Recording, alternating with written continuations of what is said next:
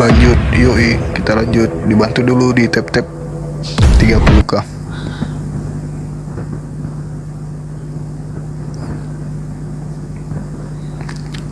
Syukron Bundo Rossi. Sebelumnya teman-teman, minal aidin wal faizin ya semuanya. Mohon maaf lahir dan batin. Siapa tahu ada kata-kata, biasa hostnya suka marah-marah. Mohon dimaafkan ya teman-teman. Sama-sama Sadli, Bang Yung.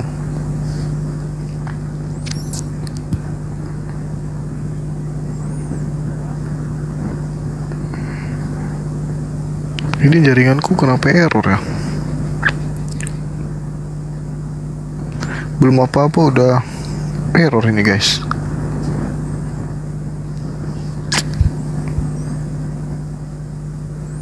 Mohon maaf lahir dan batin semua. Gimana kue lebaran, masih ada? Masih ada ketupat? Siapa tahu masih ada ketupatnya, bolehlah dikirimkan ke Makassar teman-teman. Bang Zuma mau ada bang? Ada. Di tap-tap aja dulu 30k.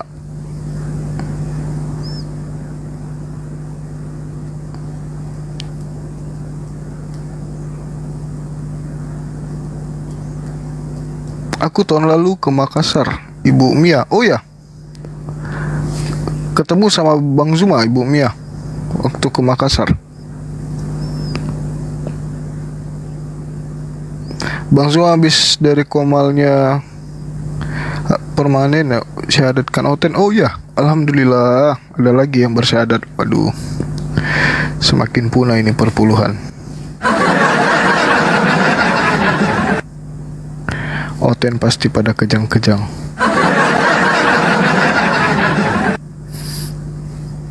Kalau yang murtad bulan ini ada nggak?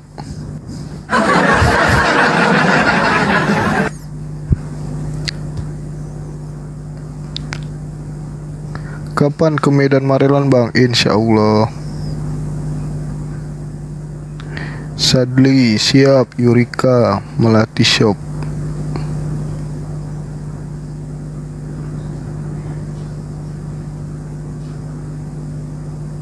Rungkat perpuluhan.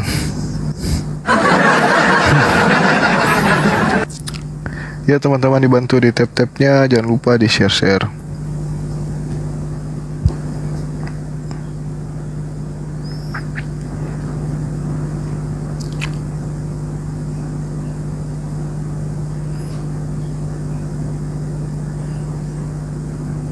Sadli ngaji dulu. Aku disuruh ngaji, aku jelek suaranya kalau ngaji. Masih banyak salah-salah kadang tajwidnya.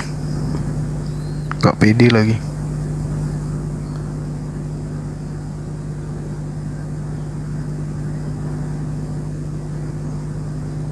Yang murtad orang tidak paham, tapi yang mualaf orang-orang terpelajar semua. Benar-benar.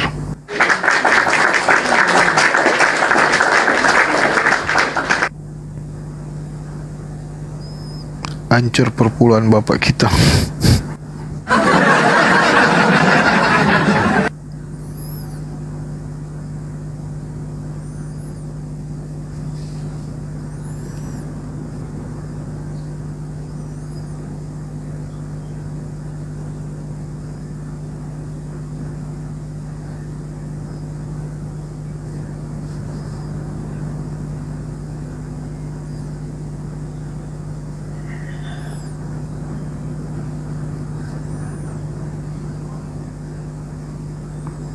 Ada yang masih ingat wajah host gak sih? Hahaha. Oten lagi ngintip rupanya, bener. Biasa kayak ini masih ada pada komen-komen Oten, tapi gak berani naik. Ferdinand semakin tremor. Tadi di room loket perbanen ada yang mualaf ya. Kemana aja Bang Sadli? Ke Makassar Lebaran. Kalian gak ada yang ke sini ya, yang ke Makassar? Gak ada yang mudik dari mana gitu ke Makassar. Udah 30 kaos. Oke, oke.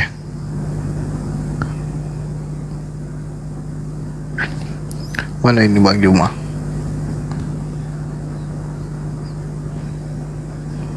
Bang Juma.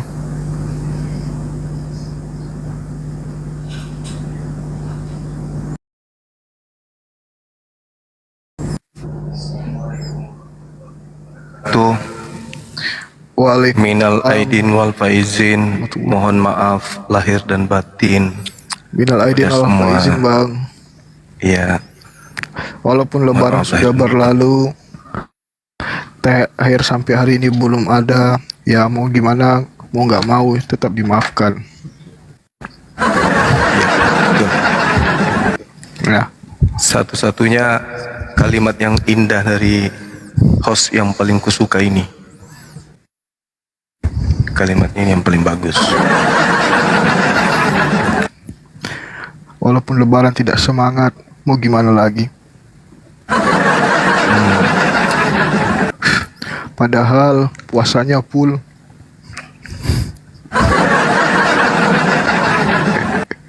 Biasa kan kalau puasa full dijanjikan beli apa gitu kan. Ini nggak ada guys. Oke, silakan teman-teman Kristen yang mau naik. Ini udah, mana tadi?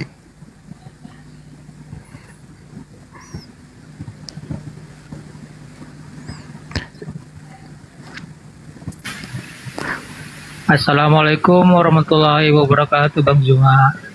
Waalaikumsalam warahmatullahi wabarakatuh, Bang Wan. Salam kenal Bang Juma, saya dari Kalimantan. Ya, salam kenal Bang. Ya, saya sudah melihat ini Bang Juma dari YouTube-nya sampai TikTok-nya. Alhamdulillah, makin banyak para oten-oten yang sudah bersahadat. Alhamdulillah.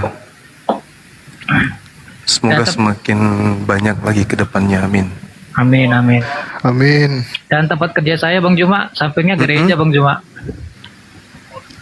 Oh gitu. Iya. Gerejanya dijual Bang. Nah, nggak tahu sudah itu Bang. Sampingan dia, sampingan sama tempat kerja saya. Jadi tiap hari Minggu itu pasti datang terus ibadah. Iya, kan tempat ibadahnya mereka, wajar lah. Ya iya Bang. Oh iya, saya ada yang mau tanya ke Bang Zuma nih. Iya, gimana? Saya pernah ke room sebelah itu, dia menyinggung surat Al-Maidah, Bang Zuma. Nyinggung surat Al-Maidah, room sebelah, roomnya Oten. Terus? Menyinggung surat Al-Maidah yang bilang semua makhluk hidup bersahadat, berzikir. Nah, terus dia bilang berarti anjing sama babi juga berzikir. Ya, terus? Udah bilang, ya berarti kamu sama anjing sama babi, bilang gitu. Berarti kamu terus semua makhluk hidup setara di mata Allah, bilang. Berarti sama anjing sama babi juga berarti setara juga, bilang. Ya, dia bilang gitu, Bang. Ya, kalau itu alasan mereka, sampaikan aja semua makhluk itu makan, ya kan, utamanya, kemudian makan sesuai dengan kadarnya masing-masing kan gitu. Siap. Ayam makan, monyet makan, guguk makan, babi makan. Apakah itu berarti mereka setara dengan binatang? Nah, itu. Saya sudah kasih tahu, Bang. Iya. Tidak setara, manusia dengan binatang tidak setara. Terus dia bilang, kan dia kan di mata Allah kan sama semua, dibeda-bedakan. Terus? Nah, saya bilang memang sama semua di mata Allah, tapi tapi tidak setara. Mati juga ngotot-ngototan di situ, Bang. Ya, nggak bisa gitulah. Kalau kesetaraan itu hanya karena makhluk-makhluk berzikir, justru harusnya mereka itu malu.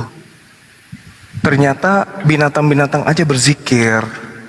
Tusabbihu lahus samawati sab'u wal ard wa man fihinna Wa in min syai'in illa yusabbihu bihamdihi walakin la tafqahun tasbihahum innahu kana haliman ghafura. Langit yang 7, bumi dan semua yang ada di dalamnya bertasbih kepada Allah. Dan tidak ada sesuatu pun melainkan bertasbih dengan memujinya. Tetapi kamu tidak mengerti tasbih mereka. Itu kata Quran. Kita nggak paham bahasa mereka itu seperti apa bertasbihnya. Bisa jadi dengan mereka menggonggong itu adalah tasbih. Karena yang mengerti tentang itu hanya Allah. Kita nggak ngerti. Pengetahuan kita itu minim. Pengetahuan kita itu terbatas tentang hal gaib. Bukankah yang memahami tentang gaib itu adalah Allah, bukan kita. Jadi kok pemahaman awam yang disampaikan oleh orang seberang mengatakan bahwa semua makhluk itu bertasbih, ya betul. Semua makhluk itu bertasbih kepada Allah kecuali satu. Apa itu? Orang-orang kafir. Karena iblis pun kemudian itu menyatakan ketaatan kepada Tuhan. Bahkan ketika ingkar sekalipun, iblis itu masih kemudian memuji Allah. Iblis ingkar kepada Allah, tetapi ingkarnya ini hanya sebatas ketundukan dia kepada Adam alaihissalam. Tapi pengakuannya bahwa tiada Tuhan selain Allah, itu iblis amalkan. Meskipun mereka, iblis ini sudah ingkar terhadap perintah. Mereka ingkar kepada Allah, tetapi mereka tidak pernah kemudian mengingkari ketuhanan Allah Subhanahu wa taala. Meskipun Allah mengatakan illa iblis istakbara wa kana minal kafirin. Kecuali iblis. Ini adalah makhluk yang menyombongkan diri dan dia termasuk golongan yang kafir. Sehingga orang yang tidak bertasbih memuji kepada Allah itu dikategorikan iblis.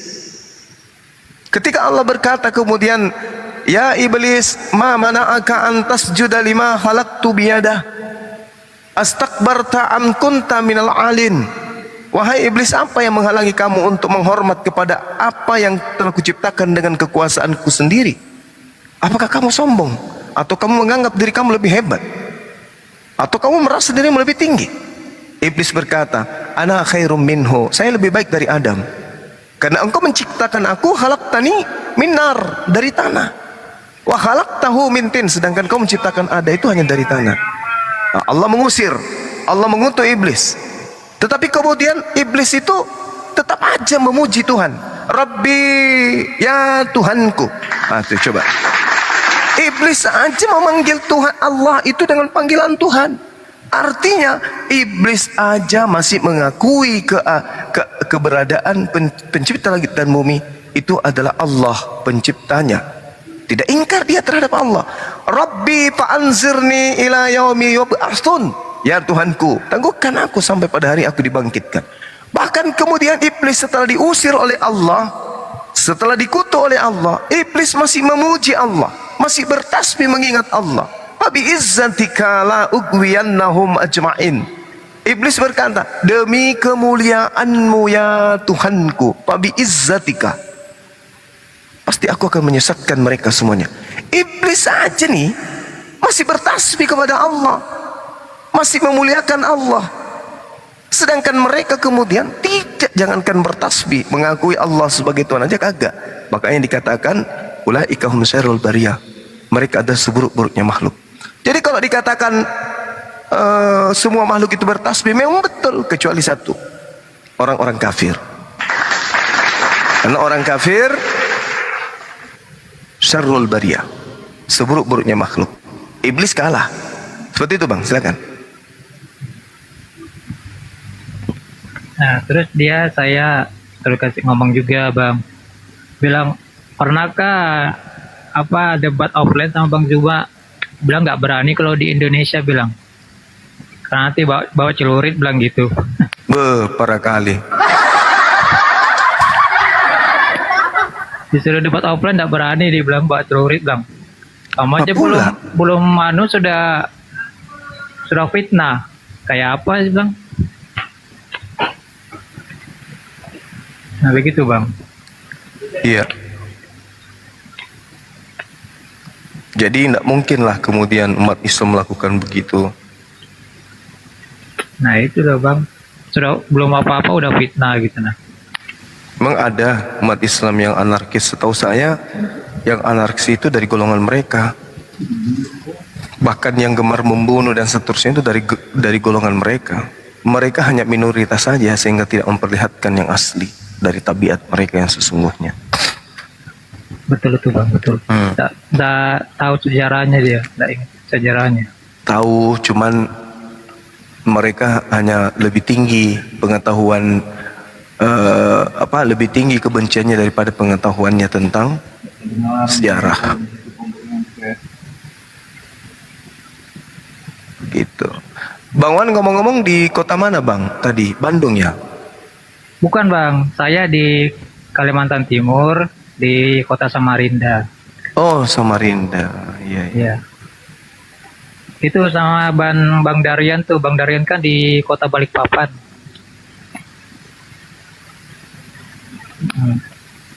Ya insya Allah kalau rezeki mau jalan-jalan ke tempatnya Bang Zuma. Amin, Semoga bisa ketemu sama Bang Zuma nanti. amin.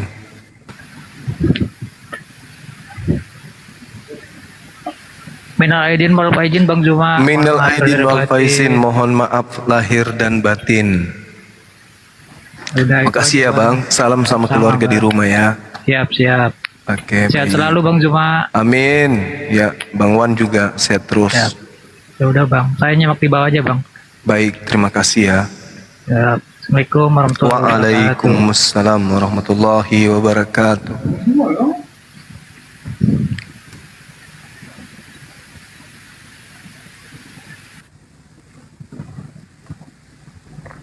Belum ada Oten. Iya. Saya lagi goda Saifuddin Ibrahim supaya dia mau masuk. Kebetulan ada sahabat yang mengirimkan kontak beliau. Tapi WA saya pura-pura nggak dibaca pasti. Aku sudah ajak ke sini tapi nggak dibaca. Tapi tidak mungkin lah dia mau. Mustahil kalau dia berani hadapi Bang Zuma. Karena dari sejak Facebook aja, Facebooknya teman-teman, dulu saya masih pakai akun Pintu Hidayah, di blok sama dia. Habis itu ganti lagi Umar bin Khattab, diblokir lagi. Terus terakhir Zulkifli Mabas diblokir. Zulkifli Mabas itu kalau nggak salah 6 kali diblokir sama beliau di Facebook. Lalu kemudian di WA, di grup WA, dia 2-3 kali komentar, habis itu kabur. Di Zoom, mana dia berani, apalagi di TikTok. Tapi saya berharap karena dia sudah di luar negeri, ya jangan takut, sama seperti ketika di Indonesia kan dia takut tuh. Ya alasannya sama seperti tadi, alasan dibuat-buat, takut dicerulit apa segala macam. Mana ada pernah, saya sudah berapa kali offline debat, bahkan dengan seorang lulusan S2 sekolah teologi, perempuan lagi. Enggak, cuman ku bilang sama dia, ya kamu bawa tisu yang banyak, karena pasti ku buat nangis atau mensret. Nah, terbukti nangis. Sepanjang dialog itu lebih banyak keluar air mata, nangis gemetaran, tangannya di apa gitu ya, diremas-remas sendiri. Karena saking kesalnya, setiap argumentasinya itu dibantah dengan Bible sendiri. Dan apesnya yang membantah itu saya, dan saya tidak bawa Bible saat itu. Dia yang bawa Bible. Kan enak-enak, nggak enak kan digituin. Dari jam 10 pagi kurasa waktu itu, pas mulai buka mall sampai tutup mall jam 12 malam. Andaikan mall yang nggak tutup ya sampai pagi. Saya sudah pamit berapa kali tapi penasaran dia. Nggak ada pun kejadian sampai mau kayak mana-mana. Justru yang terjadi besoknya saya yang diancam mau dicincang sama cowoknya. Saya mau dirobek perutku, diancam mau dikasih meledak kepalaku, kayak begitu itulah. Bahkan saya yang diancam-ancam ini sampai sekarang ya kan. Waktu di Toraja saya diancam, di tempat saya, di wisata saya diintelin, udah berapa kali saya diancam. Masya Allah, Bang alumni. Berapa kali saya didatangin, diancam, diintip, dan seterusnya. Kalau dia niatnya baik, ngapain coba dia kabur, ya kan? Pas didatangin sama anak-anak, kenapa kemudian dia ini? Kenapa kemudian dia lari kalau niatnya bagus? Dan itu sudah 4 kali, yang kedapatan itu 4 kalinya. Gitu loh teman-teman. Terus kejadian yang lebih sadis lagi, ini yang baru saya ingin sampaikan ya. Tahun lalu itu sekitar bulan 9, rumah saya ada yang bakar di belakang. Nah ini baru keumumkan, ini baru kesampaikan. Mudah-mudahan tidak terulang lagi. Subuh jam berapa itu, host? Kejadiannya? Jam 3 lah, jam 4. Jam 4 subuh. Lagi live itu kita. Iya, lagi live. Lagi live. Ada yang membakar di lantai 2, lantai 3-nya di atas ya. Di balkon tempat penampung air. Penampung air itu sampai lebih dari setengah tandon air itu habis kebakar. Untung saja di sekelilingnya itu tembok dan atap seng kan, yang paling atas itu atap seng, ya sehingga apinya nggak masuk ke dalam. Tapi sekiranya telat 1 menit, 2 menit udah habis. Allah masih melindungi saya dan keluarga. Padahal malam Ahad itu kan sahabat-sahabat tahu tuh kan, setiap hari Sabtu kan boleh dibilang setiap hari Sabtu itu Bang Su meninggalin rumah kan, menuju ke gunung. Tapi kenapa waktu itu kita ragu ninggalin rumah ya, Sat? Iya betul. Saya ayolah kita berangkat, udah jam berapa? Tapi hostnya mengatakan, jangan dulu deh, malas deh. Akhirnya ditunda sampai kita tidak berangkat. Masya Allah, jasendang, syukran, barakallah. Kita tidak berangkat, kita batalin berangkat. Di belakang nggak ada CCTV, kalau di depan ada. Nah, di situ tidak ada apa ya? Kalau dibilang kebakaran ya harusnya terbakar masuk dalam rumah dong. Kalau listrik, kenapa di luar? Terus yang kedua, kalau itu koslet, rumah mati lampu dong. Benar nggak? Kalau ada yang terbakar koslet di rumah pasti mati lampu kan? Stop kontak langsung turun kan? Ini tidak. Coba, api sudah, saya kan lari ke lantai 1, keluar di jalan raya di teras, keluar jalan raya, udah terlihat api di atas rumah, di atap, udah kelihatan. Sampai teriak, termasuk kamu saat teriak panggil tetangga, bakaran gitu ya. Iya betul. Alhamdulillah ya, untung aja anak kita yang pertama itu gesit orangnya kan. Jadi pertama saya naik pakai tangga naik ke balkon itu. Udahlah pasrah aja lah, mau kayak mana nak, mau dia. Sampai anak pertama itu peluk saya. Abah sabar ya, jangan panik. Iya nak, abang nggak panik, abang nggak ini, biasa aja. Yang penting kalian aman. Waktu itu saya udah perintahkan, tolong barang-barang dokumen-dokumen penting diselamatkan, yang lain nggak usah. Tapi kenapa si sulung ini tiba-tibanya dia naik ke atas gitu loh. Enggak, aku yang nyium bau kayak terbakar. Enggak, setelah kejadian ya. Jadi pertamanya gini, hostnya nanya, ini kenapa air kok nggak pernah ini ya, nggak penuh air di atas ya gitu ya. Kenapa mesin air ngalir terus kenapa di atas itu kayak airnya ngalir terus, padahal mesin udah dimatikan, benar nggak? Ya betul. Sampai 3 kali kan. Tapi hostnya ini pekah kupingnya kan, dia mau ke toilet belakang, terus didengar suara kayak suara air, tapi ternyata itu bukan suara air teman-teman, itu suara api udah meluap. Meluap ya kalau api ya. Apinya sudah berkobar-kobar di atas itu, udah lewati atap gitu. Nah itu dia. Jadi aku juga dengar, oh iya belum penuh, aku bilang. Aku dengar, aku datang situ dekat tandem itu, dengar dari lantai 2 kan. Oh iya belum penuh ini. Tapi setelah itu kita udah mulai curiga, kenapa sih ini air dari beberapa jam tadi mesinnya kok nggak penuh-penuh, ada apa gitu loh. Jadi siapa yang lihat api pertama tuh? AA kan? Nah, jadi si sulung ini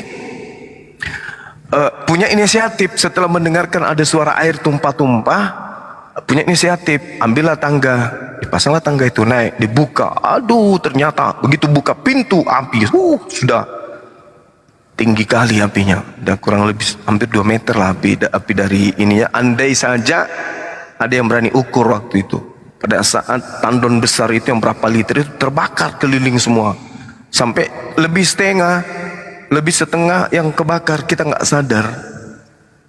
Akhirnya waktu itu begitu saya naik, aku bilang sama anak-anak, udahlah ikhlaskan aja, pasrahlah. Udah ganti celana kita untuk keluar rumah. Aku perintahkan dokumen ini segera dibangunkanlah semua adik-adik kan, bangun nak, ada kebakaran, terbakar rumah. Udah pasrah kami, aku yang pasrah. Peluk abah yang sabar ya, iya abah sabar, jangan panik ya, kata dia. Iya enggak nak, bangunkan adik-adik semua. Kita sudah mau keluar, tiba-tiba saya naik lagi.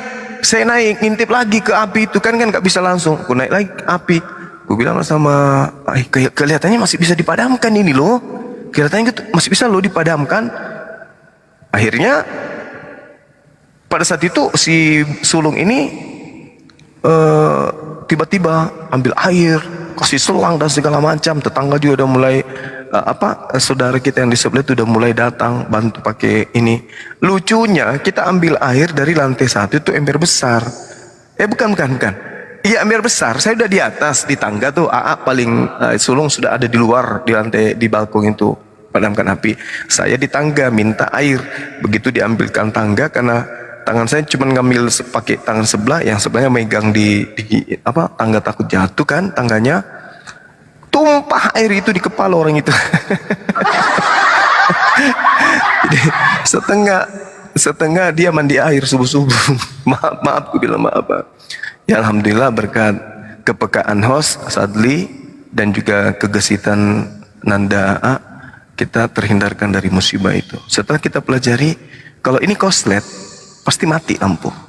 Tapi ternyata enggak, justru kita yang matikan. Setelah kita tahu ada api, matikan listrik segera. Nah tuh, itu bukti bahwa bukan korslet. Kalau korslet itu pastinya mati dulu.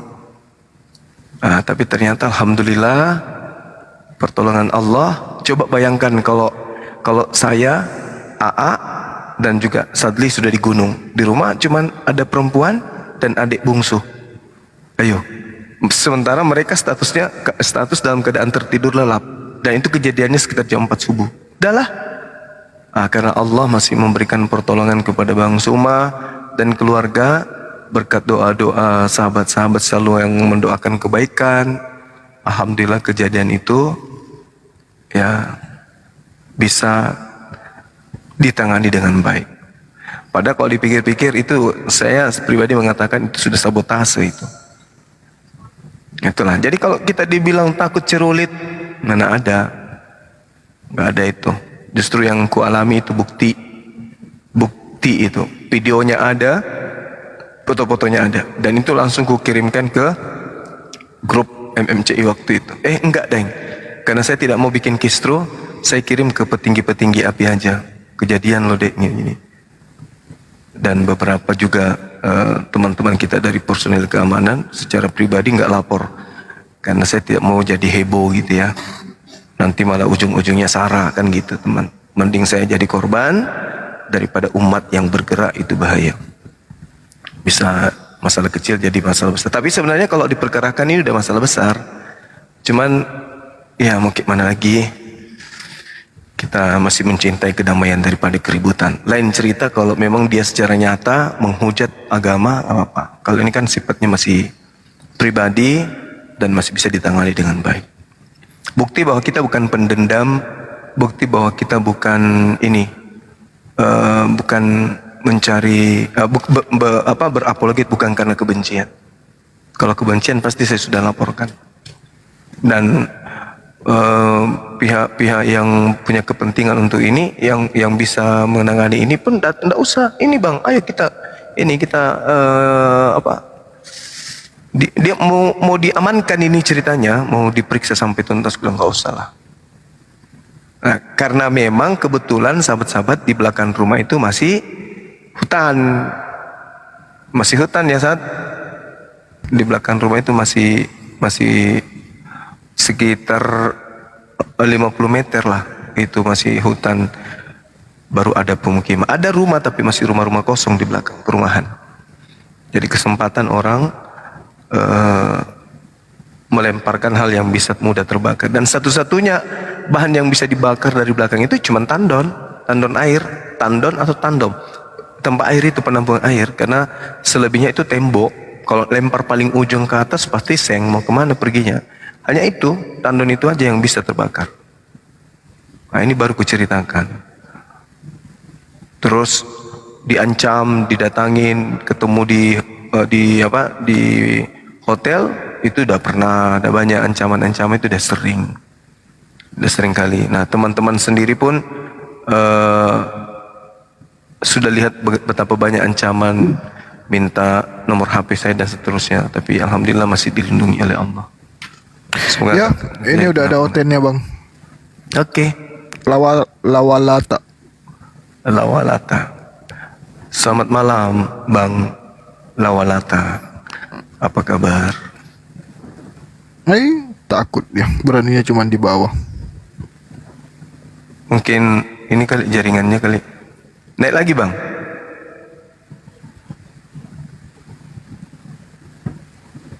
Naik lagi. Dan informasi juga ya teman-teman, kata orang kita, si Ferdinand besok jam 13 katanya. Cuman yang saya herankan itu selalu minta berdua aja. Ada apa ya? Harusnya kan ini pertemuan pertama, harus ada orang dulu, orang ketiga.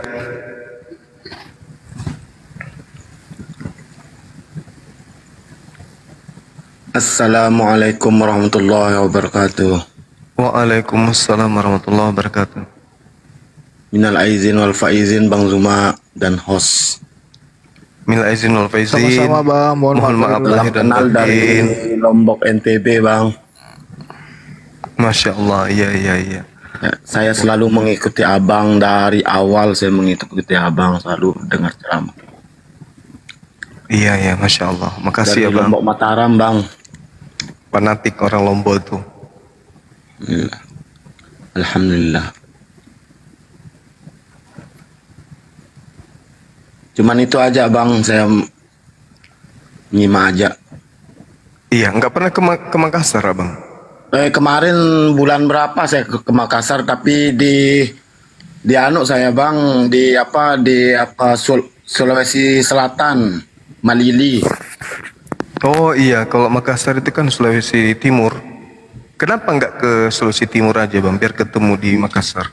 Oh, soalnya kemarin kan saya tahu, jadinya nggak ada siapa, soalnya pergi ke rumah keluarga juga di sana, banyak keluarga di sana.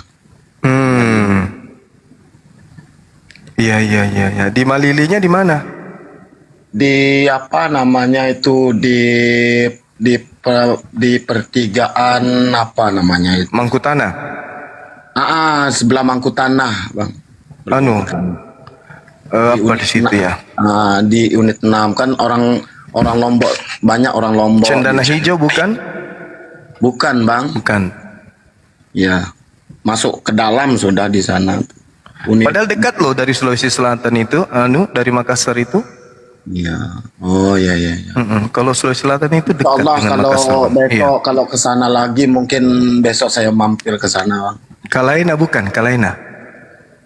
Bukan apa namanya, lupa ingat saya ini, Bang. Di situ juga ada daerah kelapa sawit kan? Ya, ke daerah Kelapa Sawit. Di Ya dalam. itulah pokoknya bang.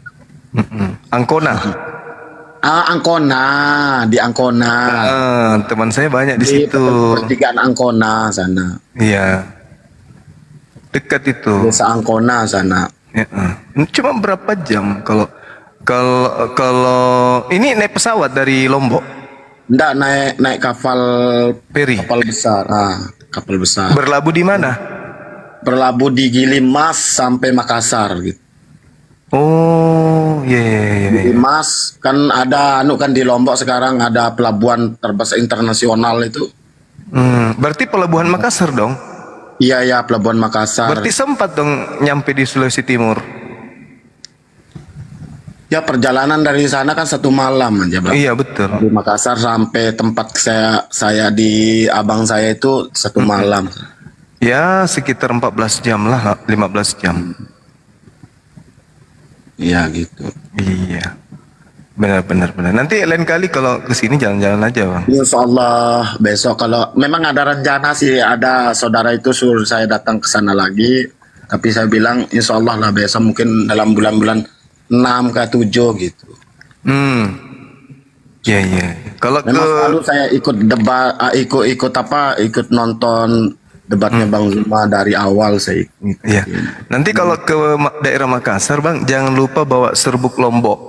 Iya insya Allah. Yang dicicipin sedikit tapi pedasnya di bibir itu 6 bulan ke bawah. Alhamdulillah. Emang banyak orang Makassar kan, orang Makassar yang kuliah di sini di pondok pesantren pun ada juga yang di sini.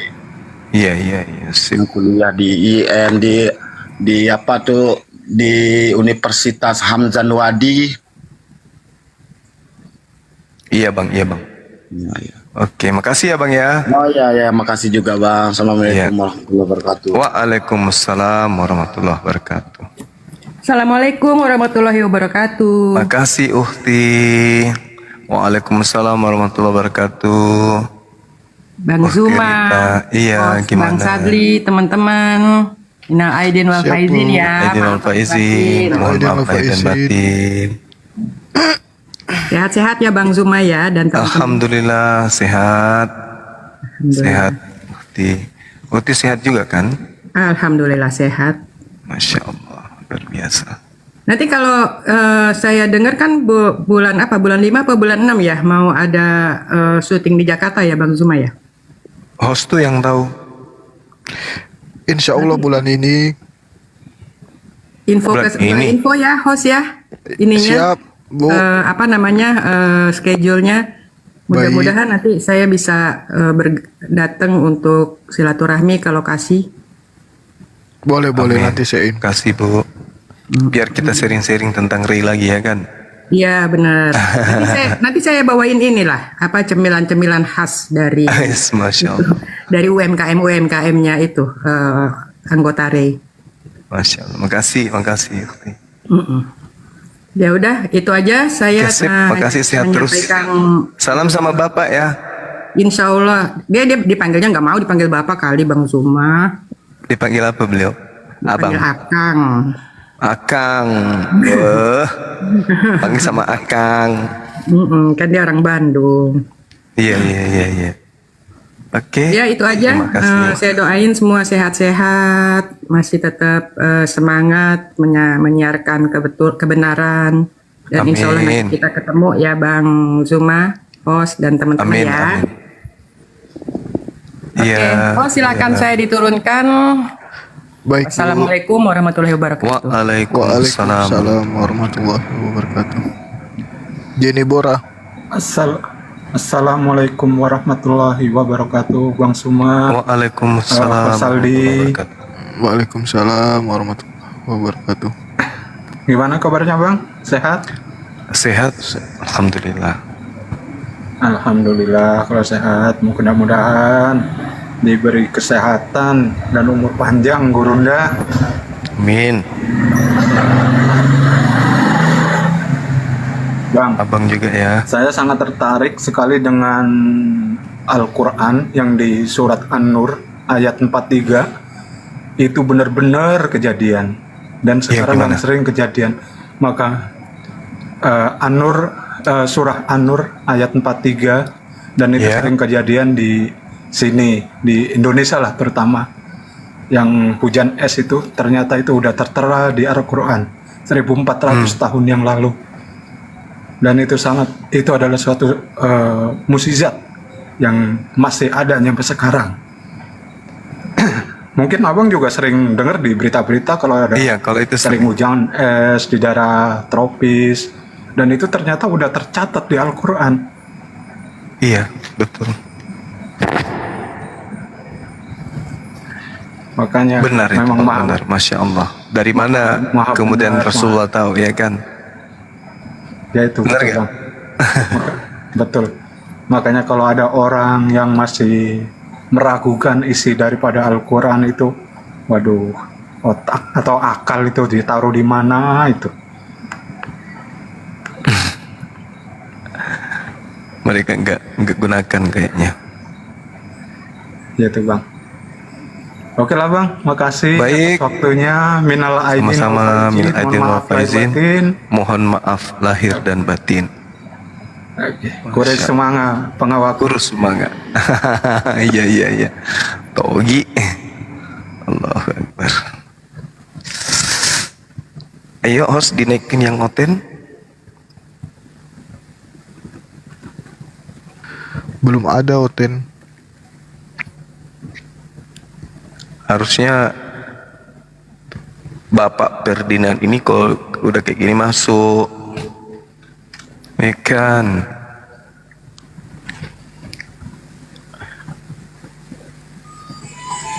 Apakah ini Oten? Selamat malam Bang Aster Kamaru. Assalamualaikum kalau muslim. Aster. Bang Aster. Bang Aster Kamaru.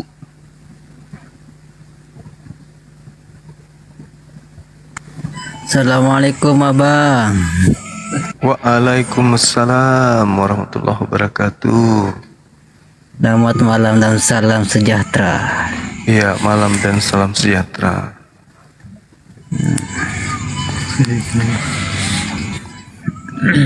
Gimana bang? Dari mana bang?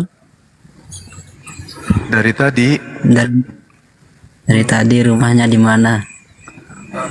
rumah saya di Tinggal. Sulawesi Timur. Oh Sulawesi, jauh bang. Abang di mana? NTB Lombok. NTB Lombok. Oh iya iya iya. Dekat dari ini ya, Kota Kutai. Sirkuit. Oh lumayan jauh. Iya iya. Iya. Enggak mampir-mampir ke sirkuit. Oh siap siap. Nanti lah, ndek narak kepeng. Oh bisa bahasa Lombok ya? Au. Oh au. Dia mah pantih mana? Iya iya iya iya. Dekat dari Mataram dah itu. Beraja Lombok. Kenapa? Hah? Kenapa? Mbak tam beraja bahasa Lombok. Dulu banyak teman orang Lombok dan saya suka makan Lombok bang. Ya, tempat belajar bahasa Lombok. Iya sama teman. Cuman karena sudah Cabe lama ya, Lombok. sudah lama nggak pernah ngobrol, makanya satu-satu itu lupa. Oh indek. Iya. Abang udah nih. Tahu ndek. Iya. Iya. Abang udah nikah. Saya sudah alhamdulillah. Wah menarik. Oh alhamdulillah. Kira biji Ambil air. berapa anaknya?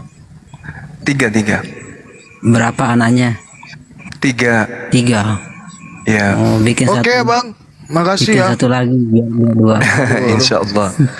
Dibikin lagi 2 minimal. Abang dari mana? Saya dari tadi. Oh. Abang udah nikah? Apa sih? Udah. Udah.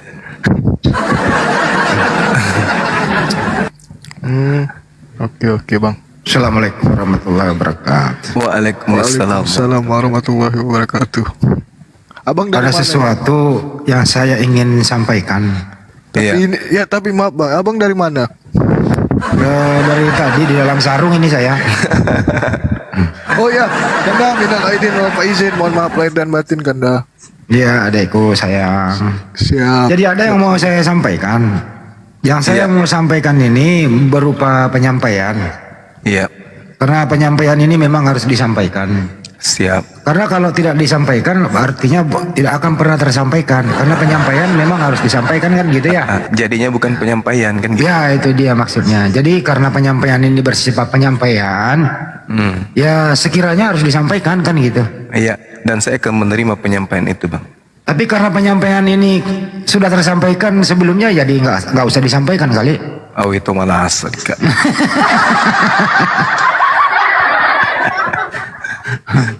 Allahu Akbar. Ada nama yang nggak benar di bawah, dinaikin nggak tuh ya? Nggak apa-apa. Ya, bisa aja, Bang Edi. Nih. Tuh. Apa itu? Penjual somai. Tuh. Allahu Akbar.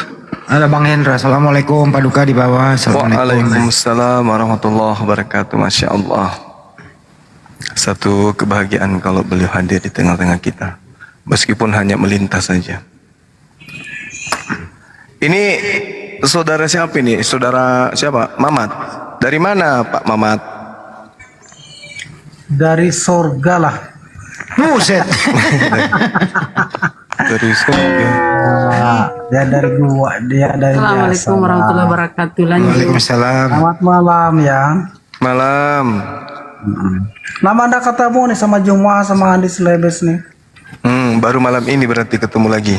Iya, baru dinaikkan ini. Apa takut dulu-dulunya dinaikkan saya gitu loh. Nggak takut baca nama abang ini gerombolan kan? Gerombolan itu identik dengan apa itu, pemberontak. Pemberontak Iya, ya. Pak. Bro Jum'ah, kami itu jamak kalau gerombolan kalau. Kenapa? Kami kan jamak kalau. Apa itu? Jamak kelak. Kami arti kami kan orang banyak kan, betul nggak? Belum tentu. Oh, belum tentu. Tadi katanya gerombolan apa berarti? Itu kata gerombolan itu yang identik dengan gerombol, artinya banyak. Bisa ya, bisa nggak disebut kami itu? Iya bisa. Nah, Gerombol, itu. kalau gerombol itu sudah mewakili kami, itu double, bahasanya itu terlalu rame. Nah, Udah ya, masuk topik aja deh. Nggak usah begitu. Lu mau diskusi nggak? lah, lo memang tujuan naik apa kalau nggak diskusi? Bro? Oke. Topik apa yang kau kuasai coba? Saya nggak menguasai sih, cuma bertanya aja nih ada. Ya, Kalau mau bertanya doang. barangkali bisa dijawab gitu. Oh, cuma bertanya doang, nggak mau diskusi gitu loh. Ngomong dong dari tadi. Ya diskusi juga lah. Gimana sih ini? Kalau bertanya doang bukan diskusi namanya. Angkat temanya, apa pertanyaannya? Ya, silakan. Nah, gini ya, gini. Nah, ini Hadis Lebes suka sih, to the point saya juga suka nih. Bagus ini. Gini Iya, kan. silakan Bang, silakan. Ya. Dalam narasi beberapa ayat Al-Quran, ini salah satunya begini ya. Ketika Muhammad membaca Surah apa, ayat berapa? Nanti dulu bro, ntar dulu. Ketika Muhammad Ya nggak bisa. Surah berapa, ayat berapa itu dulu. Aduh. Dijelasin Iya, dulu nanti- Bang. Nah, nanti saya baca, saya tunjukin, kabar dulu. Enggak, supaya saya paham arah pembicaraan abang ini. Ya ya. Surah apa, ayat berapa gitu. Surat berapa nih ya? 8 ya. Surat 8 ayat yang ke 31 ya. Rampasan perang kan? Oh iya. Ya, betul kan? Ya, oke. Nah, di sini kan ini bukan salah satu ayat ya. Ada Iya, juga iya. ayat lain. Nah, narasinya ini kan begini ya. Nah, ketika Muhammad sedang membacakan yang dikatakan kepada orang kafir ini wahyu dari Allah, kan begitu ya? Dia Iya. membaca nih. Dia membaca. Nah, ketika dia membaca, nah orang kafir ini kan yang dianggap oleh Muhammad sebagai orang kafir. Ini Muhammad ya menganggap dalam ayat itu orang kafir ya disebut. Iya, terus?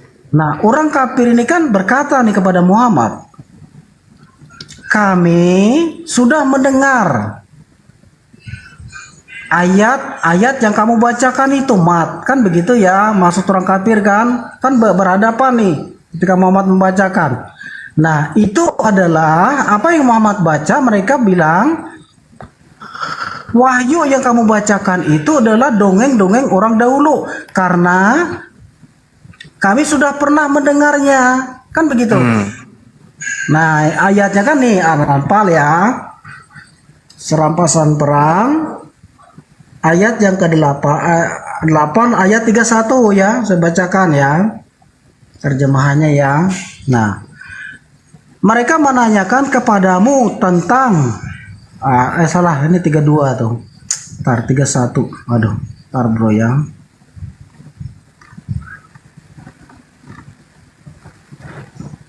Boleh open kan ya, bro? Biar jelas. Boleh, boleh. Kita bahas. Iya, silakan. Enaknya harus kelihatan kan. Nanti dikira kita ngarang.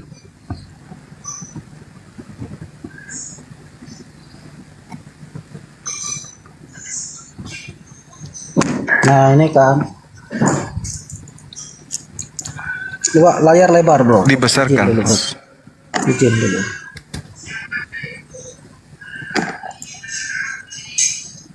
Bentar. Cari tempatnya dulu. Biar pas dulu. Nah, ini kan. Nih, coba kita baca ya. Coba atau berujung aja bacakan. Silakan. Nih, ya. Kecil apa itu? Dan apabila dibacakan kepada mereka, terus Yuk, lanjut. apabila dibacakan kepada mereka ayat-ayat kami, izin gurun. ayat kami, ya silakan. Mereka berkata, sesungguhnya kami telah kecili, mundur dikit.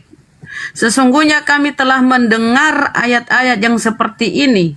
Kalau kami menghendaki, niscaya kami dapat membacakan yang seperti ini, atau Al-Quran. Al-Quran ini tidak lain hanyalah dongeng-dongengan orang-orang purbakala. Ini kan tuduhan, silakan Daeng, Buronda. Ya itu tuduhan kan? Tuduhannya apa? Tuduhannya apa, bro? Mengapa Tuduhan. mereka ya. Apabila dibacakan kepada mereka ayat kami, mereka berkata sesungguhnya kami telah mendengar ayat-ayat seperti ini. Kalau kami menghendaki, niscaya kami dapat membacakan ayat yang seperti Al-Quran. Terus? Nah, mereka berkata nih, orang kafir kan berarti ini. Ayat-ayat kami, ini kata-kata Muhammad ya, ayat-ayat kami ya. Ya. Terus? Yang membacakan di sini kan Muhammad, bro ya. Itu surah berapa? Coba tengok surah berapa itu, ayat berapa? Iya itu. Surah 8. Surah 8. Rampasan perang. Toba. Nah, jadi gini. Nah, ketika Muhammad membacakan, nah orang kafir nih menjawab kan, begini ya, kalau secara kita bertemu sekarang gini ya, saat kita ketemu seperti ini dengan Muhammad, anggap orang kafir kita sekarang, yang kamu bacakan itu kami sudah mendengar. Mat, mulutmu ayat berapa tuh, ayat berapa? Mat, dasar kafir.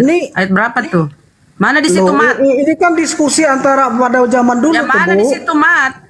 Kau jangan. Iya, Bu, ini anggaplah waktu itu kan, waktu peristiwa itu kan. Waktu peristiwa ketika Muhammad membacakan yang mana dikatakan di situ, Mat? Ayat berapa itu? Ayat berapa? Atau ayat berapa itu? Atau mereka ngomong dengan siapa nih? Kan Muhammad ayat nih. Berapa tuh? Ayat berapa itu, bro? Ayat berapa? Toba ayat berapa? Lampasan perang nggak hafal Bunda Rahmani, aduh katanya hafal. Atau itu ayat berapa?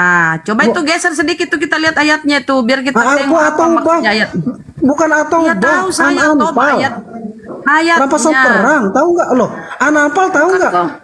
Tahu. Anapal. Nah, Bang Juma udah, Bunda Rahma diam aja, Bunda Rahma ngotot. Bang Juma udah tahu kok.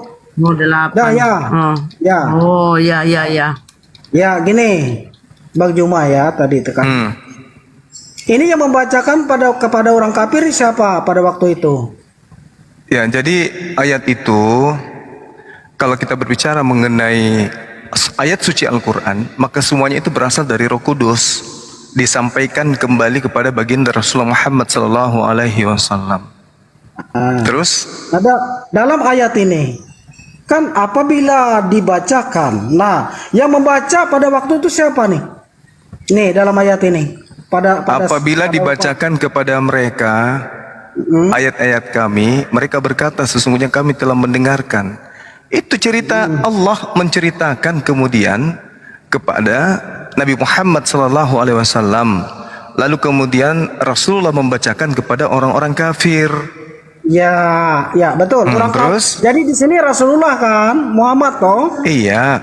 Nah, makanya saya bilang tadi, mat kan begitu nggak salah kan? Muhammad kan, mat, maksud saya kan Muhammad kan begitu ya. Nah, dibacakan ketika Muhammad, artinya kan membacakan kepada orang kafir, betul tidak? Iya, terus? Nah, Bunda Rama jangan dipotong dulu, nyimak aja Bunda ya, biar nggak apa, kalian dengar dulu. Apa jawaban orang kafir? Coba, nih. Sesungguhnya kami telah mendengar. Terus? Nih. Jadi duluan Muhammad atau duluan orang kafir nih mendengar ayat Al-Quran ini? Oh, bukan begitu maksudnya. Ya gimana maksudnya? Maksudnya kemudian setelah dibacakan, bukan mereka lebih mendengar. Setelah Rasulullah Muhammad SAW membacakan ayat itu, mereka kemudian mengatakan bahwa kami telah mendengarkan. Bukan bro. Kata bro. Coba.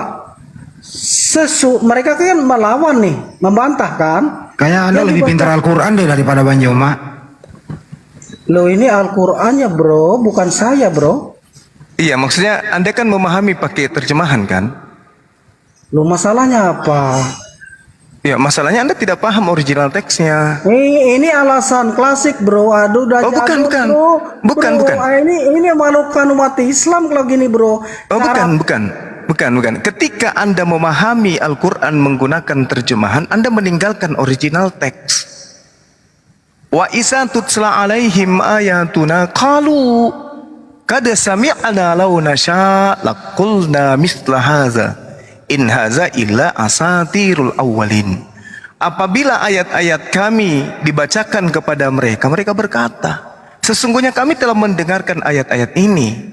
Jika kami menghendaki, niscaya kami dapat membacakan yang seperti ini. Al-Quran ini tidak lain hanyalah dongeng-dongeng orang-orang terdahulu. Nah, lalu kemudian Al-Quran menantang mereka.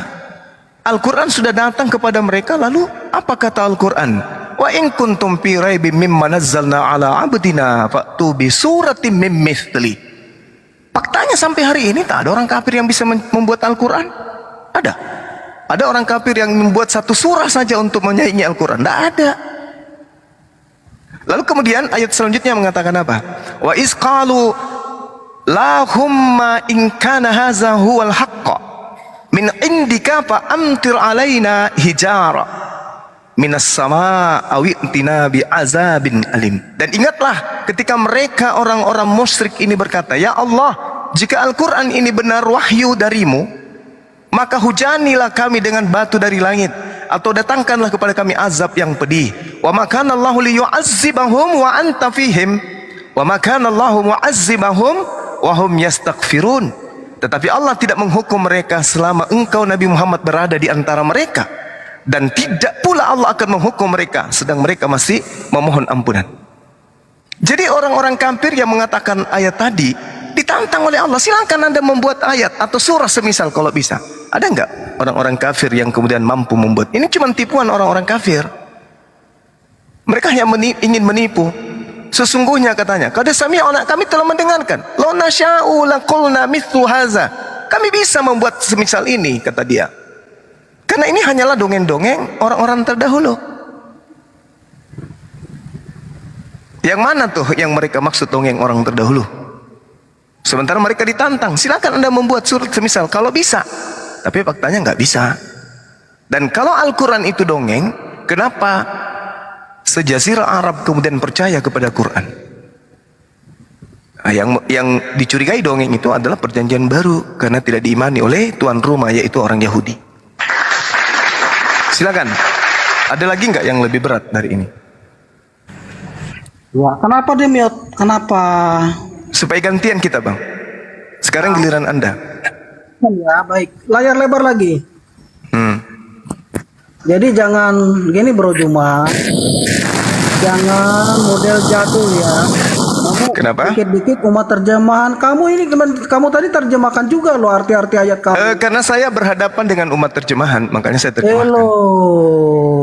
Terus apa masalahnya? Kalau nggak diterjemahkan, apa ngerti umat Islam? Enggak, yang dimaksud umat terjemahan itu, bro, kitabnya hanya terjemahan. Tidak ada original teks, itu umat terjemah namanya. Kami nggak bisa disebut umat terjemahan karena original teks kitab kami ada, gitu loh, Bang. Sakit kan? Lanjut, ada lebih susah lagi nggak? Nah, kita lanjut bro, belum selesai bro, kok datak. Buru-buru bro, santai. Kamu udah bertanya ya udah dijawab. Dosa kesurupan. Ya. Membaca dari ayat sebelumnya itu, dibaca dari ayat sebelumnya. Apa maksudnya? Nanti dulu Bibel, sabar dulu sebelumnya biar paham, jangan nggak ada hubungannya. Ayat sebelumnya, baca ayat sebelumnya. Nggak ada biar tahu maksudnya. Ini selesaikan dulu. Kok nggak ada hubungannya? Ada hubungannya, baca ayat sebelumnya. Ini aja belum selesai kok. Lah, baru ayat itu dibaca nanti. Baca ayat sebelumnya coba. Biar tahu kau maksudnya apa itu. Belum selesai. Oke, saya baca. Kalau kamu nggak mau, saya baca deh. Silakan. Ya, saya bacakan. Di ayat 30, maka benar yang dikatakan Bang Juma tadi. Ya, dan ingatlah ketika orang-orang kafir Quraisy memikirkan tipu daya terhadap Muhammad untuk menangkap dan memenjarakan kamu, atau membunuhmu, atau mengusirmu. Mereka membuat tipu daya dan Allah menggagalkan tipu daya itu. Allah adalah sebaik-baik pembalas tipu daya. Jadi itu hanya tuduhan, tipuan. Tapi mereka tidak bisa menunjukkan ayat Al-Quran itu, ya, yang seperti dongeng orang terdahulu yang mana, nggak bisa. Makanya ditantang Allah mereka, wa in kuntum fi raibim mimma nazzalna ala abdina fa'tu bi suratin min misli. Jika kamu ragu terhadap Al-Quran yang aku turunkan kepada hambaku Muhammad, coba buat satu surah saja yang semisal Al-Quran.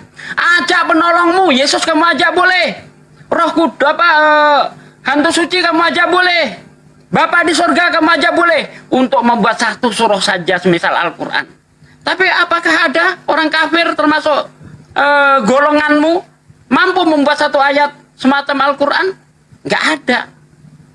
Jadi tuduhan orang kafir itu Al-Quran itu adalah dongeng terdahulu terbantahkan. Dengan cara apa? Tidak ada orang kafir yang sanggup membuat satu surah saja yang semisal Al-Quran. Begitu bos. Sudah gantian. Sudah? Ya. Muhammad menganggap, ya, kalian menganggap tadi tuduhan, betul kan? Termasuk Muhammad. Nah, apa yang mereka tuduhkan kita baca nih, kita bahas. Nih, apa yang mereka jawab? Sesungguhnya kami telah mendengar nih. Kami telah mendengar. Ini waktu Muhammad membacakan loh. Mereka membantah. Yang kamu baca itu Muhammad, kata mereka. Kami sudah dengar. Yang kamu itu katakan tipuan, itu tipuan saja. Faktanya nggak ada yang mereka dengar. Apa yang mereka dengar? Apa? Ini loh. Nanti dulu kamu diam dulu. Kami telah mendengar, kata mereka. Nah, kalau nih, kan ditantang tadi, ini mereka menjawab nih. Kalau kami menghendaki, niscaya kami dapat membacakan yang seperti ini dalam kurung Al-Quran. Ini Oke, mereka saya sekarang tanya sama kamu, yang didengar orang Quraisy apa? Dongeng seperti apa? Coba. Baik. Baik. Dongeng seperti apa? Sebentar, Coba. nanti dulu kita narasikan dulu. Kita narasiin dulu sebentar. Udah itu udah selesai. Saya tanya. Sekarang yang mau dibacakan kepada Nabi Muhammad itu yang seperti apa coba? Itu udah selesai itu. Kita lihat asbabun nuzul sekarang. Kita lihat asbabun nuzulnya ya. Asbabun nuzulnya, silakan. Nih. Tentang apa asbabun nuzulnya? Di sini asbabun nuzulnya adalah anadir ya, seorang anadir nih. Nih, saya bacakan. Diriwayatkan bla bla bla bla bla bla bla bla bla nih, terus dalam perang Badar yaitu Uqbah ada 4 orang nih. Dibaca dari atas. Ya, baca, silakan dibacakan nih, kamu baca. Yuk, Ibnu Jarir meriwayatkan bahwa Sa'id ibnu Zubair berkata pada perang Badar, Nabi Shallallahu Alaihi Wasallam membunuh Uqbah bin Abi Mu'id, Tu'aimah bin Adi dan Anadher ibnu Harith dalam keadaan terbelenggu. Al-Miqtadah yang menawan Anadher, maka ketika beliau memerintahkan agar membunuh Anadher dibunuh, dia mengadu, wahai Rasulullah, dia adalah tawanan saya. Rasulullah bersabda, dahulu dia pernah mengatakan sesuatu yang keji tentang kitabullah, mengenai dirinya lah diturunkannya ayat, dan apabila ayat-ayat kami dibacakan kepada mereka. Jadi tuduhan. Ya, sebentar. Ya. Stop dulu. Ya, oke, tuduhan masih ya. Jadi orang ini adalah Anadar ya. Iya. Anadar. Sekarang kita lihat ke ini. Tunggu dulu. Itu benar betul enggak tuduhan tuh? Iya. Nah, makanya yang keterangan saya di awal tadi udah benar, itu tuduhan. Iya, Tidak benar-benar ada ayat yang dibaca yang seperti Al-Quran. Itu hanya tuduhan saja. Iya. Lanjut. Nanti kita baca tuduhannya apa. Harus kamu tahu nih. Nih ya. Ini tafsir Ibnu Katsir ya. Nih tafsir Ibnu Katsir nih. Ibnu Katsir ya. Nih. Tafsir Ibnu Katsir nih. Terus kita baca lengkap, jangan dipotong-potong. Baca lengkap silakan. Silakan kamu Enggak, kamu silakan. Tadi kamu minta udah saya bacakan, sekarang saya minta bacakan dari awal. Oke, nih. Ini panjang ya. Iya, baca aja, baca. Ini panjang, nih lihat sendiri. Ya udah Nih, baca. Saya minta dibaca, nggak boleh gitu. Minta dibaca, baca. Ya, oke, panjang, sabar. Iya, nggak apa-apa, baca. Tafsir Ibnu Katsir, Allah menceritakan perihal kekufuran orang-orang Quraisy, kesombongan mereka, pembangkangan mereka, keingkaran mereka, dan seruan mereka kepada kebatilan. Dia saat mendengar ayat-ayatnya dibacakan kepada mereka, sehingga disebut di dalam firman mereka mengatakan, sesungguhnya kami, ini diulang ayat yang tadi ya, ini ayat yang tadi diulangi ya. Nah, lanjut di bawah. Demikianlah perkataan mereka, hanya sekedar perkataan tanpa kenyataan. Nih ya. Karena kalau tidak demikian, nanti dulu kata minta habis. Iya, baca terus. Demikianlah perkataan mereka yang hanya sekedar perkataan tanpa kenyataan, karena kalau tidak demikian pengertian niscaya mereka menantangnya bukan hanya sekali untuk mendatangkan hal semisal dengan Al-Quran, tetapi mereka tidak menemukan jalan dan untuk melakukan hal itu. Sesungguhnya ucapan mereka ini hanyalah merupakan pembesar hati mereka sendiri, dan mereka memberikan semangat kepada para pengikutnya dalam kebatilan mereka. Terus lanjut ya nih. Menurut suatu pendapat, orang yang mengatakan demikian adalah Anadar ibnu Haris, seperti apa yang dinasahkan oleh riwayat Sa'id, Jubair, Al-Sabdi, Ju'rair dan seterusnya. Karena sesungguhnya dia telah karena sesungguhnya dia telah mengadakan perjalanan menuju negeri Persia, lalu mempelajari kisah raja-raja mereka dari Rustum dan Isfindiyar. Ketika ia kembali si Nadar tadi dari Persia, ia menjumpai Rasulullah telah diangkat menjadi rasul oleh Allah menurut penjelasan. Nah, sedang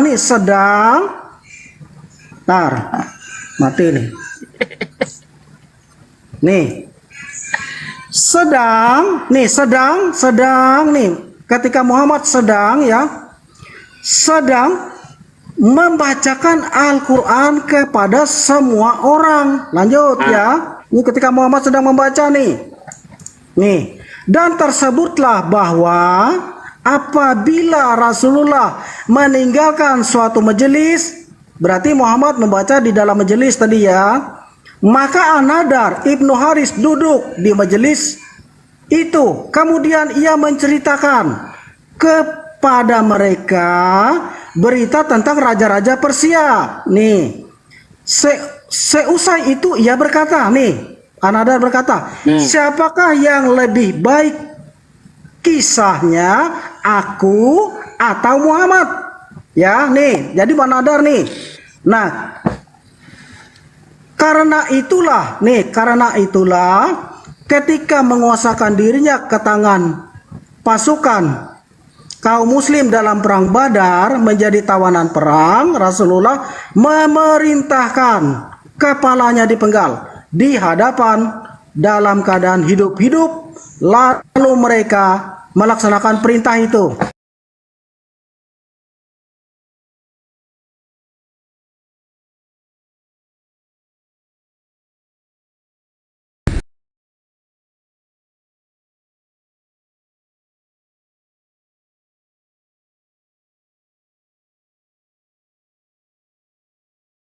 Cerita Muhammad atau saya yang benar.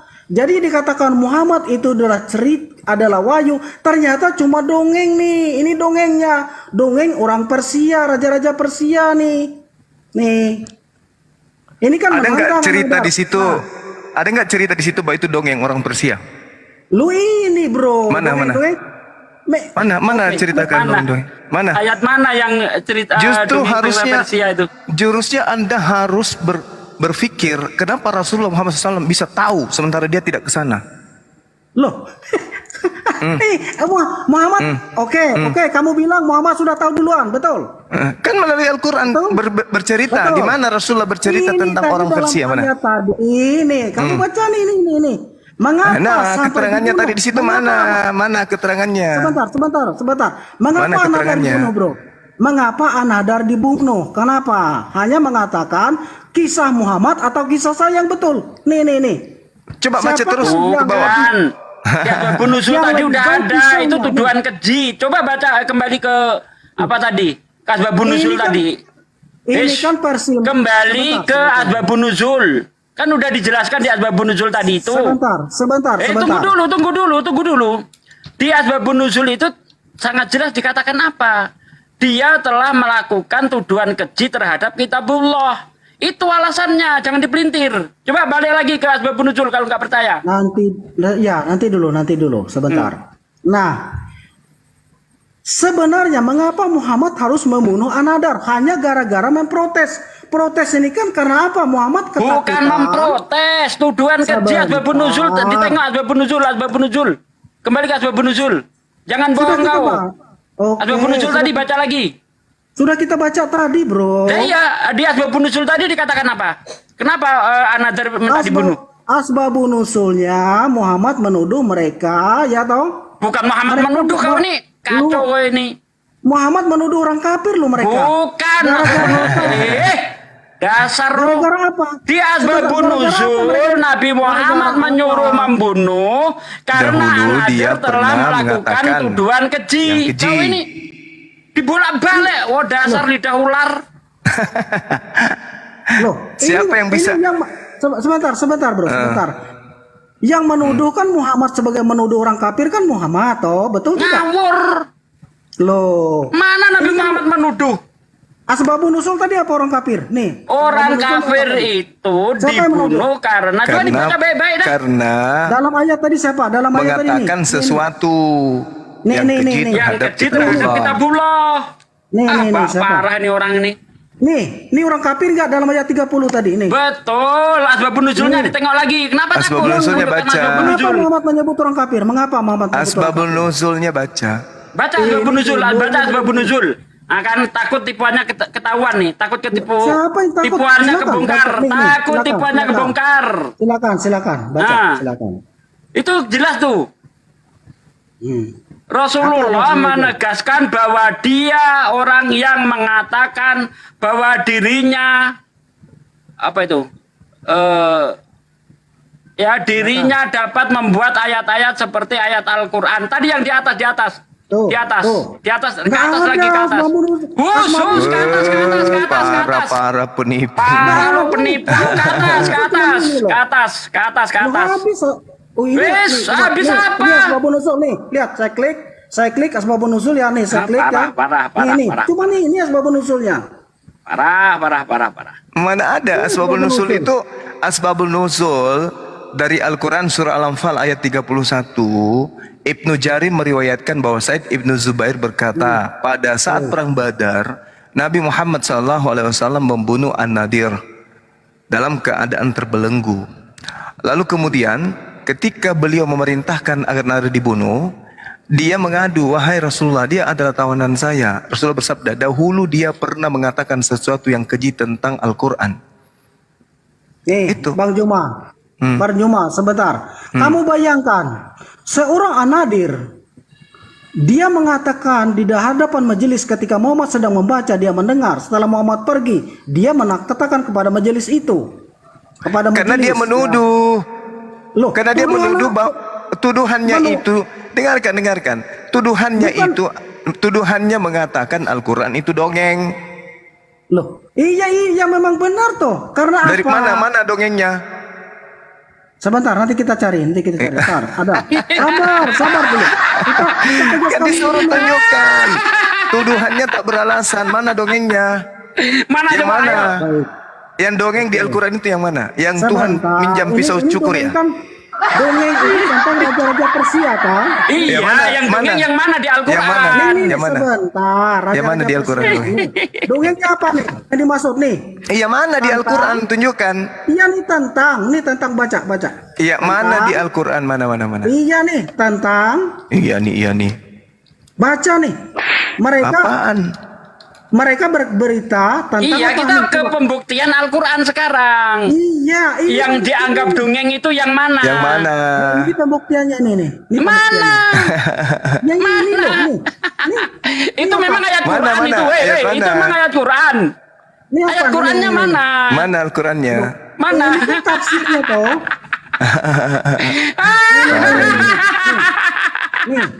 Nih. Ini raja-raja apa nih? Itu bukan ayat Quran yang kita minta, ayat Quran yang dianggap dongeng itu yang mana? Ya ini loh dongengnya nih. Itu mana bukan dongengnya? ayat Quran, gocolok. Itu hadis itu yang menceritakan keadaan pada saat itu yang kita tanya mana. Ini tentang raja-raja Persia nih. Nah iya, ayat Qurannya mana? Itu bukan ayat Quran, emang ayat Quran itu? Itu ayat Quran. Nanti kita cari yang juru pemain itu ya. Cari dulu. Pemain ya. Jadi nggak ada ya? Kok tentang juru pemain? Ada. Nggak ada. Juru pemain itu. Pemain Raja Persia. Raja Persia. Udah cukup, ini giliran Banyuma lagi yang nanya. Cukup ya. Ini belum. Cukup udah. Jangan Anda dari tadi loh saya Raja perhatiin. Persia ya? Sekarang giliran lagi Banyuma yang bertanya. Anda siap-siap, silakan Banyuma. Oke, baik. Jadi kalau kita melihat di dalam Al-Quran, ketika berbicara mengenai surah Ar-Rum, jelas di situ Rasulullah Muhammad SAW bercerita tentang orang Persia. Nah, sedangkan ini yang kau bawa ini adalah bercerita tentang apa? Raja-raja siapa? Persia. Justru apa yang dinarasikan Rasulullah Muhammad SAW tentang raja orang Persia kerajaan timur itu terbukti adanya. Mana ada dongeng?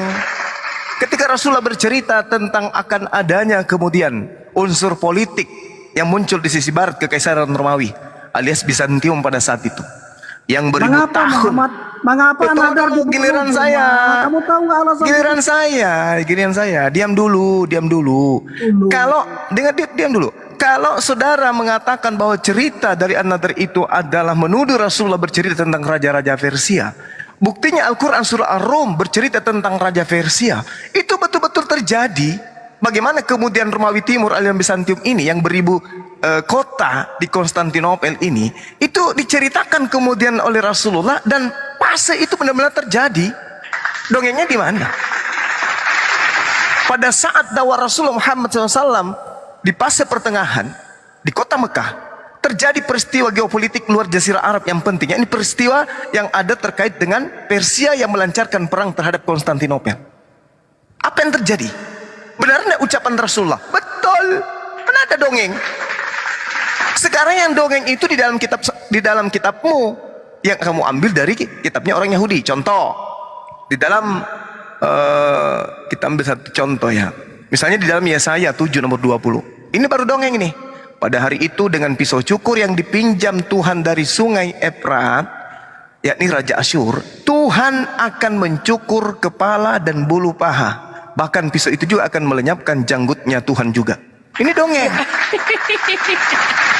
Ini dongeng. Tuhan meminjam pisau cukur pada Raja Asyur di Sungai Efrat seberang. Lalu kemudian Tuhan mencukur bulu pahanya, lalu mencukur juga dengan pisau itu juga dia kemudian mencukur kepalanya, rambutnya, dan mencukur jangkop. Ini dongeng. Ini baru dongeng. Kalau Anda memfitnah Rasulullah dengan mengatakan itu, kita bisa buktikan kok bagaimana kerajaan Persia kemudian ketika diterangkan oleh Al-Quranul Karim, bagaimana kerajaan Persia ini diceritakan oleh Rasulullah, sementara beliau tidak tahu apa yang terjadi tentang orang-orang Persia, orang-orang Roma. Dan terbukti apa yang dikatakannya itu adalah benar-benar terjadi. Ayo, mana dongengnya? Justru Al-Quran menjelaskan kebenaran tentang Raja Persia yang diceritakan oleh Al-Quran dalam surah Ar-Rum. Ini yang perlu Anda pahami. Nah sekarang kalau saya bertanya kepada saudara, minta pertanggungjawaban kitab saudara yang dongeng ini, tolong tunjukkan bagaimana caranya Tuhanmu meminjam pisau cukur kepada Raja Asyur, lalu bagaimana cara Tuhanmu mencukur rambutnya di kepalanya, bulu pahanya, lalu mencukur janggopnya. Kalau ini bukan dongeng, kalau ini bukan dongeng, tolong di mana itu? Tuhan mencukur bulu janggop. Hah? Hah? Terlalu tinggi mainanmu, kau lupa di rumahmu itu binikmu di rumah itu dikeroyok. Kau jauh bikin nasihati orang, kau bahas di mana-mana tentang biniknya orang, binikmu sendiri ditelanjangin di rumah. Coba kau terangkan saya 7 nomor 20 nih, silakan. Kurung bulan. Silakan. Oke. Giliran Anda ya. Oh, ada Jalan diam dulu, saya moderatorin. Silakan kurung bulan. Saya 720, silakan jelaskan. Layar lebar lagi. Saya 720. Layar lebar lagi. Saya 720. Iya, nanti saya jawab itu. Sekarang aja ngapain nanti? Sekarang. Tadi Al-Quran sudah lebih 30 berapa menit ini? Sudah hampir 1 jam kau bahas itu. Saya hitung sampai 10. Ntar saya moderator dari tadi. Bukan model kau itu yang mau ajari saya Quran, bukan model Sekarang saya hitung 1 sampai 10. Kalau Anda tidak bisa menjawab berarti Anda KO. 1, 2, 3. Ternyata cuma begini loh. 5. Saya sudah menjawab. 6. Saya sudah menjawab. 7. Sudah membantah. 9, 10. Saya sudah membantah. Saya sudah Nah, menunjukkan bahwa Rasulullah Muhammad SAW kemudian membahas, menceritakan apa yang dikatakan oleh Al-Quran. Apa yang dikatakan oleh Al-Quran? Bismillahirrahmanirrahim. Gulibatir Rum. Ini berbicara mengenai Persia. Fi adanal ardi wa hum min ba'di galabihim sayaglibun. Bangsa Romawi telah dikalahkan. Padahal pada saat itu Rasulullah SAW mana tahu tentang keadaan itu. Di negeri yang terdekat dan mereka setelah kekalahan itu akan menang. Fi bid'in sinin lillahil amru min qablu wa min ba'du. Wa yawma idzi yafrahul mu'minun. Dalam beberapa tahun lagi bagi Allah urusan sebelum dan sesudah mereka menang, dan pada hari kemenangan bangsa Romawi itu bergembiralah orang-orang yang beriman. Binasrillah yansuru man yasha wa huwal azizur rahim. Karena pertolongan Allah, Dia menolong siapa yang Dia kehendaki. Allah Maha Perkasa lagi Maha Penyayang. Wa'adallah la yukhlifullahu wa'dah walakinna aktsaran nasi la ya'lamun. Itulah janji Allah. Allah tidak akan menyalahi janjinya, tetapi kebanyakan manusia tidak mengetahui. Ya'lamuna zahiran minal hayatid dunya wa hum 'anil akhirati hum ghafilun. Mereka mengetahui yang lahir tampak dari kehidupan dunia, sedangkan terhadap kehidupan akhirat mereka lalai. Awalam yatafakkaru fi anfusihim ma khalaqallahu as-samawati wal ardh wa ma bainahuma إلا بالحق وأجل مسمى وإن كثيرا من الناس بلقاء ربهم لكافرون. Dan mereka tidak memikirkan tentang kejadian diri mereka. Allah tidak menciptakan langit dan bumi dan apa yang ada di antara keduanya melainkan dengan tujuan yang benar dan dalam waktu yang ditentukan. Dan sesungguhnya kebanyakan di antara mereka manusia benar-benar mengingkari pertemuan dengan Tuhan. Ini ayat yang dikatakan dongeng, tetapi kemudian teraplikasi benar sesuai dengan sejarah yang ada. Nah sekarang coba tunjukkan bagaimana Tuhan meminjam pisau cukur lalu mencukur rambutnya. Setelah cukur rambut, bulu paha pun dicilakan. Habis paha dicila-cila, dibikin licin bulu pahanya, biar bisa mulus kayak paha cewek, supaya sempurna jenggotnya juga dicukur. Beh, parah kali bah. Mana buktinya? Ini dongeng kayak gini mana? Terbuktinya di mana? Tuha. Silakan bro, Anda bicara membahas jawab Yesaya 7:20. Silakan. Ayo, Yesaya 7:20. Jangan naik nangis. Jawab itu pertanyaan Yesaya 7:20. Ini dongeng atau fakta nih? Kalau dongeng, akui. Kalau fakta, terangin. Nih, layar lebar lagi. Yesaya 7:20 ya. Iya, saya jawab setelah ini dulu. Belum Ya siap, Yesaya 7:20 dulu. Belum selesai. Nggak usah diturutin, kafir diturutin ngapain? Jawab dulu baru kita turutin nanti. Gak bisa, saya moderator dari tadi, saya sabar loh. Yesaya 7:20 jawab dulu. Jawab, Yesaya 7:20. Masih ini dibuka. Masih itu juga. Gimana, diturunin kan nih? Banyuma izin diturunin atau tidak? Turunin aja bang. Kalau dia nggak bisa menjawab, ngapain kita dengarkan orang buta Al-Quran ngajarin kita Quran? Oke. Lucu kan? Iya. Lucu. Itu apa? Assalamualaikum warahmatullahi wabarakatuh. Waalaikumsalam warahmatullahi wabarakatuh. Tak boleh kita kemudian, silakan akhi, abangku kan. Penjelasannya itu sama dengan namanya gerombolan. Gerombolan penjual pacal katanya Bang Mamat. Ini namanya tidak bisa bawa mobil, dia protes orang yang bisa pembalap mobil gitu ya. Pintar-pintar dia. Jadi orang ditanya balik bingung. Sebentar. Ganti pemain ya. Andronikus, selamat malam. Kecil suaranya. Bang Andronikus, selamat malam. Iya, selamat malam. Kecil bang, besarin bang. Ya, selamat malam. Aduh, kecil bang. Iya, memang speakerku error. Gedean suara jangkrik.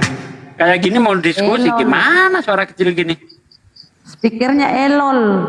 Anda standby dulu ya. Ada ganti Raymond, tumben Raymond. Saya ada, dia mau naik. Raymond, selamat malam. Mana pergi dia?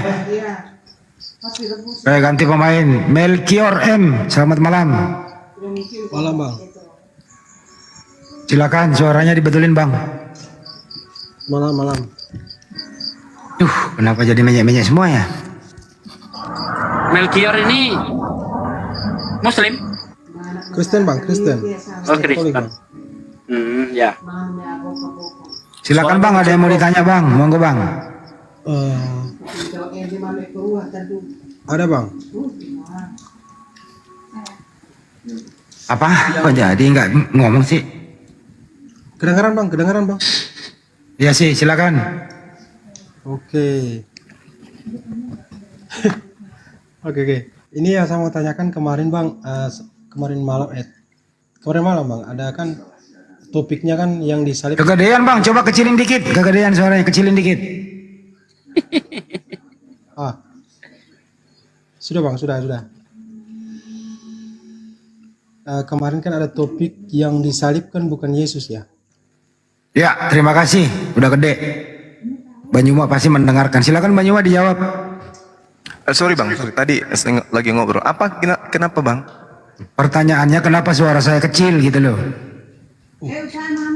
Enggak, kemarin ada tembak Yesus yang disalib.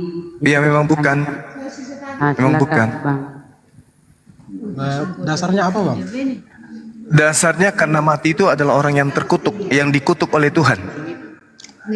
Sementara Yesus tidak pernah mengutuk, tidak pernah dikutuk oleh Tuhan.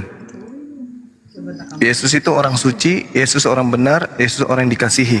Mustahil orang yang dikasihi Tuhan dikutuk Tuhan. Oke, itu kan menurut versinya Bang Juma ya? Bukan menurut versi saya. Itu menurut Bible. Oh, oke. Iya. Kalau yang diperistiwa menurut Bible yang disalibkan itu yang dibangkitkan siapa, Bang? Yang dibangkitkan itu anak manusia, Yudas. Yudas bisa naik ke surga? Cerita naik ke surga itu bukan naik ke surga, itu dongeng, naik ke langit.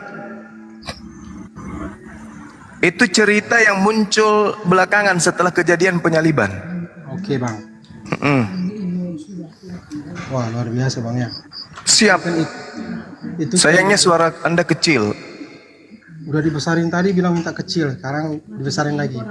Lain-lain perangkat saya kecil. Bang Handi mungkin besar. Bang Hadi perbuatan Bang Hadi suruh kecilin gimana? Besarin Bang, besarin. Udah dibesarin kasih kecilin, aduh. Ya, coba nggak usah pakai handset Bang.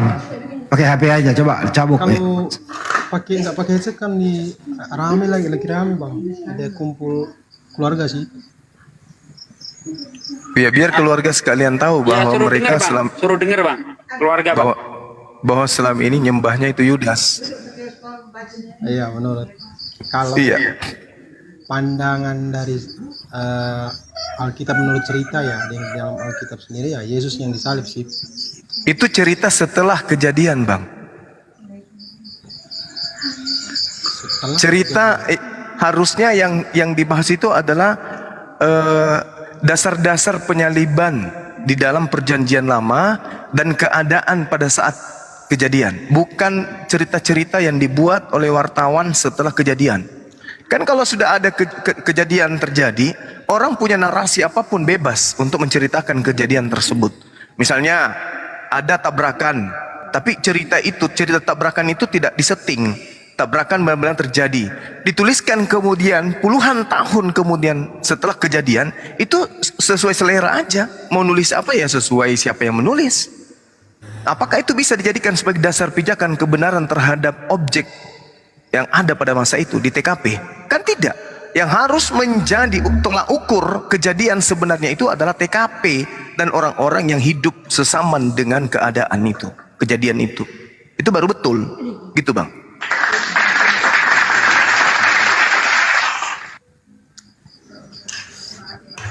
Kalau saya mengambil kesimpulan dari saya sendiri, bahwa saya percaya itu. Kalau Anda percaya itu berarti Anda termasuk golongan orang-orang yang diberi tanda kepadanya sebagai tanda angkatan jahat. Berarti Anda tergolong orang jahat, kata Yesus. Matius 12 nomor 38 sampai nomor 40. Angkatan yang jahat ya? Yes. Tak ada tanda yang diberikan kepada tanda Yunus selain tanda bangkit pada hari ketiga. Itu tanda untuk angkatan jahat. Kalau mau dirunutkan dari pernyataannya Abang, jika Abang tadi menyatakan bahwa yang disalib adalah Yudas, berarti secara tidak langsung Abang juga tidak percaya namanya kitab Injil. Benar kan? Memang saya tidak percaya kitab Anda. Saya tidak percaya itu kalau itu firman Tuhan. Kita cut dulu Bang. Saya percaya kitab Anda itu tulisan wartawan. Nah itu baru saya betul. Saya harus jujur juga dan saya tidak percaya Al-Quran. Ya nggak apa-apa, tidak masalah. Itu iman saudara. Kan saudara bertanya saya tidak percaya kitab saudara. Kitab saudara itu menurut saya hanya surat kabar, robek dari wartawan yang tidak jelas. Yes, sama-sama. Yes. Saya juga. Saya juga tidak percaya Al-Quran, apalagi nabimu. Iya, nggak apa-apa. Tapi faktanya sejazirah Arab menerima beliau, ajaran yang dibawa diterima sejazirah Arab, kitab suci yang dibawa oleh beliau diimani, diterima oleh sejazirah Arab, sedangkan kitab Anda hanya diterima di Roma, di barat Eropa. Itu cuma di Arab ya? Hah? Kitab itu cuma Itu pembuktian kebenarannya itu di mana TKP itu terjadi. TKP-nya terjadi di Arab, diterima dan dipercayai oleh sejazirah Arab, sedangkan iman Kristen menuduh kejadiannya di tengah-tengah Yerusalem, tapi Yerusalem tidak mengimani agama Kristen. Lucu kan? Lucu dong. Iya dong. Iya dong. yang menjalankan mengabarkan tentang kekristenan itu dari Yahudi sendiri, Bang. Oh, tak ada. jangan hibul. Yang mengajarkan kemudian tentang Kristen itu adalah orang kelahiran Roma, bukan orang Paulus. Paulus coba cek keturunan dengan, Bang. Itu pengakuan mulutnya, dan pengakuannya dia lahir sebagai orang Roma. Kisah Para Rasul 22 nomor 28. Aku lahir sebagai orang Roma. Itu fakta, pengakuan mulutnya. Kalau dia mengaku orang Farisi, kalau dia mengaku dia Benyamin, tolong tunjukkan siapa nama bapaknya. Anda sanggup? Karena orang Yahudi itu dari keturunan Yakub, dia memelihara silsilah mereka. Sama seperti orang Arab, dia pelihara. Begitu disebut, pasti disebut nama orang tuanya juga. Yudas Iskariot, apalagi? Siapa lagi? Pasti disebut namanya. Nah, sedangkan Paulus nama bapaknya siapa? Tidak ada, karena dia adalah orang Roma. Baca Kisah Para Rasul 22 nomor 8. Namun itu ini dia dikatakan, dia mengatakan kewarganegaraannya sebagai orang Roma itu dia punyai sebagai haknya. Sebagai orang Roma dia berhak menyandang sebagai warga negara Roma, karena hak itu dikarenakan kelahiranku, kata Paulus. Karena aku lahir sebagai orang Roma. Ayo. Itu pengakuan Paulus. Kisah Para Rasul 22 nomor 28, bukan Bang Suma ini yang ngarang-ngarang. Wah, keren.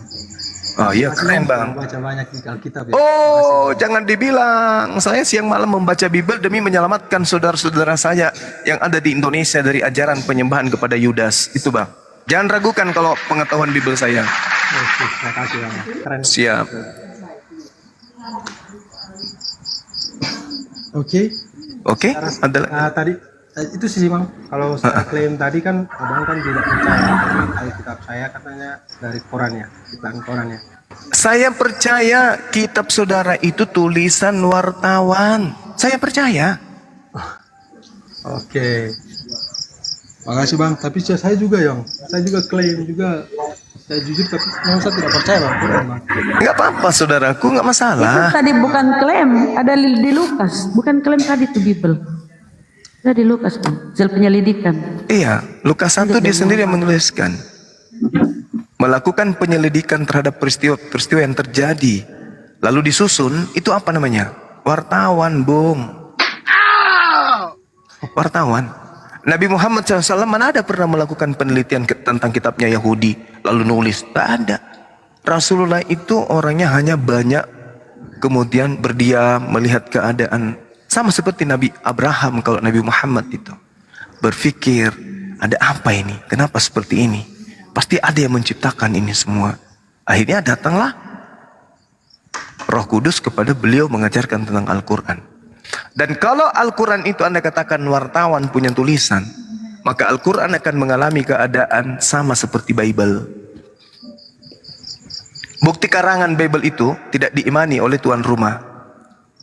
Makanya Paulus itu menulis surat hanya untuk orang di luar Yahudi.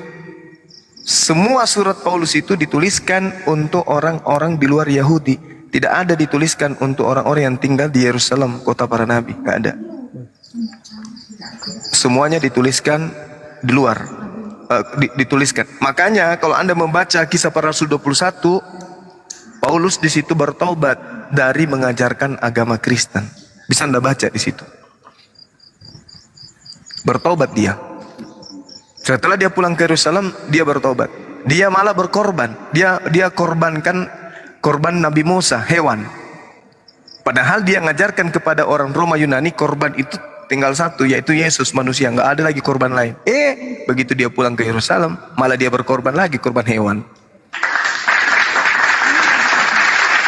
Kemudian Yesus di dalam Matius 8 nomor 4 juga memerintahkan korban.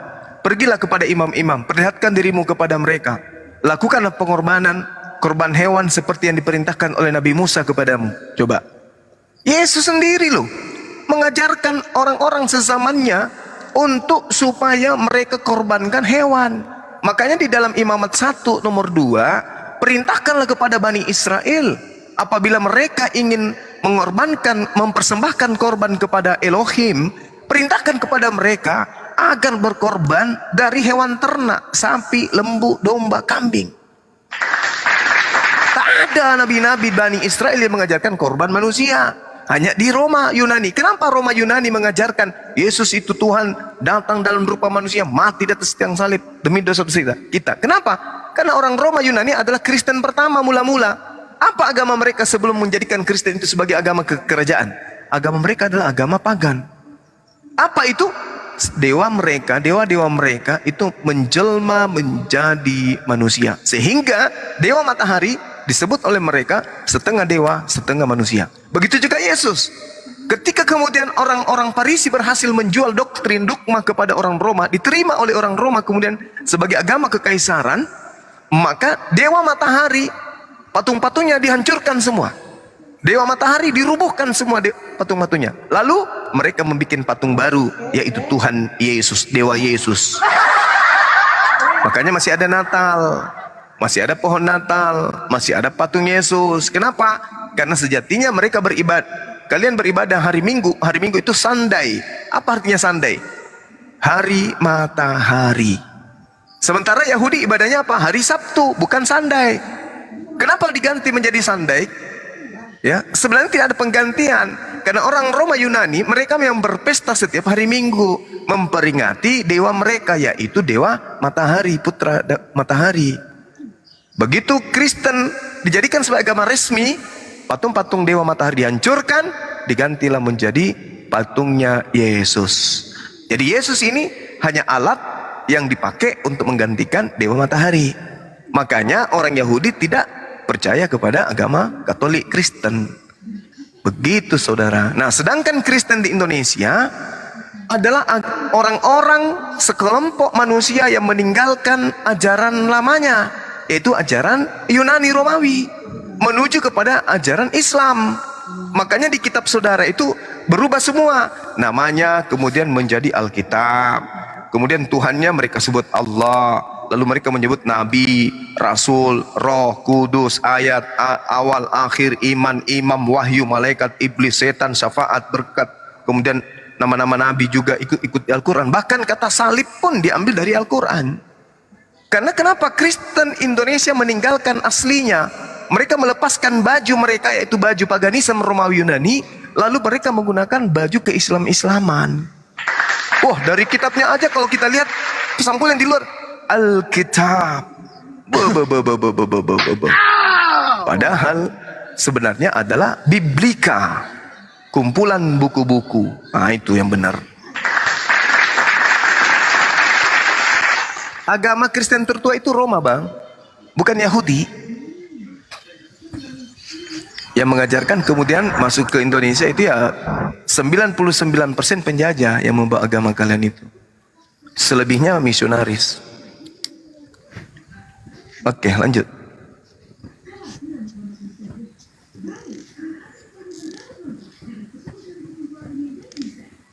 Bang. Oh, oke. Keren, Bang. Keren.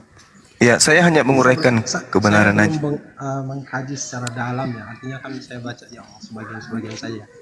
Tapi kalau untuk mau lebih ke pengarahan ke pemahaman yang ke Islam sih ini ada sih, Bang. Cuma kalau untuk Kristen saya lebih paham. Nah, sekarang begini, Bung. Sederhana aja. Menurut saudara saya ini, apakah Yesus itu orang terkutuk atau orang mulia? Orang mulia, Bang. Orang mulia. Ya. Yang mati di atas tiang salib ini diceritakan di dalam Galatia 3 nomor 13 adalah orang terkutuk. Apakah itu Yesus? Bukan, Bang. Bukan. Orang lain, Bang. Ya. Berarti yang disalib bukan Yesus kan?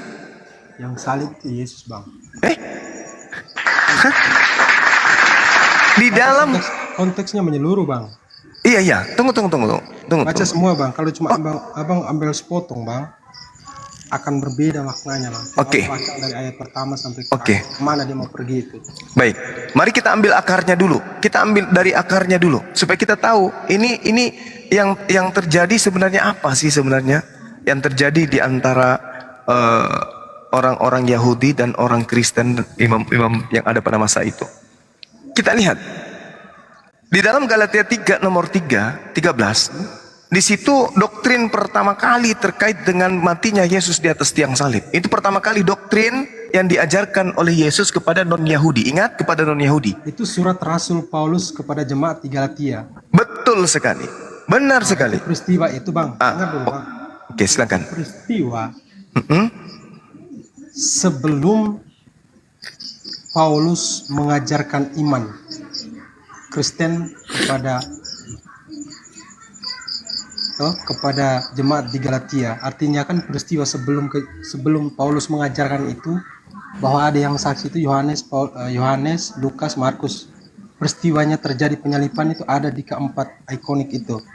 Nama-nama Markus, Lukas, Yohanes. Sehingga berjalannya waktu, ketika dikejar lagi sama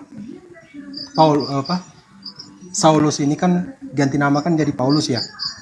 Ya.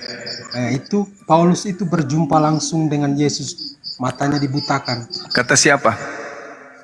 Peristiwa itu ada di Paulus, di surat Rasul Paulus itu, Bang. Iya, itu kata siapa dia ketemu? Kata Paulus, Bang. Kata Paulus. Ya. Jadi namanya Saulus. Ketika dia bertemu Yesus, Yesus berkata begini, kenapa kau mau membunuh pengikutku? Si Paulus bertanya, siapakah engkau? Akulah Yesus yang engkau cari. Benar kan, Bang? Di sini. Siapakah engkau? Apakah engkau Tuhan? Jawab Yesus, akulah Yesus, manusia dari kota Nazaret yang kau aniaya. Benar kan, Bang? Benar. Pertanyaannya, apakah manusia biasa mampu seperti itu? Nah, Matius 24 nomor 26. Iya, ini saya mau jawab. Ini saya jawab. Itu runut peristiwanya harus ke arah terus dulu, mengarah terus dulu. Yang Anda maksud di sini manusianya siapa? Yesusnya atau Paulusnya? Yesusnya. Yang kan bilang yang salib kan bukan Yesus ya? Iya. Betul. Yesus, ikonnya sini ya Yesus ya. Bukan Yesus. Ya. Oke. Yang menyebut bahwa dirinya manusia, kalau manusia biasa tidak akan mampu seperti itu, Bang. Alasannya? Tidak akan muncul di tengah misalnya ada si Paulus ini mengalami. Bagaimana kalau cerita Paulus itu adalah hoax? Kalau hoax tidak perlu dicatat di Alkitab, Bang. Lah kan yang dia mencatat yang pelakunya. Kalau hoax tidak akan pernah dimuat di Alkitab, Bang. Lah kalau yang kan kitab Paulus ini dituliskan bukan untuk orang Yahudi. Dituliskan untuk orang Roma yang ada di orang-orang non-Yahudi yang ada di Galatia. Bukan untuk Yesus, bukan untuk orang Yahudi. Kalau orang Yahudi disepak buku surat Paulus itu. Makanya Paulus mengaku dalam Galatia 1 nomor 16, aku diutus kepada non-Yahudi. Makanya suratnya laku karena yang terima suratnya itu adalah penganut ajaran pagan. Begitu dia melihat ada Theos menjelma menjadi manusia datang ke Yerusalem, percaya mereka. Tapi apakah orang Yahudi percaya? Tidak. Makanya saya katakan bahwa kebangkitan anak manusia itu adalah tanda untuk angkatan jahat. Oke? Angkatan jahat diberi tanda oleh Yesus. Dan tidak ada satupun tanda untuk mereka selain tanda anak manusia mati bangkit pada hari ketiga. Itu untuk tanda angkatan jahat. Orang Yahudi tidak terima itu. Orang Yahudi ada nggak yang percaya Tuhan mati bangkit hari ketiga? Nggak ada. Tapi orang Roma Yunani terima itu. Berarti angkatan jahat ini adalah Kristen. Karena percaya tanda Yunus. Kenapa dikatakan di situ di Matius 12 itu nomor 39? Yakni seperti Yunus mati berada di dalam perut bumi. Demikian juga anak manusia akan berada di dalam perut ikan. Demikian juga anak manusia berada di dalam perut bumi selama 3 hari 3 malam. Ini angkatan jahat dan angkatan tidak setia. Angkatan tidak setia inilah yang kemudian menggagalkan kemudian ajaran Tuhan yang ada di kitabnya orang Yahudi. Dengan matinya Yesus, dia telah membatalkan segala perintah dan ketetapan yang ada di dalamnya. Habis itu, dia menjual kemudian ajaran baru kepada Yahudi, kepada Romawi dan Yunani. Laris manis. Karena memang Roma Yunani ajarannya mirip. Ajaran politeisme. Dewa menjelma menjadi manusia. Yesus datang sebagai separuh dewa. Mati bangkit pada hari ketiga. Diimani oleh mereka. Apalagi mereka bertanya kepada tentara dan kaisar dan gubernur yang ada di Yerusalem. Benarkah itu Yesus? Kemudian kamu lihat. Dia membangkitkan orang mati. Benar. Oh, ini benar-benar Tuhan kita ini. Kamu lihat dia membangkitkan orang mati. Benar? Iya. Orang buta katanya dia suruh melihat. Iya. Orang lumpuh juga berjalan. Oh, benar-benar dewa ini. Makanya resmilah Yesus menggantikan dewa matahari. Resmi. Makanya orang Kristen itu disebut bidat. Abu Dasarah dianggap adalah Bani Quranion. Nah itu. Mereka tidak bisa kemudian masuk ke Yerusalem. Mereka manusia Kristen ini dianggap najis. Gak boleh. Begitu bang. Jadi kalau Katolik pertama ini adalah orang Barat, orang Roma, benar yang dijanjikan datang Yesus menyelamatkan mereka penyembah-penyembah dewa dengan cara mati di atas tiang salib. Oh, itu mana dalilnya? Di mana? Makanya tadi saya tanya kepada saudara, apakah Yesus ini manusia terkutuk? Saudara mengatakan tidak. Nah, terus kenapa dia mati kalau dia bukan orang terkutuk? Padahal yang harus mati menurut firman Tuhan yang ada dalam kitabnya orang Yahudi adalah orang yang melakukan dosa yang mana dosanya itu sebanding dengan hukuman mati. Baca Ulangan 21 nomor 22. Apabila seseorang berbuat dosa yang sepadan dengan hukuman mati, lalu dia dihukum mati, kemudian kau gantung dia pada sebuah tiang, maka janganlah mayatnya dibiarkan semalam-malaman pada tiang itu, tetapi haruslah engkau menguburkan dia pada hari itu juga. Sebab manusia yang digantung terkutuk oleh Elohim. Jangan kau najiskan tanah yang diberikan Tuhan kepadamu sebagai milik pusakamu. Jadi menurut abang, Yesus berbuat dosa? Tidak sama sekali. Yesus tak ada dosanya. Makanya bukan dia yang dibunuh di atas tiang salib. Wow. Keren juga. Iya. Kan di situ dikatakan di dalam Ulangan 21 nomor 22, apabila seseorang berbuat dosa yang sepadan dengan hukuman mati. Jadi seseorang yang berbuat dosa yang sepadan dengan hukuman mati. Pertanyaannya, adakah Yesus berbuat dosa?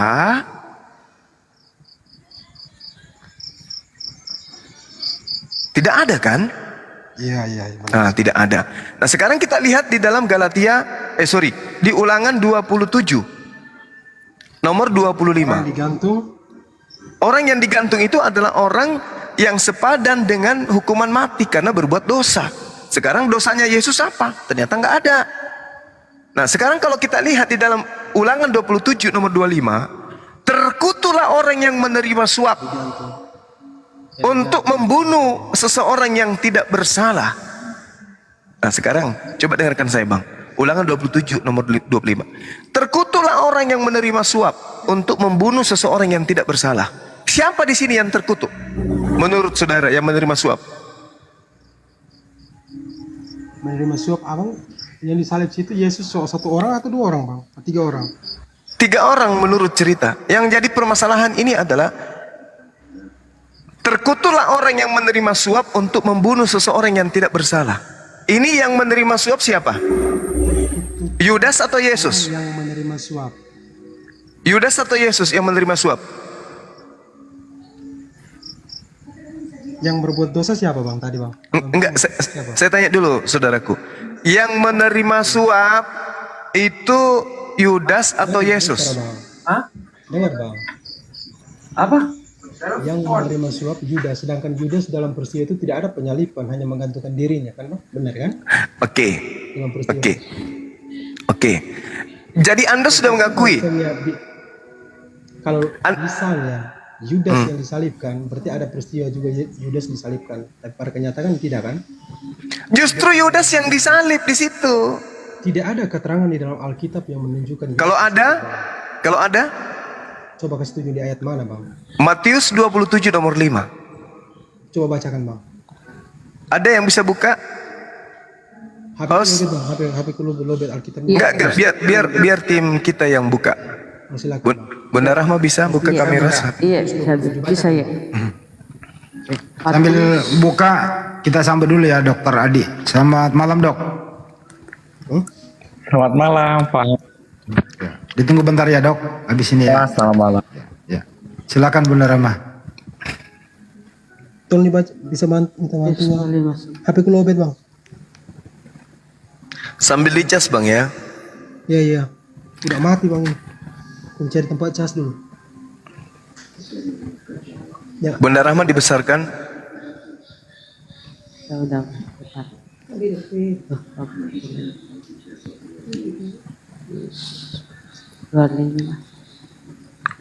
Paralel. Netizen udah paham dia, Masya Allah. Thank you. Tepuk tangan buat sahabat-sahabatku di bawah. Lebih kuat kalian membentengi akidah kalian, Masya Allah. Luar biasa. Alkitab sabda paralel. Bunda Rahma di mana? Iya, Baba ini ada. Siap. Mohon maaf. Jadi sambil itu Dokter Adi Jangan bisa dulu pakai lipstick deh. Kau tidak dilihat jimu kata. sambil disimak ini Dok penjelasannya Dok. Apakah memang benar Yesus yang disalib atau Yudas gitu loh Dok ya? Nanti tanggapi aja nanti dibantu. Ya. Ini ternyata akun baru belum bisa open kamera ya Allah ya Rabbi.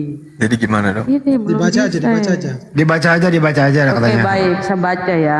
Nah, coba di catatannya Bang ya, di mana tuh di bawah tuh di nasnya.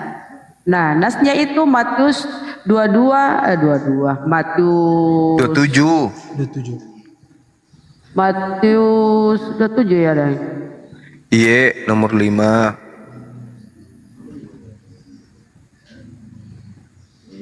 Di situ diceritakan bahwa Yudas pada waktu itu melemparkan uang pengkhianatannya lalu gantung diri. Gantung diri pada saat itu hanya dilakukan dengan cara penyaliban. Bang ya, jadi gantung diri pada kala itu, pada masa itu hanya dilakukan dengan penyaliban, disalib atau disulah. Makanya di dalam kitab saudara itu terjadi kontradiksi tentang Yudas. Ternyata menurut keterangan daripada penulis Matius, ya, keterangan daripada catatan daripada apa yang tertulis di Matius maksud saya, itu menorehkan suatu kesimpulan bahwasanya Yudas mati pada masa itu hanya bisa terjadi dengan cara disalibkan. Makanya saya juga penasaran kenapa kematian Yudas ini kontradiksi antara penulis satu dengan penulis yang lain terkait dengan kematiannya. Di Matius 27 nomor 5 sampai 8 diceritakan oleh penulis Matius, Yudas melemparkan uang lalu gantung diri. Jadi dia lemparkan uang terlebih dahulu kemudian gantung diri. Setelah itu imam-imam memungut uang lalu membeli tanah darah. Sedangkan di Kisah Para Rasul 1 nomor 18-19 itu terbalik ceritanya. Yudas membeli tanah darah lalu bunuh diri. Dia beli tanah dulu, Yudas beli tanah dulu, lalu bunuh diri. Kalau di Matius 27, Yudas melemparkan uang dulu, lalu gantung diri. Sedangkan yang membeli tanah di Matius itu adalah imam-imam. Di Kisah Para Rasul yang membeli tanah adalah Yudas. Kontradiksi. Kalau ketika ada cerita yang kontradiksi, maka itu syarat dengan kesalahan. Maka yang benar adalah catatan yang ada di Matius 27 nomor 5. Mati pada saat itu hanya dilakukan dengan cara disalibkan.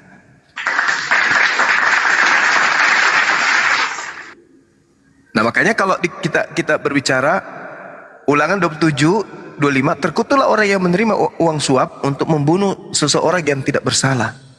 Siapa yang makan suap bisa kita lihat di Matius 26, nomor 14, nomor 16. Matius 26 nomor 14 sampai 16 menceritakan Yudas menerima 30 keping uang perak dari imam-imam kepala. Untuk apa? Untuk menyerahkan Yesus. Berarti yang menyerahkan Yesus di sini adalah Yudas. Kenapa dia menyerahkan? Karena dia sudah makan suap. Oke. Nah, sedangkan dalam Ulangan 27 nomor 25, terkutuklah orang yang menerima uang suap untuk membunuh seseorang yang tidak bersalah. Siapa yang terkutuk di sini karena dia menerima uang suap? Terus? Enggak, dijawab dulu bang. Siapa yang terkutuk karena menerima uang suap? Itu Yudas, Bang. Yudas. Nah, sedangkan di dalam Galatia 3, sebab ada tertulis terkutuklah orang yang digantung pada kayu salib.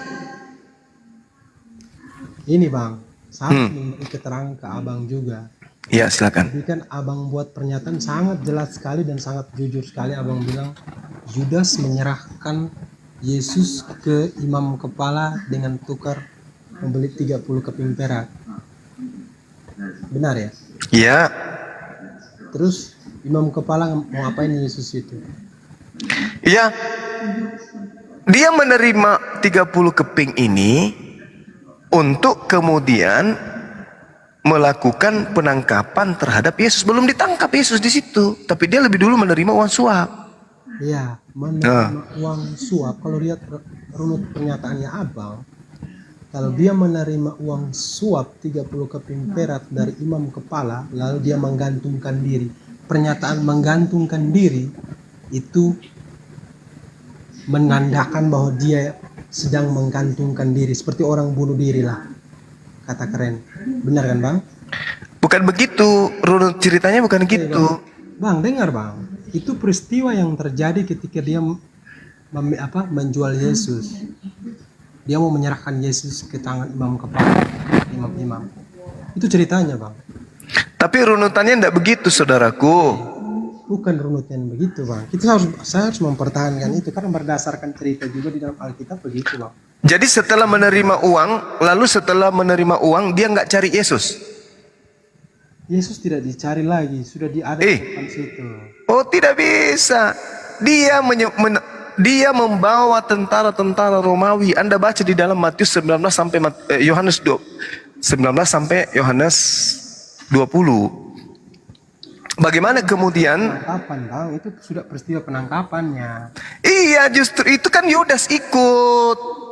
Kenapa? Yudas yang membocorkan tempat persembunyiannya. Iya benar Bang. Jadi setelah menerima uang, Yudas tidak bunuh diri. Dia membawa orang-orang Yahudi dan tentara Romawi pergi ke padang gurun bernama Efram. Di sana Yesus sembunyi sama muridnya. Datanglah Yudas bersama prajurit. Ya benar. Jadi dia tidak langsung bunuh diri. Gitu saudara. Ada lagi bantahannya? Oke, kita kembali Bang. Sesuai pernyataan Abang bahwa yang disalibkan bukan Yesus tapi Yudas. Iya, karena yang disalib ini orang terkutuk kan? Iya, orang terkutuk. Iya. Nah, siapa yang terkutuk? Yudas atau Yesus? Yudas. Yudas. Jadi bukan Yudas, Yudas itu. Bang, dengar Bang. Yang disalib itu adalah Yesus. Itu dari peristiwa. Kenapa bisa? Karena pernyataan Abang sendiri kan Yudas sebelum bunuh diri, sebelum menggantungkan dirinya, dia datang membawa pasukan untuk menangkap Yesus. Ya, terus? Sedangkan peristiwa penangkapan itu bagian dari proses penyalipan, kan Bang? Benar ya? Kenapa? Peristiwa penangkapan Yesus adalah bagian dari proses penyalipan, kan? Betul sekali.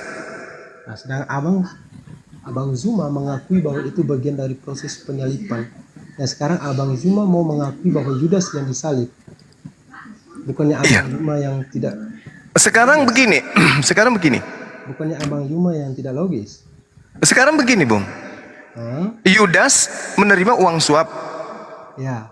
Oke. Kalau kita korelasikan, kita hubungkan dengan pernyataannya itu, Bang. Kalau Abang bilang Yudas yang disalib, maka peristiwa penyaliban Yesus itu tidak ditulis di situ, Bang. Benar nggak, Bang? Tunggu, ini tulisan ini kapan munculnya? Setelah kejadian atau sebelum? Muncul itu sesudah kejadian, Bang. Sesudah kejadian. Ya. Dikunci di situ. Coba Anda baca di dalam Lukas 24 nomor 44. Coba saudara baca. Lukas 24 nomor 44.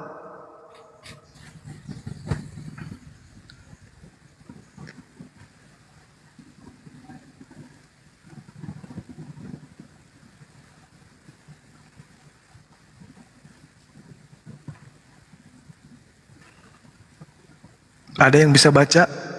Bunda Rahma bisa baca?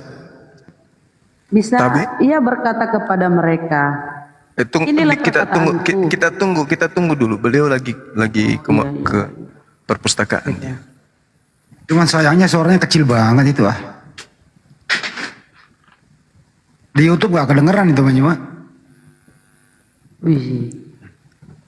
Teman-teman kedengaran gak suara saudara kita ini? Yang ganteng ini? Kecil ya? Enggak, yang di YouTube yang kutanya. Teman-teman, sahabat-sahabat yang di YouTube, kedengaran suaranya teman kita ini, Melkiom? Jawab dong yang di YouTube, jawab dong. kalau bisa Bang Melki, tolong dibesari suaranya, nggak kenyimak yang saudara-saudara di bawah. Besar dikit Bang, ayo. Udah. Kamu bisa. Hah? Udah, ini sudah besarin. Ya, besar ini. Ya, mantap. Itu baru, Bang. Mic-nya yang ke bawah. Oh. Iya. Boleh. Baca ya. Iya, silakan. Boleh dibaca, Bang. Ini saya baca Bang ya, Lukas 24:44. Ia berkata kepada mereka, inilah perkataanku yang telah kukatakan kepadamu ketika aku masih bersama-sama dengan kamu, yakni bahwa harus digenapi semua yang ada tertulis tentang aku dalam kitab Taurat Musa dan kitab Nabi-Nabi dan kitab Mazmur. Harus digenapi. Jeda lagi dia.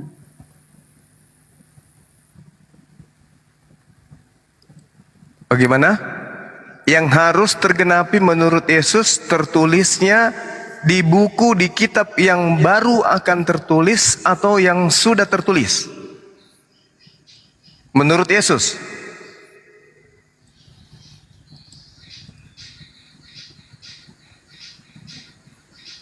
Bung? Ya. Menurut Yesus, semua yang kukatakan ini, ya, bahwa harus tergenapi semua yang tertulis tentang aku di kitab perjanjian lama atau di perjanjian baru menurut Yesus? Kitab perjanjian lama. Nah, perjanjian lama kan? Ya, perjanjian lama itu. Berarti kalau perjanjian lama tertulis tentang Yesus, kita lihat Ulangan 27 nomor 25. Terkutuklah orang yang menerima suap untuk membunuh seseorang yang tidak bersalah. Siapa yang tidak bersalah ini menurut Abang? Yesus. Ya. Siapa yang terkutuk di sana? Yudas itu. Yudas. Ya. Berarti yang disalibkan orang terkutuk kan? Siapa itu? Kalau Abang harus tekankan ulang dari tadi ini, saya bingung juga. Abang mutar-mutar di tempat yang sama. Enggak, maksudnya ini kan pernyataan Abang ini sudah mengulang-ulang. Yang pertama. Bukan. Anda kan membantah tadi bahwa Yesus harus mati sesuai dengan apa yang ada di perjanjian baru. Ya. Sekarang Yesus mengatakan bukan yang sesuai dengan perjanjian baru, tetapi sesuai dengan ada di perjanjian lama. Terus kenapa Anda mengimani penyaliban itu berdasarkan perjanjian baru? Kenapa nggak mengimaninya sesuai dengan perjanjian lama? Sesuai dengan perkataan Yesus. Peristiwa runut peristiwanya, perjanjian lama itu menceritakan bahwa akan datang seorang raja. Benar ya Bang? Di mana itu tertulis? Ada di kitab Yesaya juga ada. Bisa dicek juga. Yesaya berapa? Oh, aku lupa ayatnya Bang. Saya baca juga cuma saya lupa ayatnya. Terus Yesaya 53. Yesus menggenapi itu. Oke, Yesaya 53 ya. Ya. Oke. Dari sebuah peristiwa. Nah, sebelum Yesaya 53, boleh tidak Anda membaca Yesaya 52? Karena itu runutannya berentetan. Yesaya 53 ini dimulai dengan Yesaya 52. Di mana yang diceritakan kemudian Yesaya 53 ini adalah perjalanan yang terjadi terhadap kehidupan Yerusalem. Saya bacakan. Terjaga-jagalah, kenakanlah kekuatan seperti pakaian hai Sion. Kenakanlah pakaian kehormatanmu hai Yerusalem, kota yang suci. Sebab tidak seorang pun yang akan masuk kepadamu, orang yang tidak bersunat atau yang najis akan masuk lagi ke dalammu. Kebaskanlah debu daripadamu. Bangunlah hai Yerusalem. Hai Yerusalem yang tertawan. Ini Yerusalem. Yerusalem ini Bang. Bukan orang di luar Yerusalem ini. Sebab beginilah firman Tuhan, dahulu umatku berangkat ke Mesir untuk tinggal di situ sebagai orang asing, lalu Asyur memeras dia tanpa alasan. Tetapi sekarang, apalagi urusanku di sini. Demikianlah firman Tuhan, umatku sudah dirampas begitu saja. Mereka yang berkuasa atas dia bermegah diri. Demikianlah firman Tuhan, dan namaku terus dihujat sepanjang hari. Sebab itu umatku akan mengenal namaku, dan pada waktu itu mereka akan mengerti bahwa akulah dia yang berbicara. Ya, akulah dia. Betapa indahnya kelihatan dari puncak bukit-bukit kedatangan pembawa berita yang mengabarkan berita damai dan memberitakan kabar baik dan mengabarkan berita selamat dan berkata kepada Sion, Allahmu, Tuhanmu itu adalah Raja. Dengarlah suara orang-orang yang mengawal engkau. Mereka sama-sama bersorak-sorai, sebab dengan mata kepala sendiri mereka melihat bagaimana Tuhan kembali ke Sion. Bergembiralah, bersorak-sorai bersama-sama, hai reruntuhan Yerusalem. Nah, kita lihat di Yesaya 53. Karena itu adalah lanjutan dari Yesaya 52. Di dalam Yesaya 53, siapakah yang percaya berita yang kami dengar? Kan tadi dikatakan, membawa berita gembira dan membawa damai sejahtera. Dikatakan begini, yang mengabarkan berita damai dan memberitakan kabar baik, yang mengabarkan berita keselamatan dan berkata kepada Sion, Elohim itulah rajamu. Dengarkan suara orang-orang yang mengawal reruntuhan Yerusalem, sebab Tuhan telah menghibur umatnya, telah menebus Yerusalem. Tak ada hubungannya dengan Kristen. Kita lihat Yesaya 53. Siapakah yang percaya kepada berita yang kami dengar, dan kepada siapakah tangan kekuasaan telah dinyatakan? Sebab taruk ia tumbuh di hadapan Tuhan, dan sebagai tunas dari tanah kering, ia tidak tampan dan semaraknya pun tidak ada. Sehingga kita, ini kita siapa? Memandang dia. Ini kita siapa di sini? Bisa nggak orang Roma masuk di sini? Kristen pertama masuk di sini? Bisa nggak Kristen pertama, yaitu Katolik, Roma Yunani penyembah dewa-dewa Zeus, Hercules masuk di sini? Kata kita di sini boleh nggak?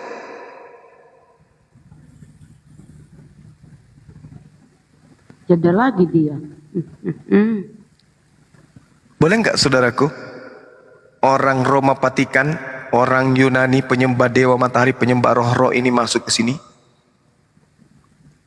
Sehingga kita memandang dia dan rupanya pun tidak. Sehingga kita menginginkan, kita siapa?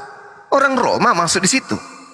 Orang Yunani masuk di sana, pemakan babi. Sedangkan di Yeremia, Yesaya 52 dikatakan, orang-orang yang tidak bersunat tidak boleh masuk ke Yerusalem. Bagaimana ceritanya kita kok tiba-tiba orang Roma Yunani masuk di sini? Jangan kepedean orang Kristen Indonesia. Kalian itu 2000 tahun baru muncul. Yang diceritakan dulu ini adalah Kristen abad mula pertama, yaitu Roma Yunani, sang penyembah dewa-dewa. Apakah penyembah dewa-dewa manusia pemakan babi tidak bersunat ini masuk di sini? Sehingga kita memandang dia dan rupanya pun tidak. Sehingga kita menginginkannya. Ia dihina dan dihindari orang seorang yang penuh kesengsaraan dan yang biasa menderita kesakitan. Ia sangat dihina sehingga orang menutup mukanya terhadap dia. Dan bagi kita pun, siapa kita? Parah kali Kristen Indonesia ngaku-ngaku dia di situ. Sedangkan Romawi sebagai penyembah pagan, penyembah Yesus pertama tidak boleh masuk di sini karena mereka adalah orang najis. Di dalam Galatia 2 nomor 14, orang-orang yang tidak bersunat adalah orang-orang yang hidup secara kafir. Orang kafir. Lalu bagaimana mungkin orang Kristen bisa masuk di sini di kitabnya orang? Merasa. Orang Kristen merasa di sini. Tetapi dia tertikam oleh karena pemberontakan kita. Yeay. Roma Yunani masuk di dalam kitabnya orang Yahudi. Bersama-sama dengan Yahudi dan mengatakan kita. Waduh, saya jadi nggak enak ini saudara. Jadi kalau ini itu gugur ya. Karena tidak mungkin orang Roma Yunani masuk di dalam kitabnya orang Yahudi. Inna lillahi wa inna ilaihi raji'un. Tanda kabur, budak. Telah berpulang ke rahmatullah. Lari anaknya orang. Oh, dia apa? Kita harus menyampaikan kebenaran. Kencan duduk kok. Mami dia apa? Kebenaran harus disampaikan meskipun pahit karena kita menyayangi mereka. Bayangkan 2000 tahun diperbodoh untuk kemudian menyembah kepada Yudas. Masa nggak ada ibahnya kita ini sebagai orang Muslim yang diajarkan rahmatan lil alamin, mengajarkan mereka sebagai rahmat. Kan tadi saya udah santun kan, abangku yang paling ganteng kan udah aku bilang gitu. Bayangkan saja nih bang, bayangkan saja ini sahabat-sahabatku, hanya gegara 30 keping uang perak aja, seorang nabi Tuhan yang dikasihi kemudian rela dibunuh. Apa iya? Coba kita lihat apa yang terjadi. Dikatakan di dalam Mazmur 37:8, Tuhan mencintai hukum, tidak akan meninggalkan orang yang dikasihi sampai selama-lamanya. Mereka orang yang dikasihi akan dipelihara kemudian. Bang Juma. Ya, silakan. Stop. Jangan berlebihan membual dengan kata-kata manismu. Apa? Saya membual apa? Jangan membual, Bang. Saya membual apa? Bang, dengar, Bang. Abang harus dengar. Iya. Pernyataan abang itu berlebihan. Yang pertama, abang mengatai Kristen pagan. Lah memang pagan. Yang penyembah berhala. Sekarang saya tanya sama abang. Sekarang saya tanya abang. Batu Ka'bah itu siapa yang menyembah batu? Hajar Aswad. Siapa yang menyembah batu? Siapa yang menyembah batu? Dengar bang. Hajar Aswad. Siapa yang menyembah batu? Kalau enggak usah, saya udah tahu ajaran Kristen itu didoktrin begitu. Sekarang saya tanya, siapa yang menyembah batu? Ka'bah itu siapa? Itu Ka'bah arah ibadah. Apakah karena Anda sabar? Gereja Anda jujur sama saya. Di gereja Anda, di depan gereja Anda itu ada rumah penduduk, betul? Ada. Benar. Ada toilet nggak di situ di depan? Tidak ada gereja di depan gereja di rumah penduduk yang ada di depannya rumah, ada nggak rumah-rumah mereka itu ada toilet? Ada bang, ada. Menghadap ke sana ndak Anda kalau ibadah? Kita menghadap altar bang. Iya, di belakang altar itu ada nggak toiletnya rumah penduduk? Ada, tapi di dalam rumahnya. Apakah itu berarti Anda menyembah toilet? Karena Anda menghadap ke sana. Sorry bang. Kita posisi dalam rumah bang, bukan menyembah ke arah. Benar, ini di rumah saya Makassar sampai ke Ka'bah itu berapa rumah yang harus saya lewati? Apakah karena Anda beribadah di gereja menghadap toilet, Anda dikatakan menyembah toilet? Bang, suaramu terlalu keras bang. Oh memang. Suara saya. Memang. Pemikir saya tidak mengerti bang. Sekarang begini, ketika Anda beribadah di gereja, Anda menghadap ke pendeta, betul? Menghadap ke altar. Menghadap ke pendeta, betul? Suci, pendeta ada di depan, betul? Ya. Pendeta punya batu nggak? Batu sakar? Punya. Anda menghadap ke dia. Apakah boleh saya katakan Anda menyembah batu sakar pendeta? Sorry bang. Kami datang ke gereja untuk menyembah Tuhan. Iya, kata Anda yang dihadapi itu, yang di hadapan kita itu arah ibadah itu Tuhan kan? Karena kami mengarahkan wajah kami ke Ka'bah, di situ ada batu Hajar Aswad. Anda menuduh kami menyembah Hajar Aswad. Anda setiap ke gereja, Anda itu menghadap ke pendeta. Pendeta punya batu sakar. Boleh nggak saya pinjam kalimat saudara? Anda menyembah batu sakar pendeta.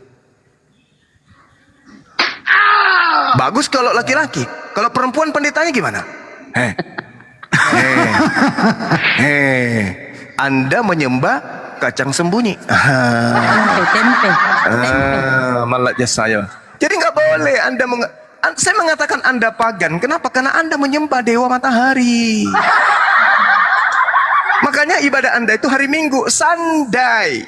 Dengar bang, Saya dengar setiap Anda bicara. Silakan. kalau saya menyembah pagan, berarti saya tidak pernah berdoa menyebut nama Allah. Allah itu Tuhannya umat Islam yang dipakai oleh terjemahan Indonesia. Harusnya, saudara, harusnya kalau Anda jujur, nih saya katakan kepada saudara ya, kalau Anda jujur menyembah Tuhan, kata Tuhan dalam bahasa Yunani itu bukan theos tapi arkontas. Sedangkan kitab saudara dalam bahasa Yunani penuh dengan kata theos. Coba Anda cari bahasa Yunaninya dewa apa? Yang ada di sini, yang ada di sini semua Theos. kita. Apa bahasa Yunaninya dewa? Theos. Theos. Apa bahasa Yunaninya Tuhan? Arkontas. Coba cari bahasa Yunaninya Tuhan apa? Kontas. Arkontas. Bahasa Yunaninya dewa? Theos. Yang tertulis di original teks kitabnya orang Romawi Yunani pertama kali dalam bahasa Yunani, Theos atau Arkontas? Arkontas. Theos. Theos. Kenapa jadi Arkontas?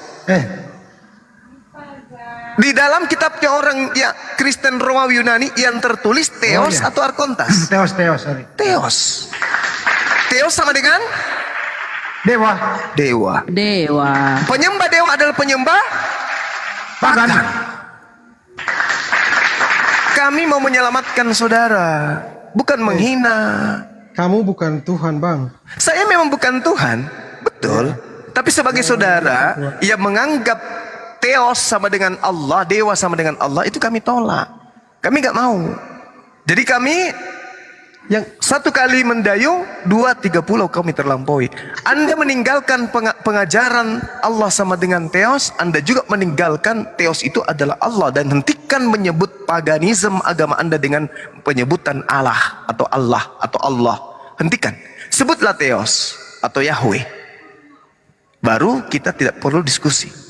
Selama masih ada kata Allah yang adalah Theos di aslinya, kami tak akan pernah terima itu, Bung. Wow, keren sekali bang ya. Iya. Di luar sana, di luar Indonesia, dengar, di luar Indonesia tidak ada orang Kristen mengenal nama Allah. Hanya di Indonesia. Kenapa? Karena mereka ingin menyesatkan dengan cara menipu umat Islam awam. Oh, di kitabnya orang Kristen, nama kitabnya Alkitab Taurat. Oh, Tuhannya, Allah juga tahu di dalam. Ada juga kata Nabi, ada juga kata Rasul di dalam tahu.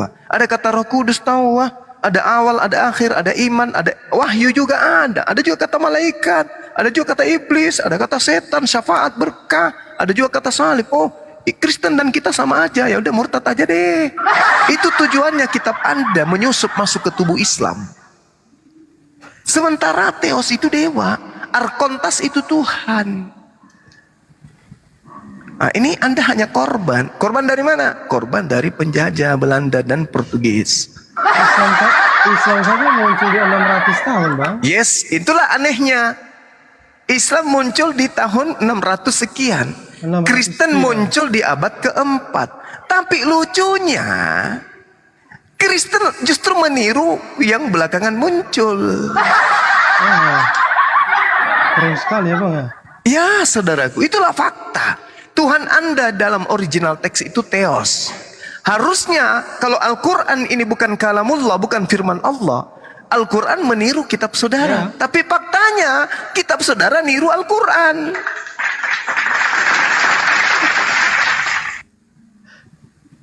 Wah, miris juga ya. Iya bang. Muncul belakangan aku bilang kita tiru lagi. Lah faktanya? Faktanya apa Bung? Faktanya apa? Kami yang meniru kitab Anda atau Anda yang meniru kitab kami? Faktanya dulu, kita cerita fakta dulu nih. Kamu yang meniru kitabnya kami. Tolong tunjukkan di mana kitab saya meniru kitab saudara. Tunjuk. Oke. Hmm. Coba sebutkan nama nabi situ, Bang. Loh, nama nabi yang ada di Al-Quran itu Musa. Ada di kami juga.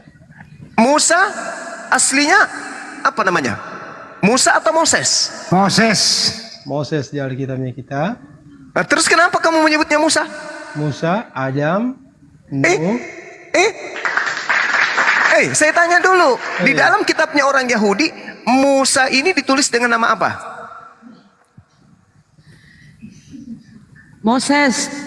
Dengar. Bang. Moses. Nah, kita sebut satu-satu, Bang. Moses. Dalam kitabnya orang Yahudi yang kalian ambil secara tidak sah, nama Nabi Musa itu Moses. Kalau Terus- kalian dengar, Bang. Terus kenapa kitabmu menulisnya Musa? Niru di mana? Kalau Al-Quran. ceritanya kan saling tuding, artinya kan Enggak. Kitab Yahudi Musa atau kamu juga Moses? pencuri dari Gue tanya dulu. Israel, Kitabnya orang Yahudi Musa atau Moses? Halo, Bang. Iya, ku tanya dulu. Di kitabnya orang Yahudi Musa atau Moses?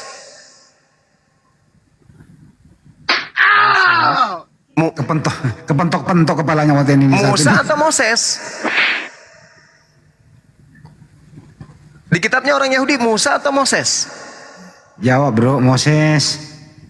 Jawab. Moses. Oh ya. Moses.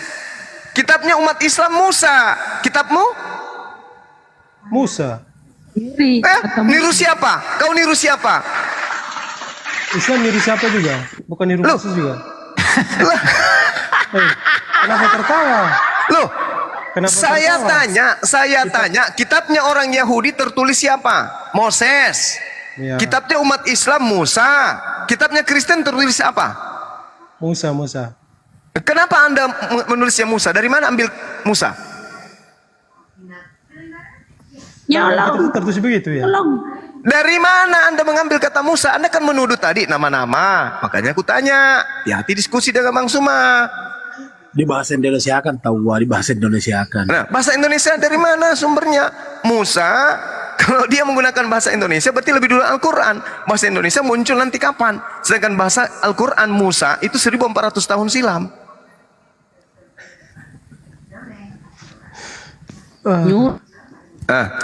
Anda yang niru atau kitab saya yang niru? Jujur. Mengaku mau kena, kau yang tanda tangani proklamasi. Masih mau datang besok? Hancur kepalanya ini, hancur kepalanya ini. Saya udah bilang, Akan saudara. pernah hancur. Sekali ku berdiri, tetap ku berdiri, Bang. Ya udah, sekarang kau jawab, siapa yang meniru kata Musa? Sekarang saya tanya Abang juga. Loh, jawab dulu. Siapa yang meniru kata Musa? Kata Musa. Melkior, mengaku saja bahwa kau yang tanda tangani proklamasi, mengaku saja. Ayo saudaraku, ayo. Jujur kita. Kita disimak 3.000 orang lebih. Di channelku juga 3.500 kurang lebih. Ayo. Susah, Kristen disuruh jujur Itu susah. diartikan, kan Moses diartikan ke bahasa Indonesia Musa ya. Ayo. Itu kan perjalanan Musanya itu di Berarti kitab Anda yang meniru Quran. Sorry. Dari mana? Enggak ngaku. Dari mana kata Musa kamu ambil? Kenapa ngaku? Karena Dari mana kata Musa saudara ambil? Dari mana? dari kitab Perjanjian Lama, Bang. Perjanjian Lama tertulis apa? Moses. Kenapa jadi Musa di kitabmu? Diartikan ke bahasa Indonesia, Bang. Orang Indonesia dari mana kenal kata Musa?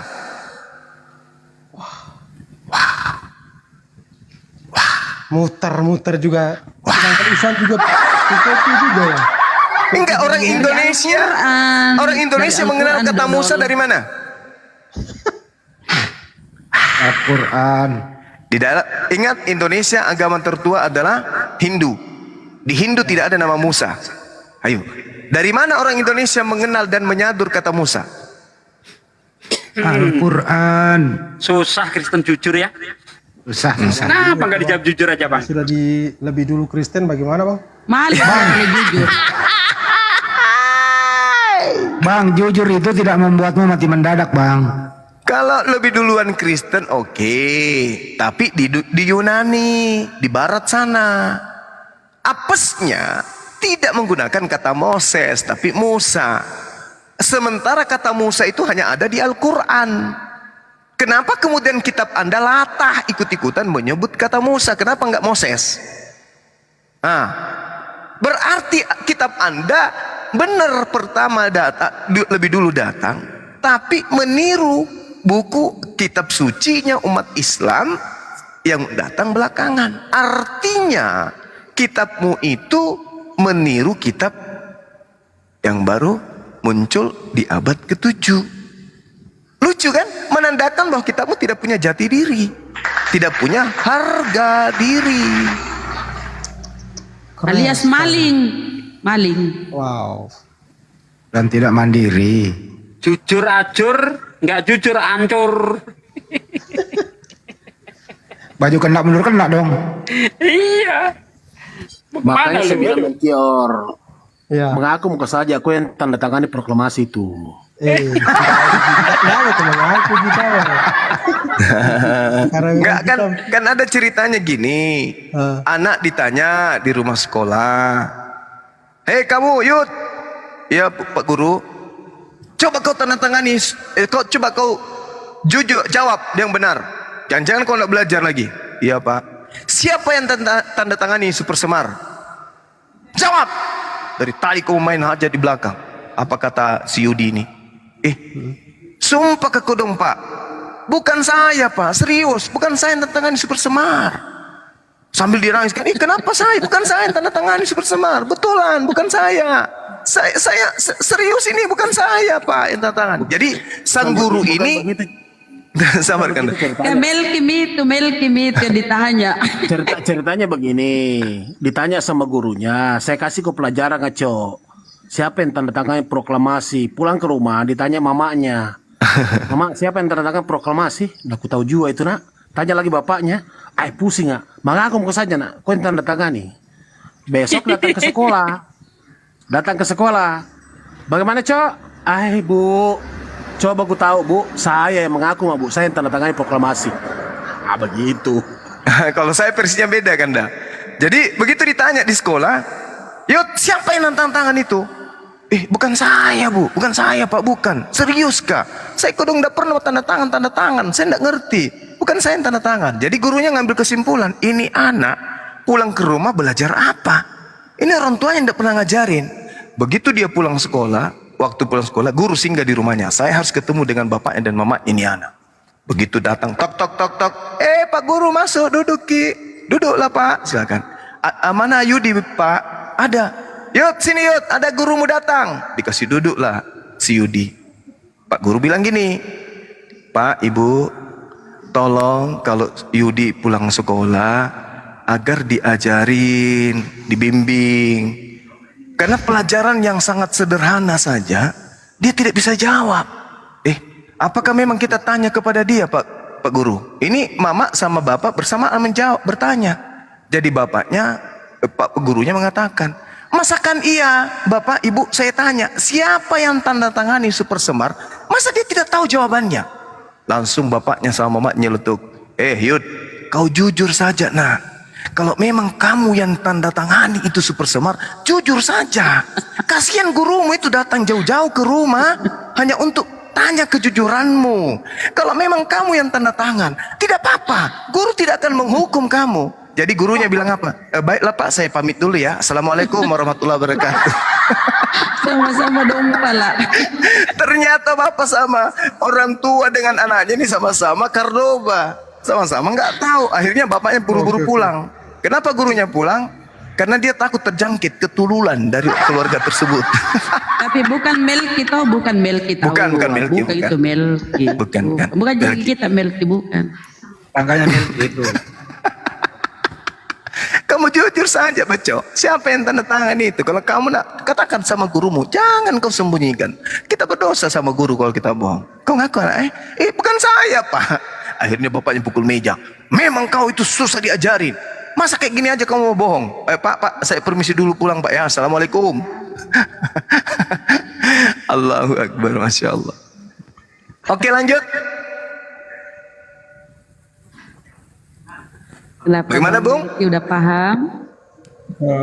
Oke, Bu. bahwa Bible itu banyak mengambil istilah-istilah dalam Al-Quran, banyak mencaplok. Oke. Saya belum mendalami tentang ilmu perbandingan ya antara Bible sama Al-Quran ya, Bang ya.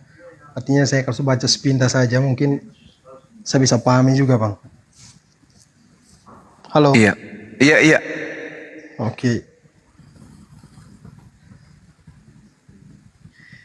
Oke, Bang, kita ini sedikit sebut-sebut ya. Nabi Adam, Nabi Nuh. Halo? Iya, lanjut. Lu juga nggak ada, dia Noah kok. Nabi Nuh semua kan ada kesamaan ya dalam Al-Quran ya. Cuma perbedaan pas di ujungnya kelahiran itu kelahiran di bawah pohon kurma. Sedangkan di Alkitabnya kita tertulis di kandang domba. Kenapa ya bukan yang berilmu naik itu diskusi ya nih? Aduh. Selamat pagi. Boleh saya bantu kawan saya itu? Oh dokter Adi. Sama dimutar-mutar tadi Pak Dokter. Pagi Pak Ini Pak Juma. Dokter. Ya, pagi. Pagi. Ya, saya dari tadi saya memantau. Boleh kita bahas beberapa ayat yang telah dipantau tadi? Boleh. Baik, mohon izin Pak Melkior. Pak Handi, terima kasih Pak Handi. Pak Juma, Ya. di Lukas 1 ayat 1 sampai 4 itu ada banyak orang menulis berita. Terus? Sumber berita itu dari malaikat, dari penglihatan Tuhan yang disaksikan oleh saksi mata. Contoh, Maria adalah saksi mata yang menerima pesan dari malaikat Gabriel. Lalu para gembala di padang juga saksi mata yang menerima pesan dari malaikat Gabriel. Saksi mata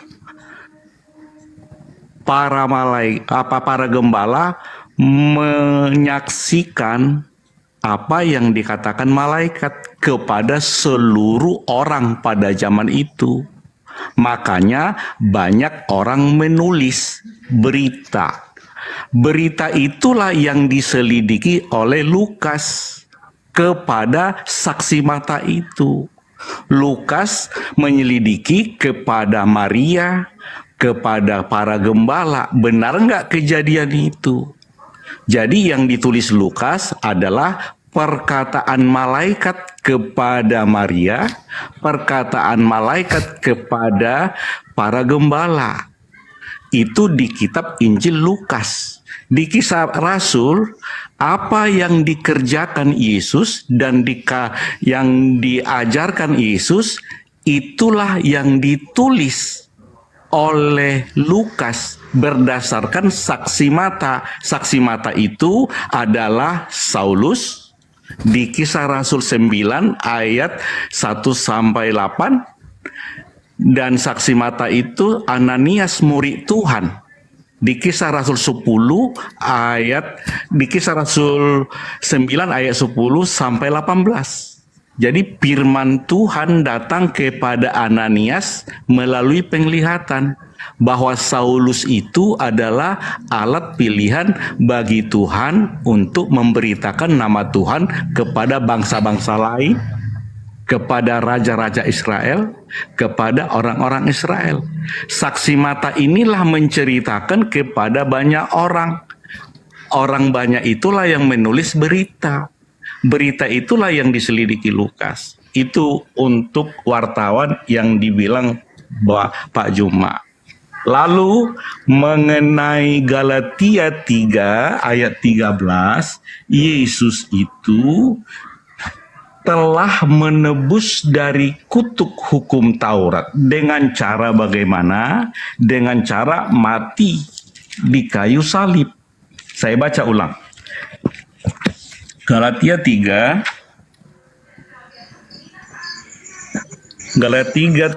ayat 13 saya baca. Yesus Kristus telah menebus kita dari kutuk hukum Taurat dengan jalan menjadi kutuk karena kita. Sebab ada tertulis, terkutuklah orang yang digantung pada kayu salib. Jadi Yesus itu menebus orang yang terkutuk. Yang terkutuk itu di Ulangan 21 ayat 22 sampai 23. Saya bacakan.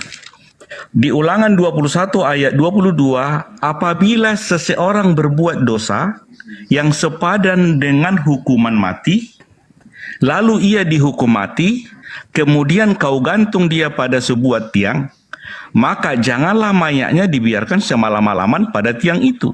Tetapi haruslah engkau menguburkan dia pada hari itu juga.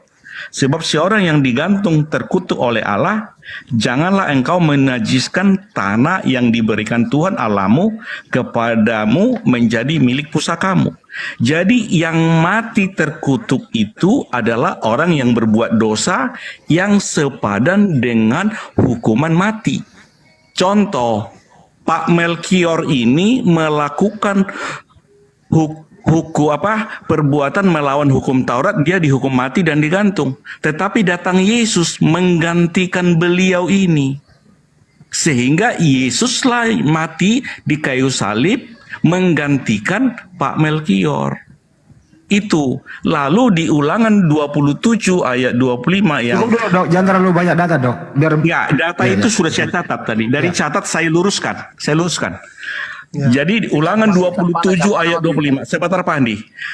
Ini tentang terkutuk ini. Yang terkutuk, Ulangan 27 ayat 25, terkutuklah orang yang menerima suap untuk membunuh seseorang yang tidak bersalah, dan seluruh bangsa itu harus berkata amin. Lalu tadi Pak Juma mengatakan di Matius 27. Saya catat Pak Andi. Tadi Pak Andi juga menyalah agar saya menyimak. Makanya saya catat. Matius 27 ayat 3 sampai 5 saya bacakan. Pada waktu Yudas menyerahkan dia melihat bahwa Yesus telah dijatuhi hukuman mati, menyesallah ia, lalu ia mengembalikan uang 30 perak itu kepada imam-imam kepala dan tua-tua dan berkata, aku telah berdosa karena menyerahkan darah orang yang bersalah. Tetapi jawab mereka, apa urusan kami dengan itu? Itu urusanmu sendiri. Maka ia pun melemparkan uang perak itu ke dalam bait suci, lalu pergi di situ dan menggantungkan diri. Di ayat 5, Yudas Iskariot sudah gantung diri. Di ayat 11, lalu Yesus dihadapkan kepada wali negeri, dan wali negeri bertanya kepada engkau raja orang Yahudi. Artinya, Yesus belum disalib, Yudas sudah digantung diri. Artinya, yang digantung di kayu salib itu adalah Yesus, bukan Yudas. Karena Yudas sudah gantung diri sebelum Yesus disalib. Ada sebenarnya banyak ayat-ayat ini Pak Handi yang saya catat.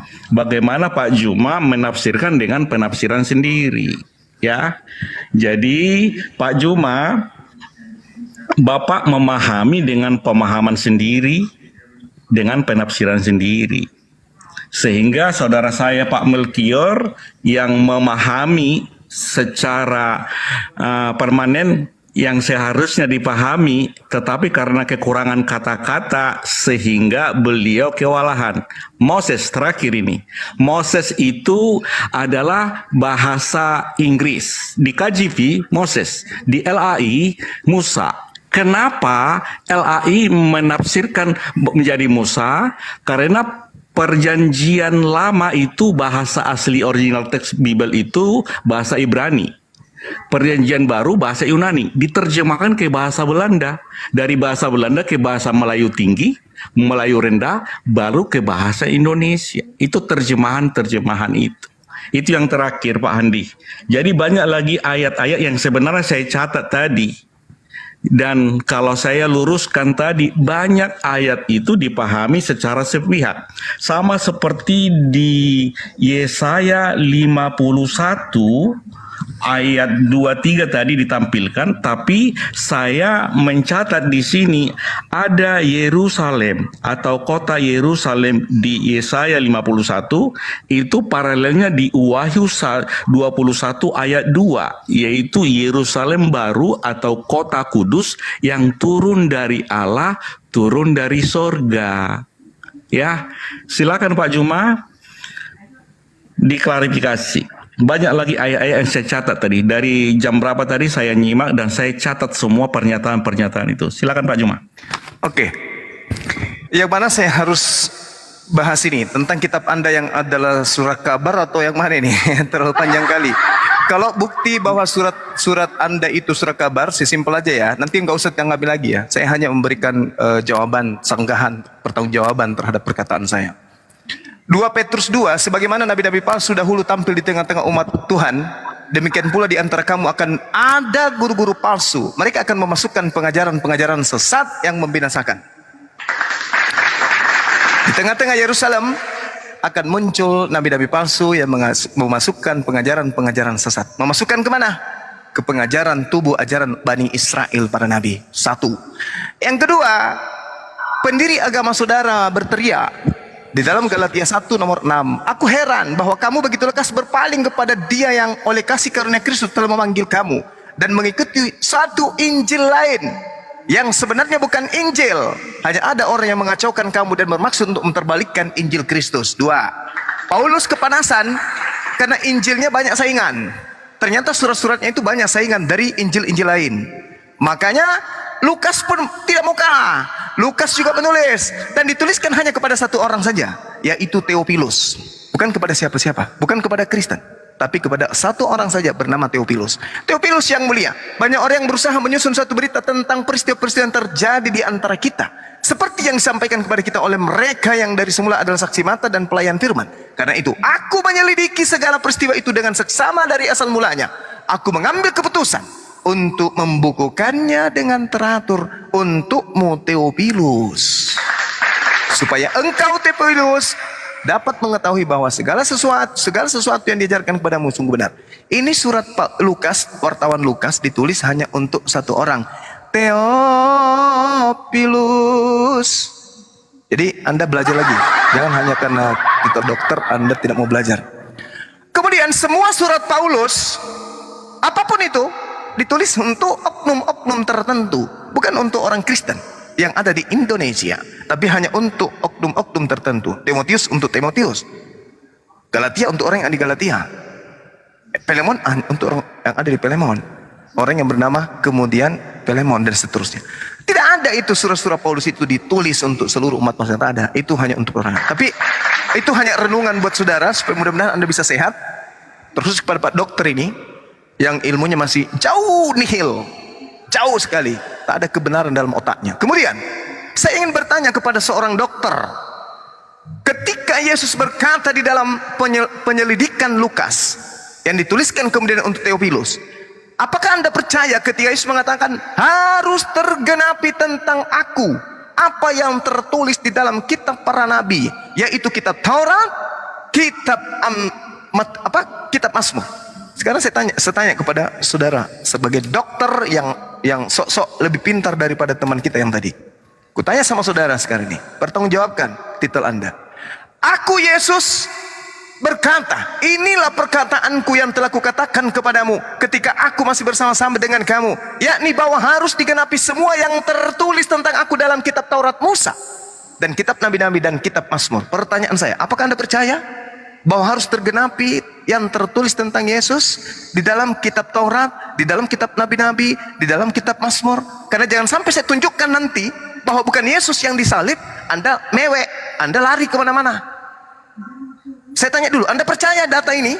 Kalau Yesus mengatakan harus tergenapi apa yang ada di Mazmur, Anda percaya? Percaya. Percaya. Ada enggak Yesus pernah mengatakan harus tergenapi apa yang tertulis di kitab Perjanjian Baru? Ada enggak?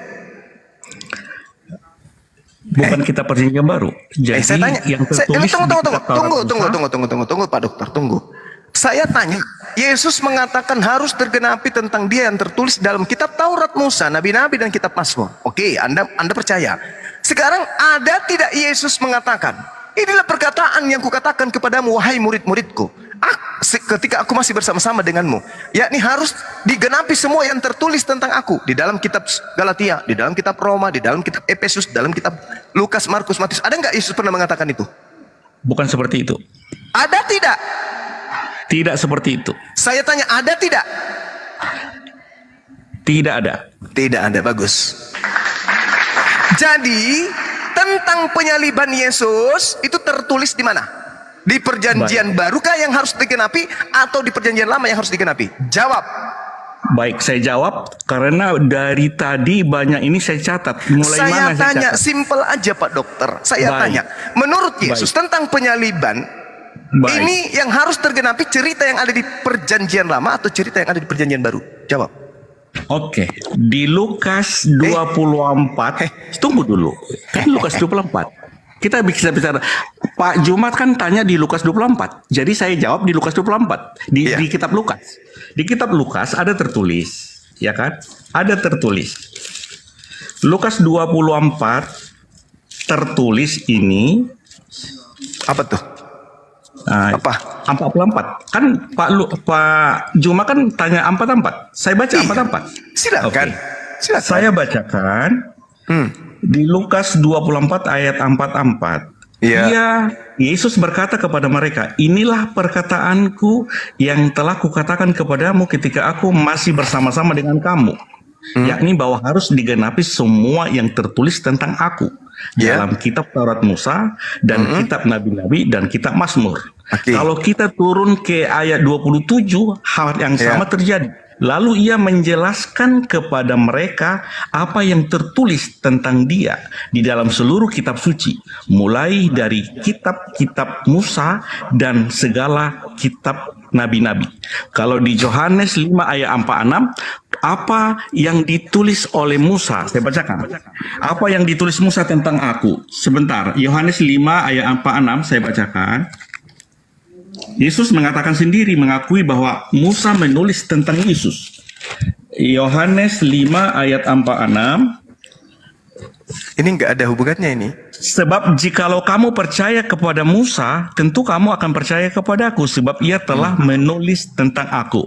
Lalu di Lukas 24 ayat 46, masih di Lukas ini perkataan Yesus.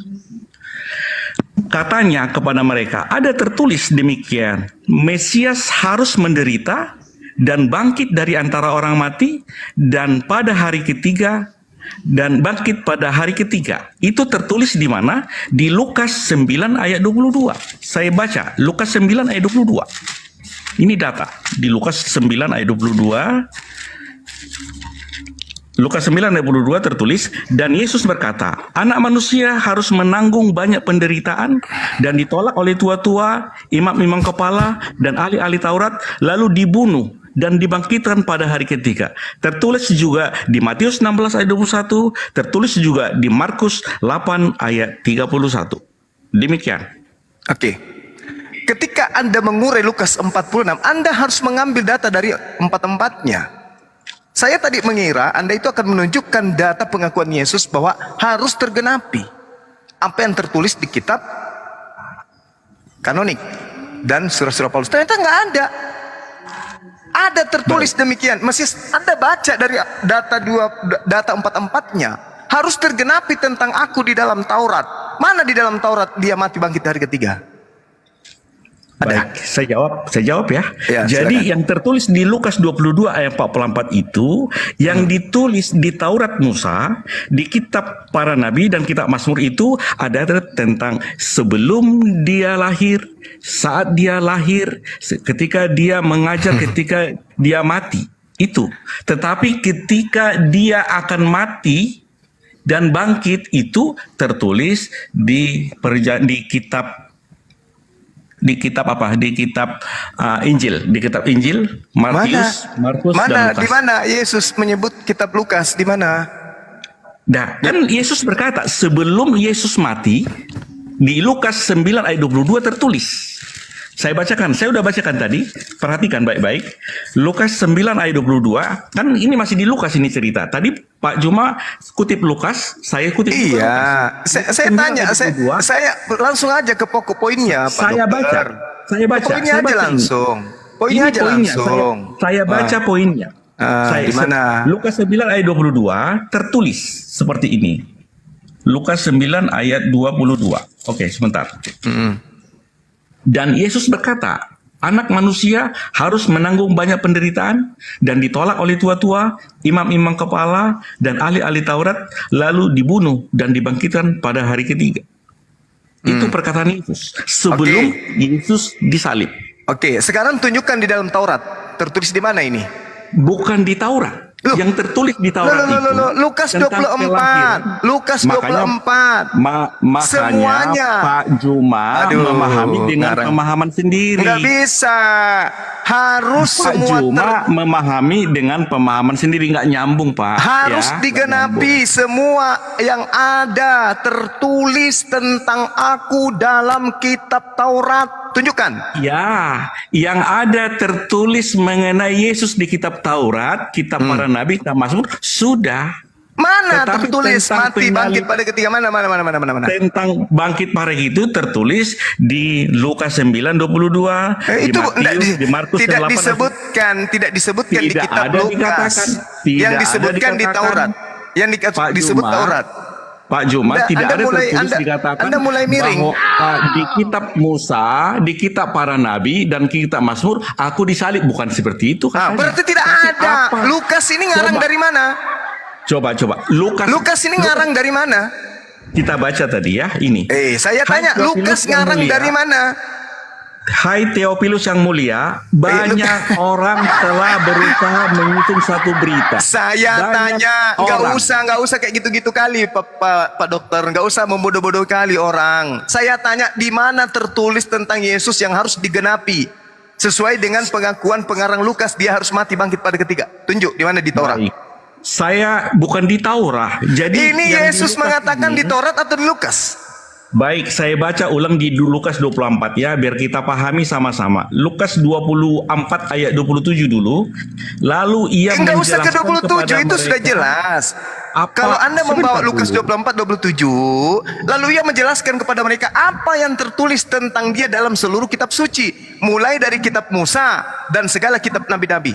Apakah Lukas Baik. nabi? Tanya dulu. Apakah Lukas itu- nabi? Bukan, Nabi itu bukan. Musa Berarti- sampai Yohanes Pembaptis. Tidak ada nabi setelah Yohanes Pembaptis. Pak Dokter, berarti Ya, Pak kalau Juma. dikatakan segala kitab Pak nabi-nabi, jangan Anda bawa kitab Lukas. Kalau Lukas bukan nabi, Pak. Kan yang Pak Juma baca kan kitab Lukas. Iya, itu kan ku bilang wartawan tadi. Wartawannya Saya sudah mengatakan melalui penyelidikannya, Yesus berkata bahwa Lukas mengatakan Yesus menjelaskan kepada mereka apa yang tertulis tentang dirinya dalam dalam seluruh kitab suci, mulai dari kitab Nabi Musa sampai segala kitab nabi-nabi. Pertanyaan saya, kenapa Anda membawa surat kabar? Sementara Yesus mengatakan tergenapinya itu tertulis tentang dia mulai dari kitab Musa sampai kitab nabi-nabi. Sejak kapan catatan wartawan disebut kitab nabi? Baik. Pak Juma kan memahami itu wartawan. Saya memang sudah wartawan. jelaskan. Lalu apa, nabi? Malaikat Gabriel. Jadi Lukas itu Anda akui nabi? Lukas itu murid Yesus dari 70 Nabi atau yang bukan? lain. Nabi atau bukan? Bukan nabi. Ya Utusan, udah, dia jangan kau utusan. bawa, Dia murid. jangan kau bawa, Apostel. jangan Apostel. kamu bawa, Pak Dokter, jangan kamu bawa buku-buku yang menceritakan Yesus mati bangkit hari ketiga. Karena Yesus tidak bercerita tentang buku-buku itu. Yesus cerita dari kitab Musa sampai kitab nabi-nabi. Seorang dokter nggak paham ini, lucu ya. Ini yang harus tergenapi kitab Nabi Musa sampai kitab para nabi-nabi. Yang Anda bawa sekarang ini dengan simbol kekristenan Anda adalah buku-buku dari wartawan tadi. Itu nggak dianggap sama Yesus. Apa? Anda nggak paham? Anda lagi bawa Yohanes 5 nomor 46. Sebab jikalau kamu percaya kepada Musa, tentu kamu juga akan percaya kepadaku. Sebab ia telah menulis tentang aku. Mana di sini? Sebab jikalau kamu percaya kepada Lukas, tentu kamu juga percaya kepadaku. Sebab Lukas menulis tentang aku. Mana? Ini Musa nih. Jadi Musa, Pak Dokter, yang harus menjadi rujukan. Tunjukkan ke saya di mana Yesus diceritakan di kitab Musa bangkit pada hari ketiga, di mana? Baik, saya jawab dari Silakan. awal bahwa Lukas itu kan menyelidiki yang ditulis banyak orang. Sumber beritanya dari sorga, yaitu malaikat. Jadi firman Tuhan datang kepada Maria, diceritakan kepada banyak orang. Orang banyak itulah membuat berita. Berita itulah yang diselidiki dan dibukukan kembali. Yang kedua, malaikat berkata kepada para gembala, hari ini telah lahir bagimu Yesus Kristus Juru Selamat Tuhan. Setelah itu mereka cek ke TKP, dan setelah melihat Yesus lahir, maka para gembala menceritakan kepada banyak orang. Banyak orang itu menulis berita. Berita itulah yang diselidiki oleh Lukas, berita dari sorga. Lalu Ananias murid Tuhan, Ananias murid Tuhan mendapat penglihatan, mendapat firman Tuhan melalui penglihatan, sama seperti Saulus. Paulus menerima penglihatan dan pernyataan dari Tuhan, sehingga tulisan-tulisan Paulus adalah berasal dari Tuhan dan diakui oleh Petrus murid Yesus bahwa banyak yang sukar dipahami. 2 Petrus 3 ayat 15-16 bahwa tulisan-tulisan Paulus adalah dari Tuhan. Pak, ada nggak di situ tadi Yesus mengatakan harus tergenapi di tulisan-tulisan pengarang wartawan ini? Ada nggak? Kalau Pak Juma bernarasi, saya catat tadi, saya kilas balik semua. Sekarang yang saya tanya, ada tidak Pak Dokter yang saya Lukas 24 hormati? ayat 4 itu bercerita berbeda dengan Lukas 24 ayat 46. Yang saya tanya, ada tidak Yesus menyinggung kitab-kitab wartawan ini? Ada nggak? Bukan wartawan, Pak. Ini kita beda paham. Terserah, pokoknya dia melakukan penyelidikan lalu menyusun cerita, itu wartawan. Sekarang saya tanya, menyelidiki berita dari sorga. Apa yang dilihat, di mana tempat muntah? Sekarang nggak usah Anda nipu dengan modal. Bukan, ada data-data tertulis. Yang Pak saya Juma, tanya, saya ada sudah tidak? kenal Pak Juma 5 tahun. 5 tahun saya ikuti pola pikir, ayat-ayat yang Pak Juma tahu, saya udah catat. Sekarang pertanyaan saya apa, Pak Dokter? Ayat Pak Juma, Pak Dokter, pertanyaan saya apa? Pertanyaan Pak Juma saya tahu. Pak Dokter, pertanyaan saya apa, Pak Dokter? Pertanyaan saya apa?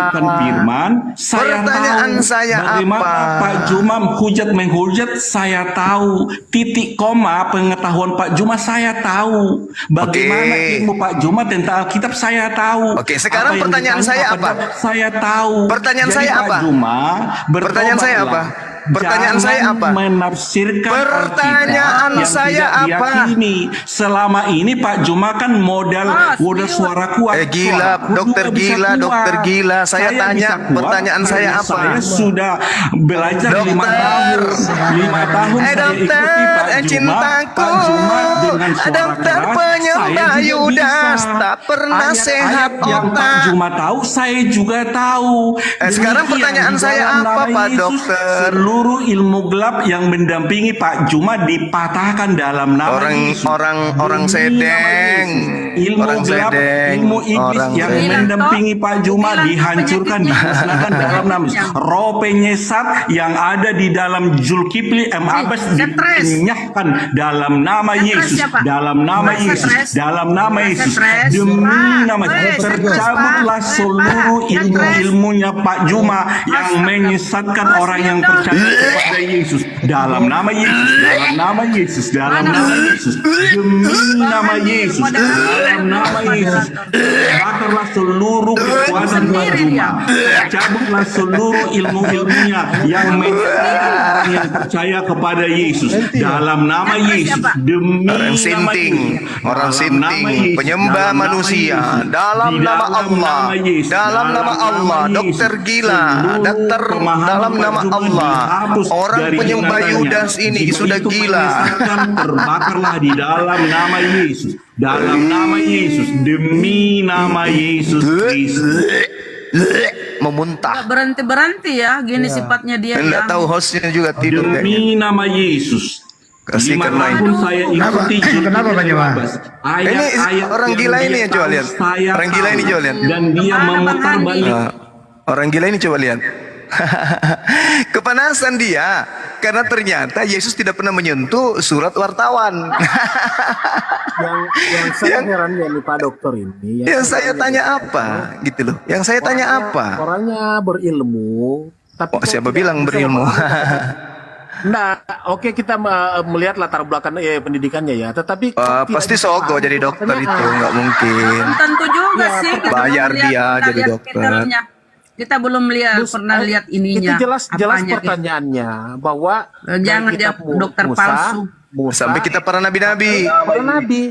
Tunjukkan kepada saya. Di dalam nama Yesus, semua pemahaman Zulkifli Mampus pendeta dongo. Ini yang herannya nih. Aduh, kasihan. Ini dokter Adi kan? Dokter Iya. Adi kan? Diumumkan dulu, Kenda. Semua pasien-pasien yang berobat sama dokter Adi tolong cabut, apalagi yang Islam, cabut dari dia. Masa mau diobati sama orang gila? Allahu Akbar. Ya silakan Kanda, silakan. Masa ada Harusnya dokter dia memahami. begitu? Artinya pertanyaannya Guru Suma itu kan jelas sekali.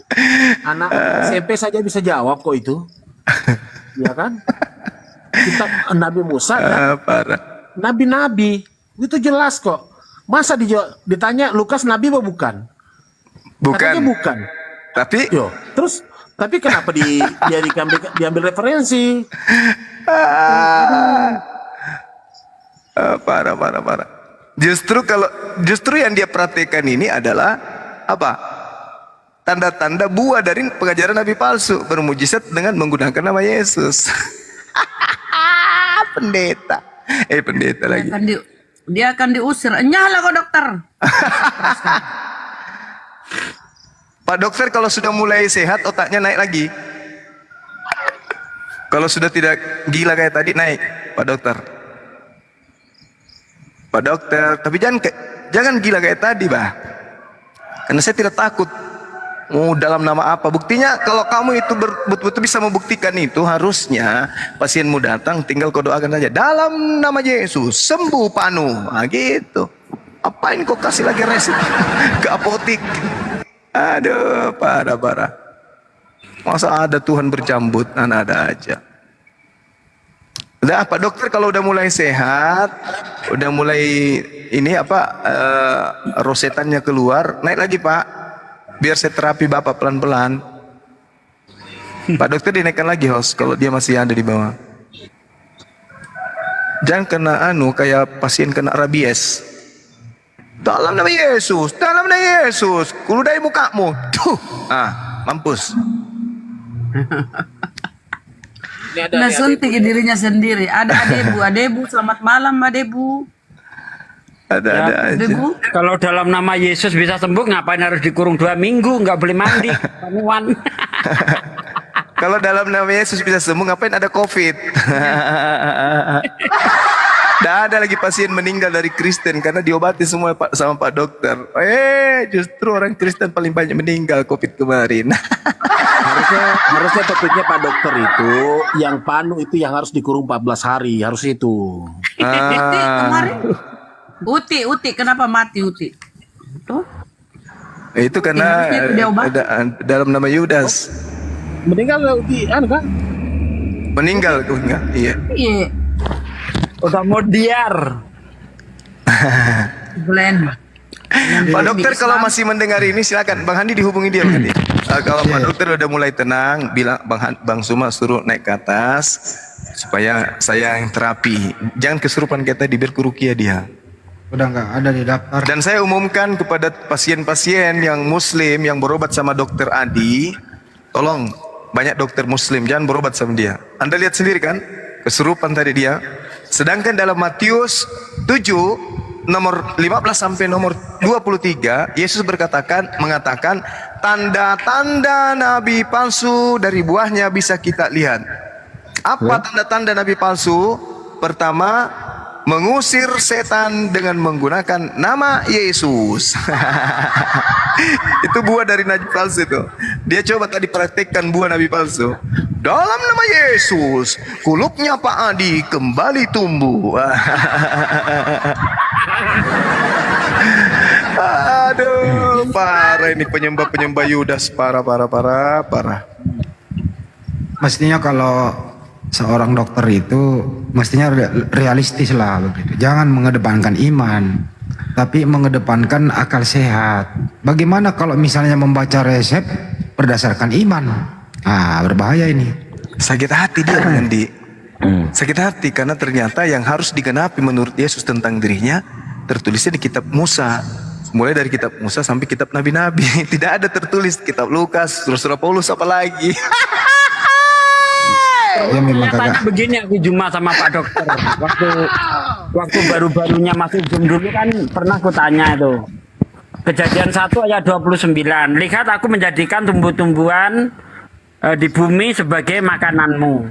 Sebagai dokter, Anda ini saya minta sebagai dokter kan, apakah semua tumbuh-tumbuhan bisa dimakan? Apa jawabannya? Waktu Adam belum jatuh dalam dosa bisa dimakan semua. Iya. Jatuh dalam dosa nggak bisa dimakan. Iya. Nah ini kan dokter gendeng. Lalu saya bilang, untuk apa Anda sekolah jadi dokter kalau jawabannya itu? Saya bilang begitu.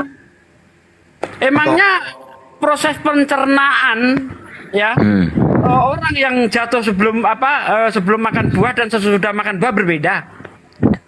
Kalau berbeda boleh, misalnya proses pencernaan manusia kayak monyet, jadi makan apapun aman. Tapi kalau masih sama, baik sudah jatuh atau belum jatuh, ya ada makanan-makanan yang tidak bisa dimakan, kan begitu seharusnya jawabannya. Dasar kalau memang betul ya. Setinggi apapun orang Kristen itu sekolahnya, kalau udah dipentokkan dengan Bible, ngeblank, langsung mendadak idiot. Allahu Akbar, Masya Allah. Jelas-jelas loh dalilnya di situ. Mari kemana-mana. Di dalam kitab Lukas dikatakan loh, dia sendiri yang membawa. Yohanes 5:46. Yesus berkata, jikalau kamu percaya kepada Musa, tentu kamu akan percaya juga kepada aku, sebab ia menulis tentang aku. Dan Musa, bukan Lukas, bukan Matius, bukan Yohanes, tapi Musa. Makanya saya tanya, mana di dalam kitabnya Nabi Musa nubuatan tentang Yesus nanti bangkit pada hari ketiga? Nggak ada. Marah dia, ngamuk dia. Dalam nama Yesus. Kenapa dalam nama Yesus ada apa? Dia mengeluarkan jurus pamungkas itu. Alah, dalam nama Yesus sampai ribuan miliar kali, sampai mulut merobek. Coba aja di depanku, kalau tidak ku tunjang kau, ku robek mulut pakai garapmu. Kita sapa dulu Glenn. Aduh, Pak. Glenn, selamat malam Glenn. Kristen Muslim Glenn. Muslim. Tadi dia dehem. Oh Muslim. Oh iya. Sampaikan Bang. Anda cuma menyimak Bang Juma. Iya. Kalau nyimak. Iya. Hobi. Saya ya dari Mamuju. Tunggu. Dari Mamuju. Di mana kini Mamuju? Di Topoyo. Oh, Topoyo. Iya. Oke, mantap. Hobi saya dengar Bang Juma. Iya. Pegang akidahnya kuat ya, jangan terpengaruh sama penyembah Yudas ya. Iya, cuma nyima Bang. Iya, dari 2019 saya nyima terus. Bang Juma itu kamu di Topoyo, Bang Juma di Malunda. Oh, di mana Malunda? Ya pas di warung itu tikungan. Oh, masa? Di warungnya Bang Juma itu. Warung Taga. Ada penjual serba di situ, rombongannya pedis sekali itu. Serius Ki? Serius, pas di Malunda sebelum tikungan itu kan tempat warung istirahat tuh, Resaria. Iya. Kau carilah di situ Haji Damin. Iya. Tapi saya di Topoyo. Beda tahu. Iya. Saya Topoyo. Tapi cuma nyimak bang, minta maaf ini. Pertanyaan saya sama Ya. guru, kenapa tidak datang kemarin makan lontong sayur di rumah? Kalau gitu dibawa Maaf aja bang ya. dikelupai kalau kanda karena ada juga tamu di rumah karena menunggu Iya. dari pagi. Saya hobi mendengar Bang Juma debat. Ya bang. Iya, kalau kalau bang ya. iya. Ya, Kalau bisa ya, kalau ada oteng turuni saya. tapi kalau ada Kita sapa Anissa. tadi lawan seperti yang Dokter Adi itu ya begitu keluar tanduknya juga itu Gurunda itu. Ada juga rumahnya Bang Juma itu di Mamuju, di Glen. Di mana? Di Kompleks Pemda. Siapa turun kayak Di mana? Kompleks Pemda Mamuju. Iya. Itu kakak di situ. Aku juga di situ. Aku lama di situ Bang Juma. Iya. Waktu masih abang ketua Bapeda. Bang, izin deh. Kan ini kemarin pas kita bagi-bagi buku itu banyak buku yang dibalikin karena mereka rata-rata nggak mau bayar COD-nya. Ada yang sampai ongkirnya 150. Nah, teman-teman siapa yang ada yang berminat buku bisa hubungi saya ya. Nomor HP-nya ada di bio profil. Nama bukunya siapa pemilik tanah Palestina. Tersisa 7. Ada 8 dikembalikan, tapi 7 yang mau saya jual kembali. Gitu ya. Karena ongkir yang sebelumnya aku bayar gitu. Makasih. Lanjut bang. Yang berminat silakan hubungi saya di bio profil. Makasih. WA-nya ada di bio profil. Oke. Jual beli bisa dikasih nilai atau tidak? Sambut dulu deh Ibu Anissa deh. Pengen ngelawak. Anissa, Bunda atau Mbak Anissa, selamat malam. Assalamualaikum. Malam Kak. Oh, silakan. Apa yang disampaikan? Awal pengen sengaja masuk Kak. Mau dengar Bang Fido, syukran. Kenapa, Mbak? Dokternya mana tadi? Sudah pulang? Dokter cintaku, kamu salah langkah. Habis itu kamu ngamuk. Kau sebut nama Tuhanmu, tapi ku tak takut. Sebab Tuhanmu hanya manusia. Hanya Yudas. Di depan umat Islam kau bicara begitu. Ya ampun. Kalau di gereja wajarlah. Dalam nama Yesus. Orang semua akan kesurupan. Wow. Tapi ada tadi yang satu menarik itu. Tadi menarik itu. Jadi tertawaan. Ya, gimana Ganda? Ada tadi pernyataannya Gurunda yang menarik sekali itu. Bahwa Yesus tadi memerintahkan orang yang berdosa disalib ya kalau tidak salah ya. Iya. Iya kan ada ya? Bukan Yesus yang memerintahkan. Apa tadi itu ada pokoknya. Nah sekarang mau menjadi balik pertanyaan. Kok kenapa yang dia perintahkan terus kenapa dia disalib gitu loh? Kalau menurut orang-orang Kristen kan ini kan masa saya suruh orang untuk tidak mencuri, kemudian saya mencuri, gimana gitu loh? Saya nggak masuk di akal. Perintah jangan membunuh. Jangan membunuh. Tidak berdosa. Di Matius 19. Ya, itu. Jangan membunuh gitu kan?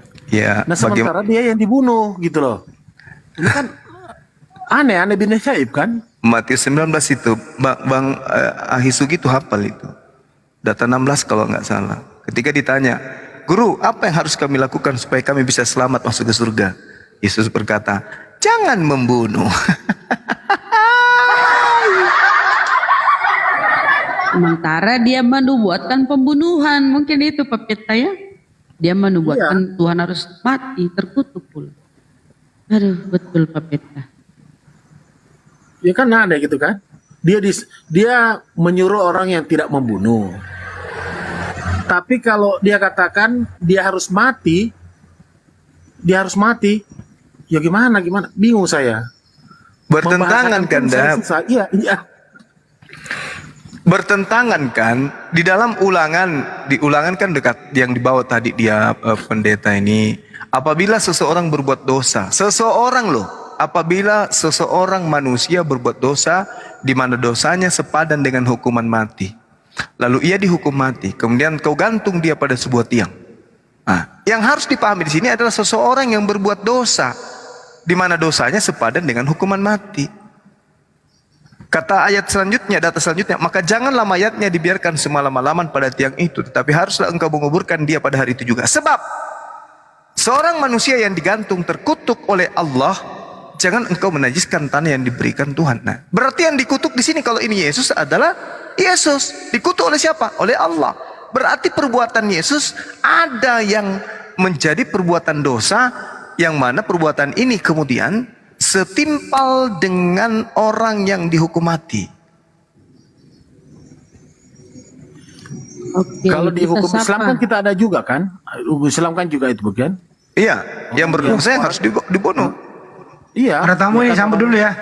Kita sapa A+, selamat malam. Assalamualaikum A+. A+. Woi, selamat malam. Waalaikum. A+. Ngapa kok Rahim? Satu. Malam. Ya, Lam. Oh, Ya, Kristen ya, Bang. iya, saya Kristen. Lanjut, silakan. Tambah guru kita, lanjut. Tuh tadi malam saya ngikutin Komal ini, dengar-dengar dari Bang Juma. Saya baru ada yang baru saya tahu bahwa ternyata Muhammad itu bisa baca tulis ya. Yes. Oh gitu. Tapi pernah saya dengerin ceramahnya Ustadz Abdul Somad. Kebetulan kan saya lagi ngikutin bahwa ternyata Nabi Muhammad itu tidak bisa baca tulis. Pertanyaannya? Jadi yang benar yang mana sebenarnya? Karena selama ini orang tahu, bahkan yang saya sering dengar itu bahwa memang nggak bisa baca tulis al-umi. Oke, cukup dari dan 4. Yang benarnya yang mana? Oke, Anda standby ya, dengarkan jawabannya ya. Kasih. Iya, iya. Nanti ada satu lagi ya. Ya. Oke. Kalau dikatakan Rasulullah Muhammad SAW itu buta huruf Ibrani, Aramaik dan seterusnya, itu betul. Tapi kalau dikatakan kemudian beliau buta Al-Quran, abjad Al-Quran, saya rasa tidak. Kenapa? Karena di dalam Al-Quran surah Al-Bayyinah, di situ dikatakan bahwasanya baginda Rasulullah Muhammad SAW membacakan kemudian Al-Quranul Karim. Rasulun minallah yatsluhu suhufan mutahharah. Seorang Rasul dari Allah yang membacakan lembaran-lembaran kitab suci Al-Quran. Bagaimana ceritanya seorang yang buta Arab, hijaiyah, bisa membacakan Al-Quran? Kalau dikatakan Rasul itu cerdas, Rasul itu pintar, memang tidak ada manusia yang bisa mengalahkan kepintarannya. Tetapi yang dimaksud dia buta huruf ini, itu artinya bahwa beliau Rasulullah Muhammad SAW tidak pernah membaca kitab di luar Al-Quran. Di mana tertulis? Surah Al-Ankabut ayat 48. Apa yang dikatakan di situ? Wa ma kunta tatslu min qablihi min kitab wa la takhuttu bi yaminika idzal lartabal mubtilun. Dan engkau Nabi Muhammad tidak pernah membaca sesuatu kitab sebelum Al-Quran. Dan engkau tidak pernah menulis sebuah kitab dengan tanganmu. Sekiranya engkau pernah membaca dan menulis, niscaya ragu orang-orang yang mengingkarinya. Jadi Rasulullah Muhammad SAW memang tidak pernah menulis Al-Quran, tetapi beliau mampu kemudian membaca setelah datang ilham kepada dirinya. Memang dia mampu membaca, tapi dia tidak pernah membaca kitab Taurat dalam bentuk bahasa apapun. Tidak pernah kemudian membaca Injil, tidak pernah membaca Mazmur, Zabur dalam bahasa apapun. Tapi Rasulullah ketika datang wahyu kepada beliau baginda Rasulullah Muhammad SAW itu kemudian membacakan lembaran-lembaran Al-Quran kepada para sahabat-sahabatnya, kepada orang-orang Yahudi dan kepada orang-orang Nasrani yang hidup di sekeliling beliau pada saat itu. Gitu Bang. Bang, udah dijawab Bang. Mudah-mudahan ngerti jawabannya. Ada komentar Bang atas pertanyaannya? Oh, jadi menurut Bang Juma memang Nabi Muhammad itu bisa baca tulis ya? Baca tulis apa dulu? Jadi yang bisa yang dibaca itu hanya Al-Qur'an, terus yang ditulis yang mana, Bang? Yang ditulis maksudnya? Kan tadi Bang Juma ngomong kan bahwa Nabi Muhammad itu bisa baca tulis. Bisa baca dan menulis ejaan Arab. Tapi itu terjadi setelah beliau terangkat menjadi nabi. Sebelumnya beliau betul-betul tak bisa membaca dan menulis. Dan memang dia tidak pernah menulis. Dan juga dia tidak pernah membaca kitab. Baik Al-Quran, Taurat, Zabur, dan Injil. Memang gak pernah. Tapi dia seorang pedagang yang handal. Makanya dikatakan dalam hadis Bukhari nomor berapa itu? Nomor 111. Rasulullah Muhammad SAW itu diceritakan begini. Telah menceritakan kepada kami. Yahya bin Sulaiman berkata. Telah menceritakan kepadaku Ibnu Wahab. Telah mengabarkan kepadaku Yunus dari Ibnu Syihab. Dari Ubaid bin Abdullah. Dan Ibnu Abbas berkata, ketika Nabi Muhammad SAW bertambah parah sakitnya, beliau bersabda, beliau berkata, berikan aku surat, biar aku tuliskan sesuatu untuk kalian, sehingga kalian tidak akan sesat setelahku. Bagaimana mungkin seorang buta huruf minta kertas untuk menulis? Lalu Umar bin Khattab berkata, sesungguhnya Nabi SAW semakin berat sakitnya, dan di sisi kami ada kitabullah yang cukup buat kami. Kemudian orang-orang berselisih. Dan timbul suara gaduh, maka Nabi Muhammad SAW bersabda, pergilah kalian menjauh dariku, tidak pantas terjadi perdebatan di hadapanku. Maka Ibnu Abbas keluar seraya berkata, ini adalah musibah, dan sungguh segala musibah tidak boleh terjadi di hadapan Rasulullah Muhammad SAW dan Al-Quran. Apa mungkin seorang yang tidak bisa menulis minta kertas untuk menulis surah? Tidak. Jadi Anda salah mendengarkan pemahaman guru kami, ustadz kami.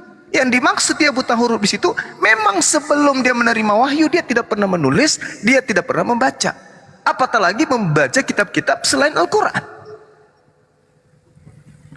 Itu. Tapi setelah Al-Quran itu datang, beliau membacakan, beliau mengajarkan dan seterusnya. Itu tidak bisa dipungkiri. Seperti itu, Bung. Ini Bang Juma, bentar dulu Bang. Iya. Ya, Piagam Madinah 48 pasal sama perjanjian Hudaibiyah. Itu siapa yang konsep? Ya, yang konsep bukan berarti bisa baca tulis kan, Bang? Emang iya kan? Enggak, saya di sini posisi bertanya aja. Tadi jadi tadi gini Bang, agak sedikit masih ada ini enggak sinkron menurut saya karena jadi waktu berdagang juga udah bisa baca tulis gitu. Pada saat beliau berdagang, beliau tidak ada kemudian riwayat menulis, mencatat, nggak ada. Berarti nggak bisa. Saya katakan dia itu ummi, bangsa yang kemudian dipimpinnya adalah bangsa yang ummi, bangsa yang buta huruf. Kan dikatakan dalam Al-Quranul Karim, beliau ini berasal dari bangsa yang ummi, yang tidak pernah kemudian menulis membaca kitab-kitab sebelumnya dan tidak pernah kemudian menulis sebuah kitab dengan tangannya. Itu yang dikatakan oleh Al-Quran. Jadi waktu berdagang belum bisa baca tulis Bang ya? Kalau dikatakan dia bisa baca tulis, apa riwayat yang bisa menuliskan itu, yang menjelaskan itu? Kan tidak ada. Ada Bang. Itu apa? Yang Al-A'raf itu kan yang di surat Al-A'raf itu kan memang dinyatakan dia Al-Umni. Al-Umni kan memang nggak bisa baca tulis Bang. Al-A'raf ayat berapa? 157 ya pasalnya. Al-Ummi lah. Pokoknya Al-Ummi itu kan memang nggak bisa baca tulis Bang. Udah diterangin tadi. Kan sudah katakan kepada saudara bahwa Rasulullah Muhammad SAW setelah menerima hikmat kenabian, segala sesuatu itu terbuka oleh Allah kepada dirinya. Karena mujizat. Oh berarti, ya udah berarti kesimpulannya gitu aja Bang ya. Berarti waktu dia berdagang itu sebelum Nabi dia belum bisa baca tulis. Tidak ada riwayat yang mengatakan beliau menulis pada saat itu. Iya memang. Ya berarti kesimpulan memang nggak bisa kan Bang gitu ya. Ya udah cukup lah. Iya. Tapi setelah Nabi tiba-tiba jreng mujizat langsung bisa baca tulis Bang ya. Iya betul. Kalau gitu saya tanya balik, apakah Tuhan mau bisa baca tulis? Yesus. Tuhanku. Ya. Yesus. Ya. Bisa. Tulisannya mana? Dia kan sering di sinagog. Enggak, Dia pernah tulisannya mana? membacakan ayat juga di sinagog. Hah? Enggak, tulisannya mana? Ya enggak perlu ada, tapi yang jelas kan ada Berarti ceritanya. aku nggak percaya gitu. juga. Aku nggak percaya orang nggak ada tulisannya kok. Di Bible bukan dia yang nulis kok. Iya. Berarti nggak bisa nulis dong. Nggak ada hubungannya ke situ, Bang. Loh, kalau dia bisa nulis kenapa bukan dia yang nulis Bible? Ini kan masalahnya, saya kan tadi pertanyakan. Enggak, ini Karena saya yang juga setahu nanya Pak saya, Dik. Gitu loh. Saya juga nggak percaya. Di Biblemu bukan dia yang nulis kok. Ya memang iya, dia kan Berarti memang nggak bisa nulis dong. Berarti nggak bisa nulis. Sekarang begini. Emang tadi seperti itu posisinya, bukan gitu tadi. Tadi kan sekarang, gini loh, Bang. Sekarang begini, Bung, saudara, gini. Kesimpulannya ya, supaya Anda kan bertanya dengan baik ke kami. Kami menjawab pun dengan cara-cara baik. Iya. Menurut saudara, yang diartikan buta huruf di dalam Al-Quran itu kata apa? Ummi ya kan? Itu kan kata yang Gini, sangat... tadi pertanyaan saya gini Bang Juma, dengar dulu ya. Kan tadi malam saya sebenarnya nungguin giliran, tapi saya ketiduran. Karena Bang Juma saya baru tahu bahwa Muhammad itu tidak bisa, Muhammad itu ternyata bisa baca tulis gitu loh. Nah ternyata saya pernah ikutin kajian dari Ustadz Abdul Somad, yang di sana dinyatakan bahwa Muhammad itu adalah al-ummi atau tidak bisa baca tulis. Kesimpulannya seperti itu loh. Nah tadi kan udah jelasin ya, saya terima nggak apa-apa. Jadi Muhammad itu waktu berdagang memang dia tidak bisa baca tulis. Kan itu kesimpulannya tadi kan Bang ya. Nah tapi sebegitu dia jadi nabi langsung punya mujizat, langsung bisa baca tulis gitu. Kalau di kajiannya Ustadz Abdul Somad itu tidak ada dinyatakan di situ memang waktu dia nabi bisa jadi baca tulis gitu. Nah terus tadi yang Bang Handi Selebes ya? Anda ingin menjawab semua kayak narasumber di sini. Saya nggak boleh ngomong. Tadi kan udah saya dengarin Bang, udah saya bikin kesimpulannya, kan benar nggak? Saya punya kesimpulan tadi. Bang Juma kan makanya bicara, saya kan minta, saya kan mau menjelaskan. Udah Oke, dijelasin saya kan nanya kan? tadi. Saya kan bertanya, apa kata di dalam Al-Quran yang Anda terjemahkan buta huruf? Kata apa itu? Sesuai dengan kajian Ustadz Abdul Somad, al-umni artinya tidak bisa baca tulis. Kok pakai al-ummi? Nggak ada kata alnya. Astaga. Kalau dengar kau Coba deh di sebelum ke Umi ya udah Umi. Oke. Sebentar lagi Bang Aples, yang dijelaskan oleh Ustaz Abdul Somad itu dalam konteks apa tidak baca tulis? Baca tulis tentang Al-Quran atau baca tulis tentang, karena kalau saya yakin dan Abdul Somad itu dalam memberikan penjelasan itu detail. Jadi yang saya mau tanya kepada saudara, yang Anda dengarkan itu dia tidak bisa baca tulis dalam konteks apa? Konteks dalam artinya ilmu dunia atau dalam pemahaman tentang pembacaan ayat kitab suci Al-Quran? Jangan sepotong-sepotong gitu. Yang saya tangkap di situ, oke, ada tulisannya, saya bisa ini nanti ada ininya. Ya biar Banyuma yang jelasin deh sekali lagi deh. Diam dulu. Iya. Tunggu dulu. Saya ditanya, saya jawab dulu dong. Ini kan para penghuni surga ini nanti kan? Oh iya, memang betul. Iya, kalau penghuni surga jangan. Iya betul. Nanti kalau ribut-ribut apa emosian ya, saya juga ogah lah masuk surga yang seperti itu. Enggak ada yang Ya emosi kan? loh Bang, enggak ada emosi nih. Enggak, itu siapa itu sih? Cuman Anda nggak bisa itu, memberikan kita menjelaskan Bang Juma, itu si Andi Selebes itu tadi bahasanya kan diam dulu, enggak, jangan gitulah. Loh, kenapa? Saya mau dengarin aja atau gimana? Saya mau dengerin aja atau gimana? Anda kan datang sini bertanya. Kami yang harus menjawab, bukan Anda yang menjelaskan. Anda bawa ustadz kami lagi. Anda diam, Anda bertanya itu status murid. Apalagi Anda Kristen. Saya jelaskan kepada saudara. Kata ummi itulah yang kemudian menjadikan Anda memahami bahwa baginda Rasulullah Muhammad SAW itu buta huruf.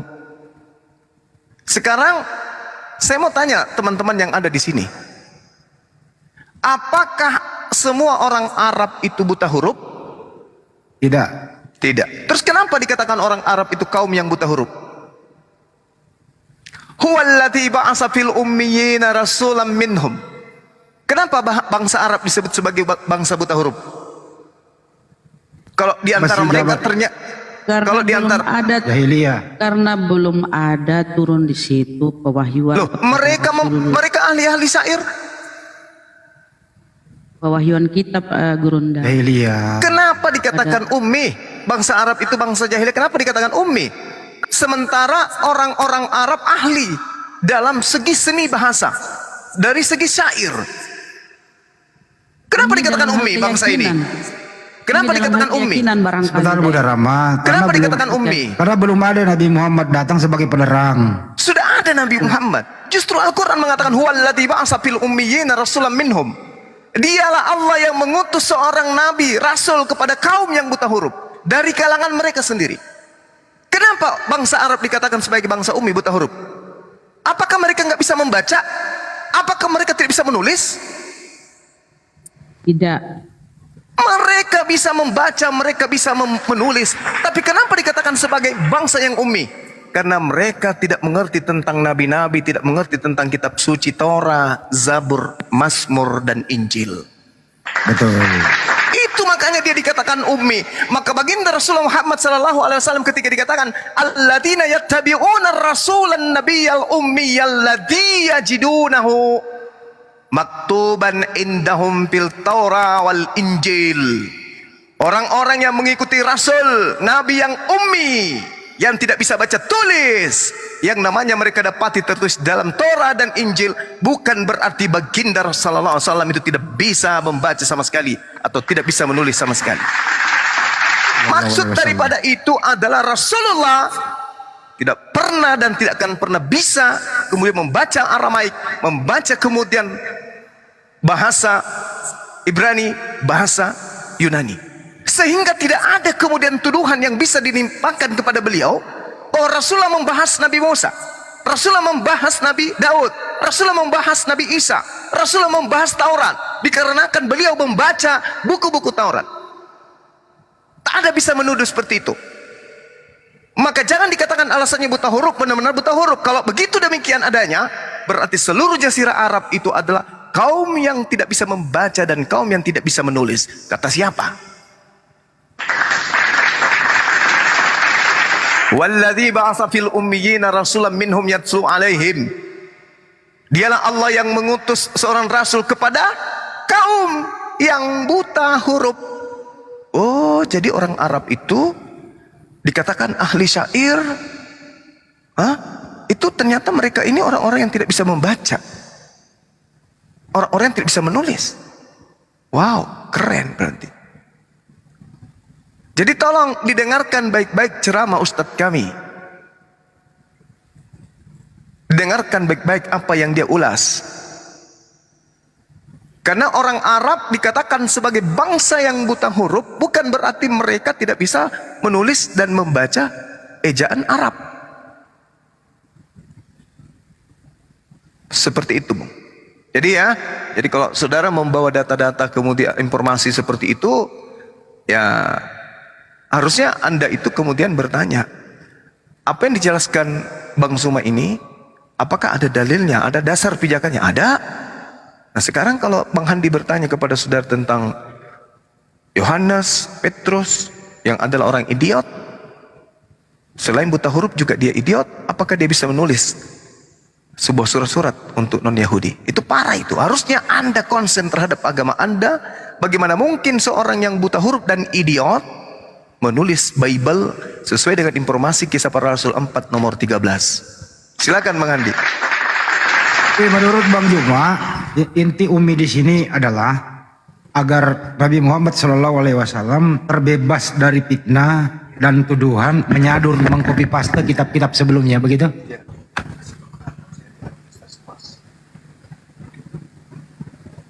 Halo? Mana nih, Bang Juma? Kemiut Bang Juma? Dan ayat-ayat di Al-Quran itu disuruh membaca. Bang Yoma, gitu loh. intinya Al-Araf saya ulang ya. 30. Intinya adalah Umi artinya di sini agar terbebas dari fitnah dan tuduhan yang selama ini juga dari zaman dulu sampai sekarang bahwa Nabi Muhammad itu bebas dari fitnah dan tuduhan menyadur copy paste kitab-kitab sebelumnya. Nah, kasih saya tambah satu data ya, Al-Araf ya. Al-Araf ya 30 gini bunyinya. Demikianlah kami telah mengutus engkau Muhammad kepada suatu umat yang sungguh sebelumnya telah berlalu beberapa umat agar engkau bacakan kepada mereka Al-Quran yang telah kami wahyukan kepadamu. Disuruh baca. Rasulullah bukan tidak bisa membaca. Banyak data-data di Al-Quran itu disuruh bacakan. Sampai Betul itu ya Bang Juma ya, agar terbebas dari tuduhan itu ya Bang Juma ya. Bang Juma kok langsung mic-nya apa gimana? Iya, jadi kan dia mencoba untuk mengatakan bahwa siapa yang salah antara Ustadz Uwas dengan penjelasan Bang Suma.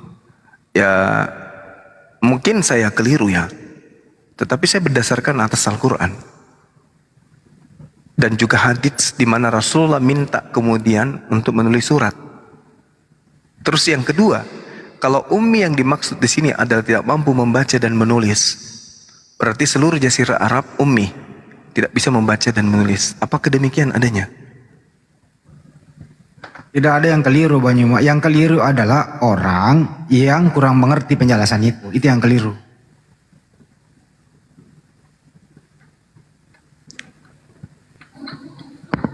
Udah bisa saya ngomong Bang? Iya silakan.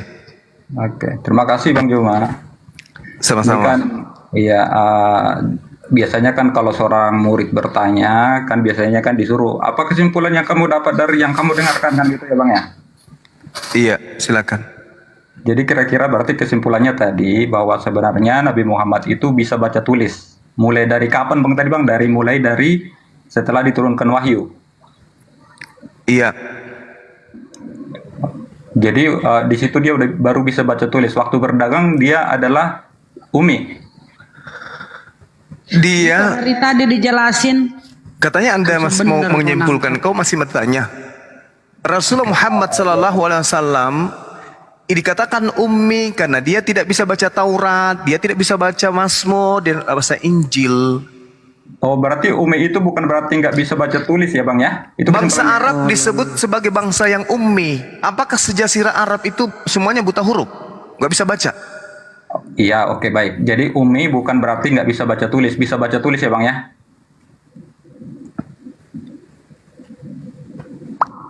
Gimana Bang? Betul ya? Kesimpulan saya benar? Anda dengarkan apa tadi? Saya dengarkan bahwa al-ummi itu berarti sebenarnya bukan nggak bisa baca tulis, tapi bisa baca tulis. Anda harus menjelaskan dulu yang dikatakan beliau ummi, yang dikatakan bangsa ummi, buta Taurat, buta Mazmur, buta Injil. Bisa baca tulis Bang? Tololnya ini. Udah turunkan, turunin. Harus turunin. Saya curiga bukan Kristen ini, mungkin dari Syiah. Bertanya, tapi pakai alat untuk mendeteksi jawaban. Jangan bertanya, tapi seperti bembe. Dikasih jawaban, seperti bembe. Makanya saya bilang, yang keliru itu adalah orang yang tidak bisa mendengarkan. Halo Bang. Halo juga. Roberto, selamat malam. Silakan. Selamat malam. Kok saya bisa bertanya Bang? Apa bertanya? Iya. Silakan. Bisa. Bang Juma udah 2 kali, 4 kali mengulang-ulang. Masih dia mau disimpulkan salah. Gimana sih itu? Muhammad itu saat menerima Al-Quran baru dia baca. Apa kau bilang? Kau mimpi kayak itu, kau ngigau. Bangun dulu lah. Kau ngigau, kau bertanya. Bangun, ayo cuci muka dulu. Saat dia bisa baca itu saat sudah menerima wahyu itu atau tidak? Apa kau bilang pula? Siram mukamu dulu air dingin, ayo. Sebelumnya itu dia atau tidak bang? Tidak apa. Biarin aja dulu apa sih yang dia mau. Biarin dulu bunda apa yang mau. Roberto mau nanya apa? Tadi kan bilang bicara tentang itu. Saya kan nanya, apakah Muhammad sebelum jadi nabi dia bisa baca atau tidak? Tadi udah dijawab bang, nggak denger jawabannya tadi. Ya, jawabannya ada di YouTube kami, Kipli Amabas. Anda nonton di sana jawabannya. Oke, itu jawabannya. Kamu udah dijawab 4 kali tadi ulang-ulang. Oke. Oke, makasih. Jadi, Pak, Saya mohon izin ya, sebelum dilanjut ya, saya mohon izin turun dulu. Besok mau balik kanan ke Makassar. saya mau bertanya. Oke, makasih semua. Assalamualaikum warahmatullahi wabarakatuh. Waalaikumsalam warahmatullahi wabarakatuh.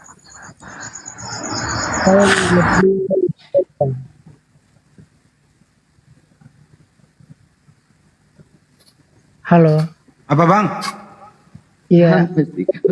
Al-Quran itu ambil di mana? Ambil di mana sini? Tolong. Nggak apa-apa dijawab Bang Juma. Al-Quran itu ngambil di mana Bang Juma? Silakan dijawab nggak apa. Al-Quran itu adalah wahyu. Wahyu dari Allah. Iya. Wahyu itu adalah kalimatullah, kalam Allah yang turun ke bumi melalui Roh Kudus sampai kepada baginda Rasulullah Muhammad sallallahu alaihi wasallam. Melalui Roh Kudus. Ya.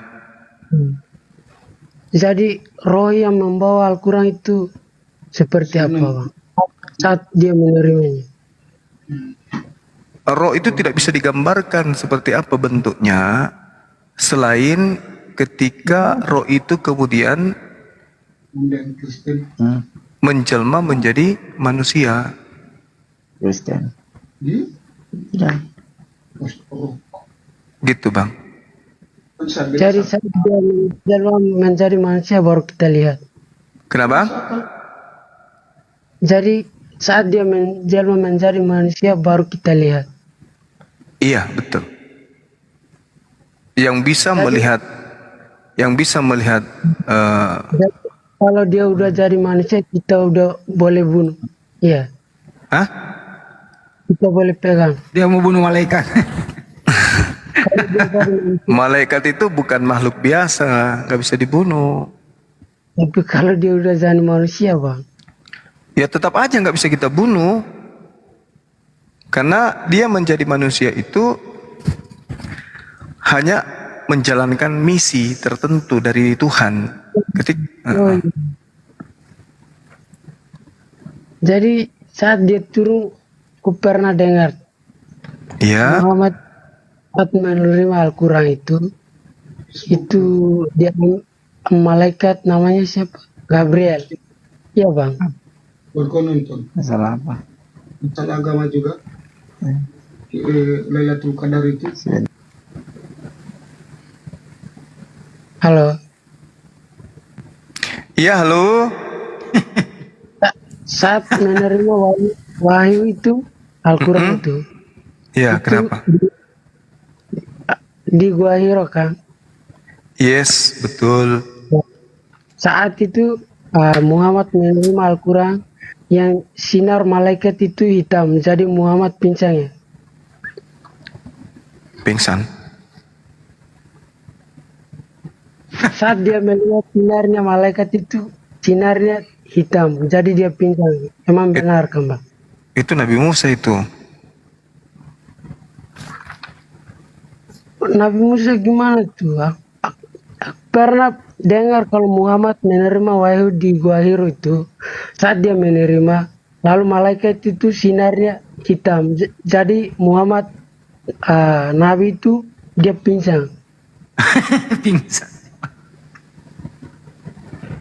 Cuma abang gak pernah baca ya? Itu gak pernah itu temukan tulisan seperti Tidak. itu. Memang ada sering dengar. Tidak pernah. Tidak ada itu sinar hitam pingsan, tidak ada. Itu di hadis di mana tuh? Kau diam dulu. Kita sapa dulu Mahres. Mahres, selamat malam. Assalamualaikum. Muslim Islam? Muslim Islam. Kristen? Mahres? Bang Mahres 48. Mencoba. Ya. Ini anak ini di mana kira-kira dapat ilmu? Ada sinar hitam terus pingsan. Dia balayar di mana nih? Mungkin pada saat ke Damsik, siapakah engkau Tuhan? Kok bisa dia tahu bahwa yang dia temukan dia itu Tuhan? Memang itu Muhammad pincang pergi ke itu istrinya yang pertama itu. Jadi dipijit-pijit baru dia bilang. Tapi dia memang dia di Gua Hiro tuh dia bilang dia pincang saat dia menerima Al-Quran itu.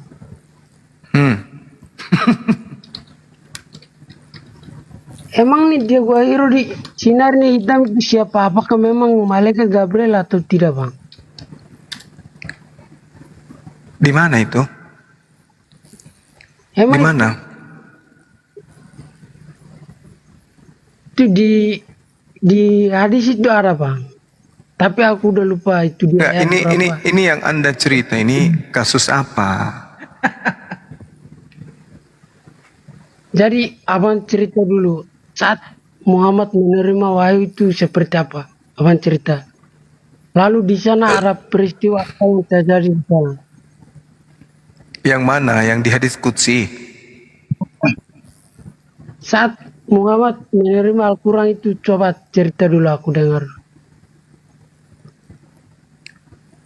Nabi Muhammad SAW kemudian bertahalus menyendiri, berfikir dan mengingat pencipta langit dan bumi. Lalu datang kepadanya Roh Kudus. Terus begitu Roh Kudus datang, maka diajarkanlah kepadanya bacaan Al-Quran surah Al-Alaq. Beliau tidak pingsan. Oh iya. Jadi diajarkan.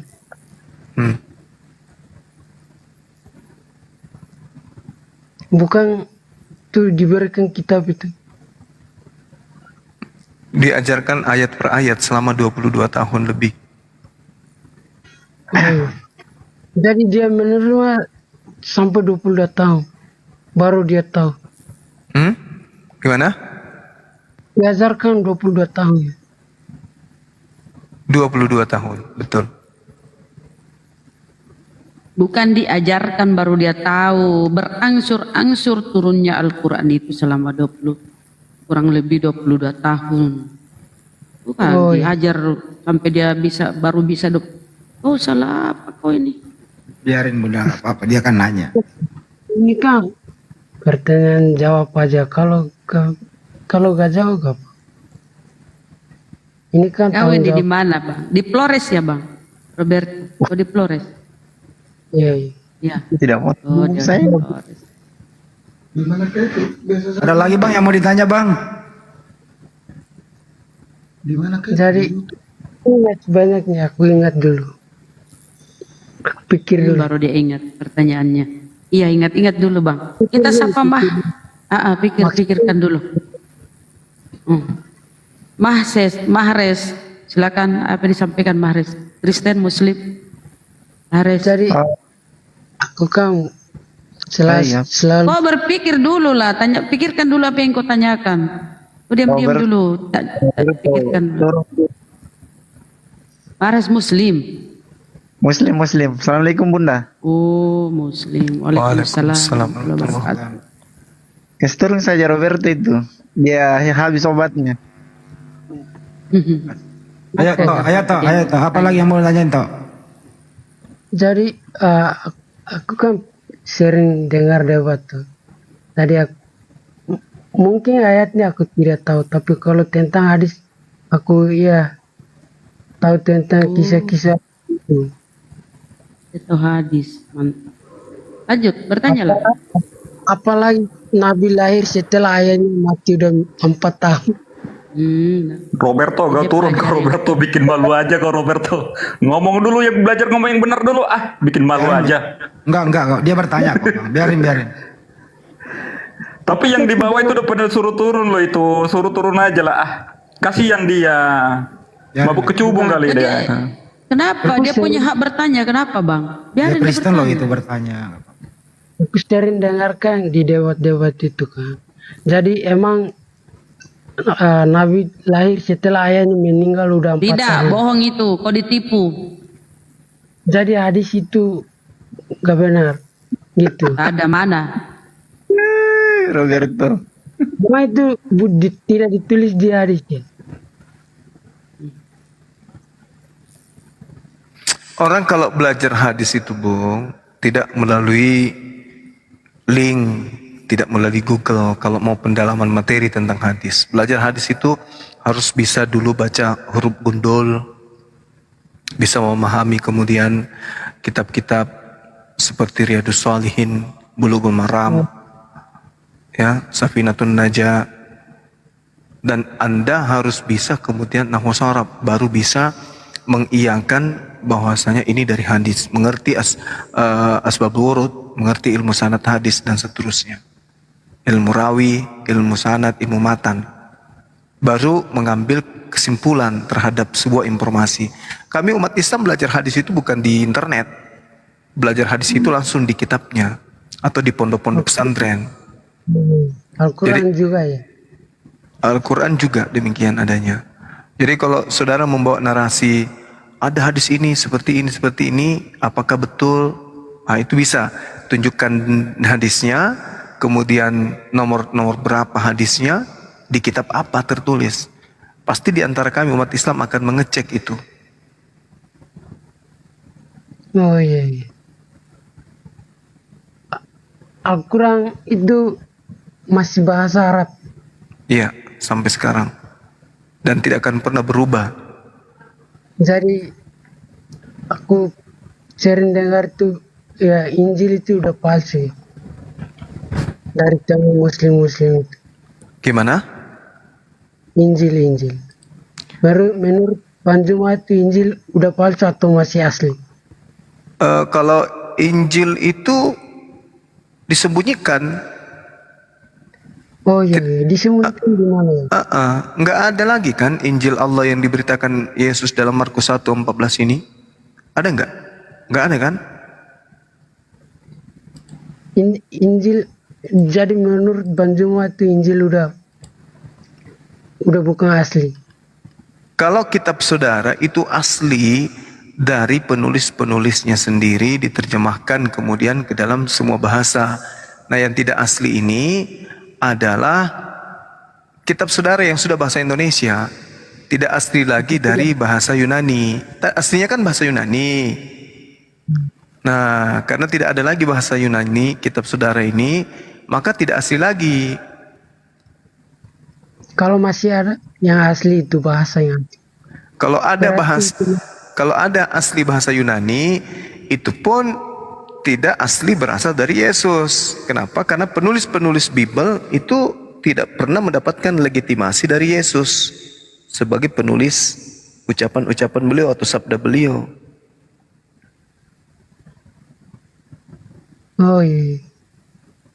Jadi Injil yang disebut dalam Al-Quran itu di mana ya? Ya itu yang disembunyikan oleh ahli kitab.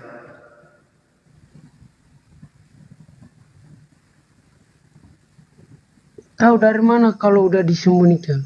Tidak ada muncul. Mana Injil yang diajarkan Yesus?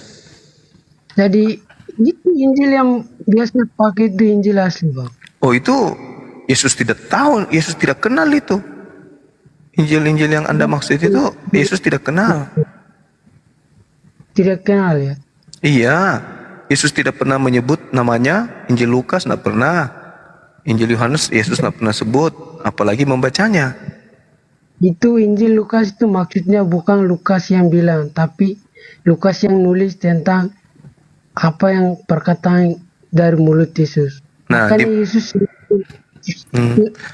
kalau begitu di mana? Kalau begitu di mana Lukas pernah bertemu Yesus? Itu dia murid-muridnya itu, 4 orang itu. Di mana? Di mana Yesus Makan- pernah bertemu Lukas? Lukas ini orang Romawi, orang Yunani.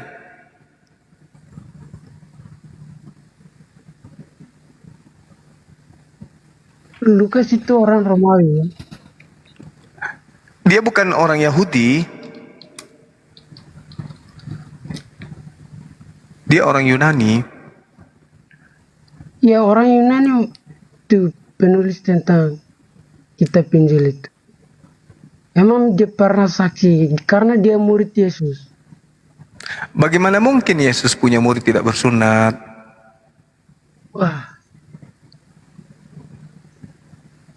Dia kan orang Yunani, abang tahu kan? Orang Yunani emang tidak bersunat, itu bangsa Israel yang sunat, bang. Nah, itu dia. Bagaimana mungkin Yesus itu mengajar orang yang tidak bersunat?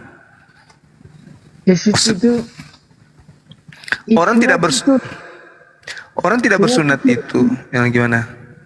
itu orang yang bangsa Israel, bang. Jadi Iya. dia kan emang dia tidak bersunat, tapi kalau jadi muridnya bukan lihat dari sunat atau tidak. Iya, Bukan memandang- masalahnya orang yang tidak bersunat itu dianggap kafir. Aduh, Mm-mm. kafir gimana, bang? Baca Kalau coba. bang- Baca tidak- coba. tidak- Baca di Galatia 2 nomor 14. itu kepada bangsa Israel aja, bang. Kalau di luar itu tidak sunat itu bukan lagi kalau kafir itu memang kalau tidak sunat orang bangsa Israel yang tidak sunat itu memang berkata abang itu benar. Tapi kalau yang di luar itu bukan kafir karena dia itu bangsa dari luar. Jadi Yesus menerima jadi muridnya bukan mandang dari sunat atau tidak. Oh, nggak bisa, Bang. Yesaya 52 nomor 1, orang yang tidak bersunat haram hukumnya masuk ke dalam tanah Yerusalem. Yehezkiel 44 nomor 9, najis orang yang tidak bersunat masuk ke dalam sinagoge, tempat sucinya, tempat ibadahnya Yesus, tidak boleh. Jadi Lukas tidak sunat itu abang tahu dari mana? Ya karena dia bukan orang Yahudi, dia orang Yunani. Berasal dari kota Antioquia, Syria. Oh iya. Tapi Yesus itu harus dia udah melakukan sunat ya. Jadi Yesus itu tidak perlu dia datang itu bukan untuk selalu melakukan hukum Taurat, tapi dia memberitahukan tentang firman yang dalam dirinya. Jadi dia bilang apa yang perkataan dia itulah firman itu sendiri. Makanya Iya. Lalu mana perkataan-perkataan Yesus itu? perkataan Yesus bilang, aku beritahu kepadamu sesungguhnya, akulah jalan dan kebenaran dan hidup.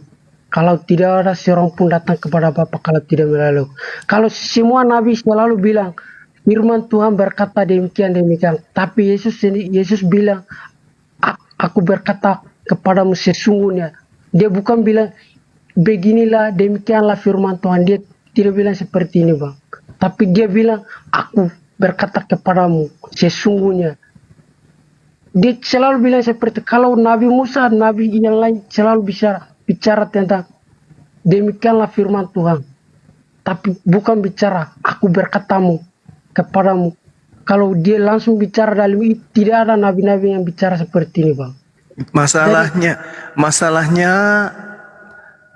ucapan-ucapan Yesus itu mana? Semuanya mana? Itu di Injil itu, Bang. Oh tidak, itu tulisan yang hasil tulisan-tulisan di kitab Anda itu hasil penyelidikan. Hasil penyelidikan bagaimana? Di museum di Israel, di Antioquia masih ada, Bang. Iya, maksud saya Yesus tidak pernah bertemu dengan penulis kitab saudara. Abang, siapa yang bilang seperti ini? Orang yang berjalan muridnya makan bersamanya udah nulis. Lalu 700 Di mana Lukas makan bersama dengan Yesus? Tertulis di mana itu? Itu di Injil. Tidak ada. Tidak pernah Lukas bertemu Yesus. Oh, makanya Injil yang abang pegang itu udah yang itu tidak asli itu, Bang. Saya nggak ada Kalau- pegang Injil. Tidak ada pegang Injil saya. Saya bukan Bani Israel. Injil itu datang melalui Yesus kepada Bani Israel, bukan kepada umat Islam. Bukan datang itu Injil itu bukan datang dari langit. Loh, jadi yang Firman sendiri itu bicara. Jadi tidak perlu datang dari sana. Firman itu yang bicara sendiri. Jadi firman itu keluar, dia bilang, aku berkata-kata. Yang firman itu yang bicara sendiri, Pak. ya mana kata-katanya Yesus mana? Itu yang di Injil itu. Tadi bilang dia bicara. Itu akulah jangan- kata-kata keluar dari mulut Lukas. Aduh. Lukas menulis, bukan itu di Filipi ayat berapa itu aku gak tahu, tapi Apalagi Filipi, itu surah Paulus, bukan surah Yesus.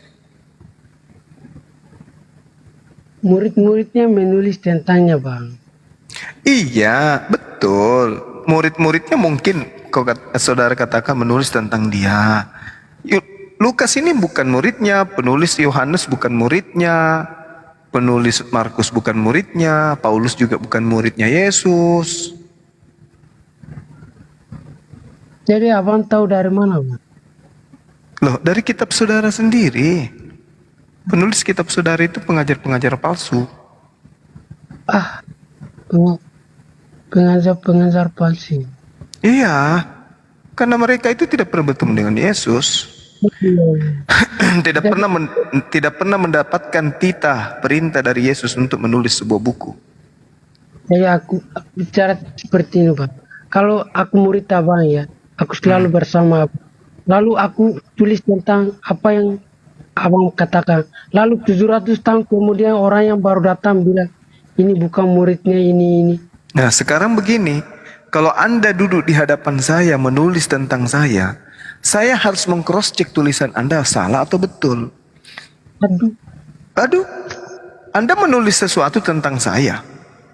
Harus saya periksa tulisan Anda betul atau tidak. Benar nggak?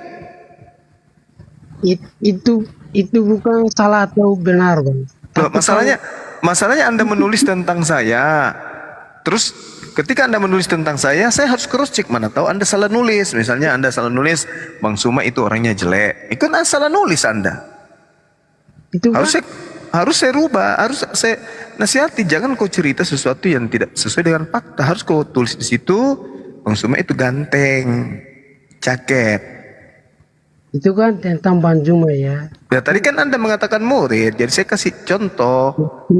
Kalau Bang Juma dan Yesus itu beda. Jadi kalau misalnya Yudas itu atau Paulus itu murid Yesus, itu tulis dengan maka Yesus harus meng-cross check tulisan-tulisan orang ini benar atau tidak. Tulisan murid Yesus itu tidak pernah salah. Dari mana Anda tahu? Dari mana Anda tahu? Karena mereka tulis dengan Roh Kudus yang bersama mereka. Berarti dia bukan murid Yesus kalau begitu. Roh yang bersama mereka itu Yesus yang perintah, kamu akan mengingat semuanya apa yang Iya, aku kamu di situ termasuk Lukas dan Paulus kagak?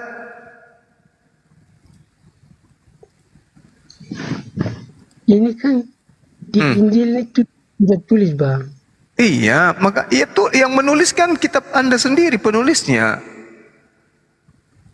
Dia tulis tentang guru dan juru selamat yang pernah mereka ketemu dan menjadi Saya kalau hadir pada saat itu lalu melakukan penyelidikan, menulis juga, menyusun cerita-cerita peristiwa, apakah Anda mau menganggap saya sebagai muridnya Yesus?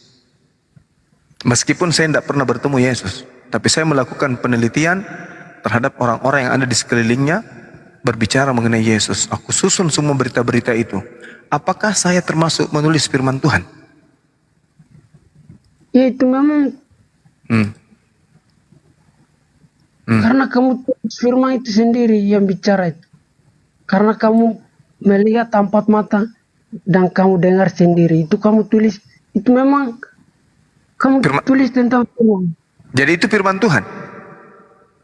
Ya itu memang benar. Jadi itu firman Tuhan kalau saya menulis sesuatu yang dihasilkan dari penyelidikan saya sendiri. Bukan penyelidikan sendiri, tapi lihat sendiri apa yang dia bicarakan, Bang. Saya nggak lihat, saya menulis dari kesaksian-kesaksian orang. Apakah yang saya tulis, apakah yang saya tuliskan ini benar-benar firman Tuhan? Karena firman yang bicara sendiri. Ya, bukan. Saya menuliskan berdasarkan hasil penyelidikan saya. Nah, itu bukan, tapi mereka yang nulis itu Yesus bilang sendiri dan mereka dengar. Oh, enggak pernah. Lukas tidak pernah bertemu Yesus. Di mana Lukas pernah bertemu Yesus? Markus juga ya. Markus juga tidak pernah bertemu Yesus. Penulis Matius juga nggak pernah. Begitu juga penulis Yohanes nggak pernah. Jadi itu yang tadi saya bilang, Bang. Dan kami percaya itu Markus itu murid Yesus. Oh, itu murid Paulus itu. Paulus, Markus itu murid Yesus, Bang. Di mana Yesus mengangkatnya sebagai guru murid? Itu mereka yang ikuti, jadi bukan mengangkat atau apa. Jadi mereka ikuti Yesus baru kita bicara aja mereka itu murid Yesus. Bukan murid Yesus itu, bukan. Bukan murid Yesus, mereka semua itu adalah pembantai Yesus, antikristus. Aduh. Ini dari mana nih, Bang? Loh, mereka menuliskan bahwa mereka sebagai 600 kemudian baru orang yang bilang kalau aku ini bukan murid Tuhan. Nah, sekarang begini, berikan saya bukti tertulis di kitab saudara, Lukas pernah bertemu Yesus. Di mana? Aduh. Dia pilih tentang apa yang Yesus bicara, bukan dia pilih tentang. Iya sama, makanya muncul pernyataan saya. Kalau saya hidup pada zaman itu, lalu saya menulis tentang Yesus, apakah saya murid Yesus? Bang, ya. Nulis Injil itu bukan nulis tentang dirinya. Kalau aku pernah bertemu Yesus, bukan nulis seperti ini. Tapi mereka menulis apa yang Yesus bicara. Dari mana mereka tahu sementara mereka hanya menuliskan berdasarkan hasil penyelidikan, bukan bertemu Yesus langsung. Aduh. Kenapa bertemu sendiri? Aduh Mama Saudara. Silakan Bang Andi. Silakan Bang Andi. Enggak. Cuma sudah. Cuma pengen ketawa. 500 tahun kemudian baru datang ini bukan murid itu. Jangan menurut Al-Quran, menurut Bible, pernah tidak Yesus berkata kepada Lukas?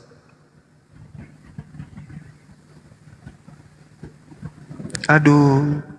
Kalau Yesus bicara itu bukan kepada Lukas atau siapapun, dia bicara firman kepada semua bangsa. Jadi tidak terkait catatannya Lukas yang ditulis Lukas ini, apakah pernah Yesus berkata kepada Lukas? Muridnya kan 12 orang, Bang. Termasuk Lukas tidak? Muridnya 12, termasuk Lukas tidak? Termasuk. Di mana di 12 murid ada namanya Lukas? Ada Bang. Ada. Lukas ya. Di mana tertulis itu bisa tunjukkan?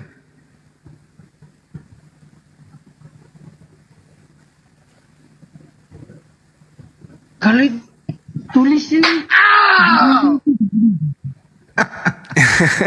Ayo Bang Andi, masuk Bang Andi. Saya sahur dulu Bang Andi. Lanjut dulu 10 menit. Alberto, biasanya tidur jam berapa, Bro?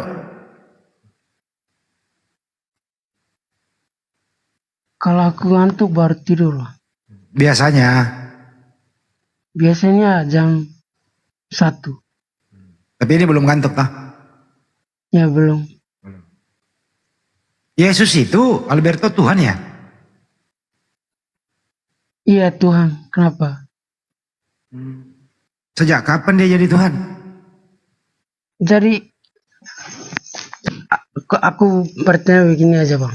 Kalau Allah di Islam itu namanya berapa? Jangan pindahin dulu. Yesus itu sejak kapan jadi Tuhan? Itu Yesus bilang akulah terang. Di Islam itu terang itu Allah sendiri. Allah itu sih. Kok ada Allah sih? Sudah bilang akulah terang. Alberto, nama Tuhanmu sih? Alberto, nama Tuhanmu siapa sih? Nama Tuhanku ya. Yes, namanya siapa Tuhanmu? Ya Bapa. Bukan Yesus. Yesus.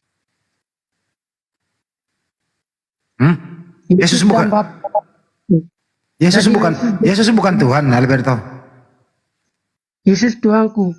Oh, jadi nama Tuhanmu kamu Yesus ya? Nama Tuhanku.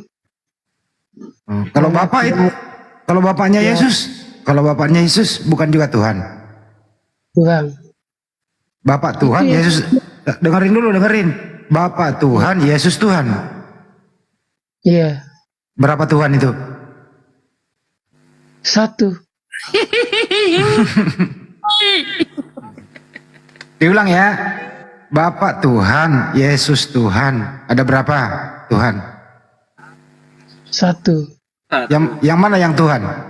Bentar Bang Andi, bentar. Ya. Roberto manusia, Bang Andi manusia. Ada berapa manusia? Ini bukan abang. Roh abang dan abang itu satu atau dua? Satu. Kalau saya dan roh saya kan jadi satu. Kalau Yesus kan enggak. Jadi kalau abang udah lahir baru kita pikiran. Ini nggak ngomongin, ini nggak bicarain manusia, ini ngomongin Tuhan. Masa kok samakan Tuhanmu manusia sih? Memang manusia itu kita tidak bisa dibandingkan Tuhan, tapi untuk mendekatkan kita pikir dekat. Emang Yesus bukan manusia? Memang Tuhan itu kita tidak bisa jelaskan tentang apa yang di dunia ini, Bang. Tapi kita bicara untuk mikirin untuk dekat, kita bisa pikir tuh dekat kita kalau Tuhan itu seperti ini. Bapak Tuhan, dengerin. Bapak Tuhan, Yesus Tuhan. Ada berapa Tuhan? Satu, karena Yesus itu firman Tuhan itu sendiri, Bang. Apakah Bapak sama Yesus sama? Sama. Tapi dalam hakikat itu satu hakikat ada tiga pribadi, Bang. Oh, jadi Bapak juga punya fisik. Yesus punya fisik. Karena itu tadi Bang Jung udah bilang, Bang, kalau roh menjadi manusia maka menjadi fisik, Bang. Yesus punya fisik nggak? Kalau roh itu menjadi manusia maka dia jadi fisik. Yang tadi gua bilang, yang turun itu jadi manusia maka kita bisa pegang. Dia menjadi fisik. Tapi kalau dia masih keadaan roh kita tidak bisa melihat, Bang. Kalau Yesus bisa dilihat nggak? Seperti ini, Bang. Roberto, Tuhan bisa dilihat nggak? Tidak bisa.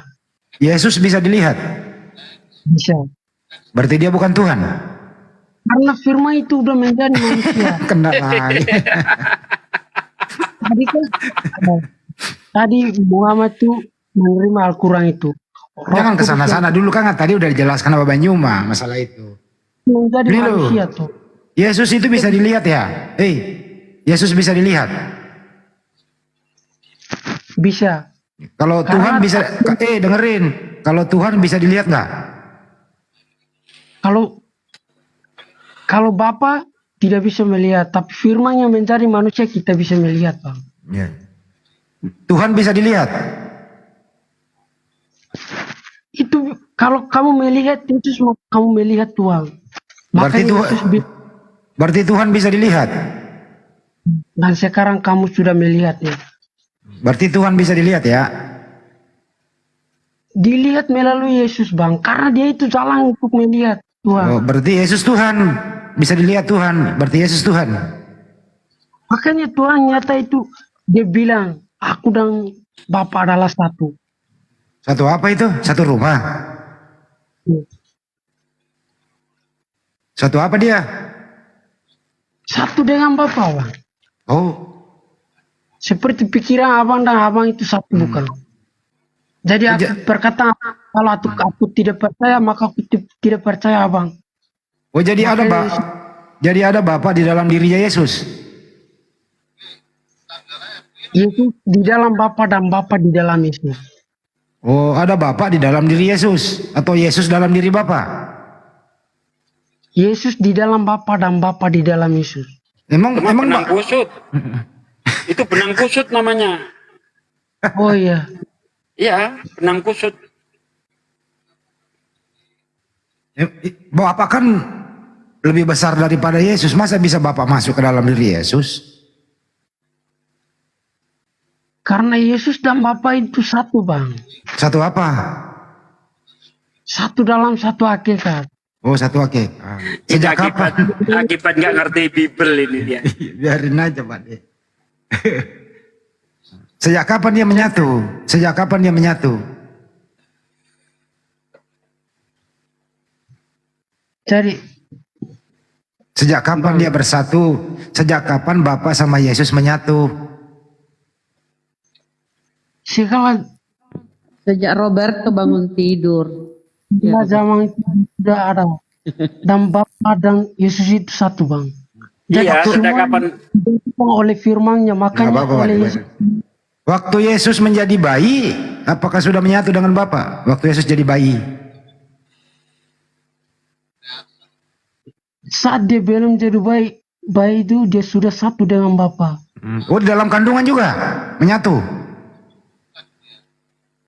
Kalau udah menjadi manusia, memang tidak menyatu.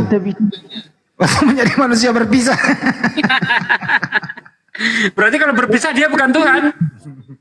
Itu bukan berpisah, Bang. Abang, kalau sinar matahari kan di langit. Kalau sinar kena Abang, apakah matahari dan sinar itu berpisah, Bang? Oh, kayaknya kau wali matahari nih. Jangan-jangan kau kerja di matahari. Katanya nggak boleh dibandingkan dengan yang ada di dunia. Kok dibandingkan? Gimana sih kamu ini? Dekat aja, Bang. Tadi saya membandingkan dengan manusia nggak boleh. Kamu boleh membandingkan dengan matahari. Gimana sih kamu ini? Kok mencela-menceli gitu? Kita menjelaskan bukan untuk... Nah iya, saya tadi juga ingin menjelaskan. Kamu manusia, Bang Andi manusia. Ada berapa manusia? Itu kan ada dua tubuh, Bang. Nah, emangnya antara Yesus dan Bapa nggak dua tubuh? Dua pribadi? Katamu dua pribadi. Satu pribadi, Bang. Oh, satu pribadi. Satu hakikat, Bang. Oh, Yesus dan Bapa satu pribadi. Ya.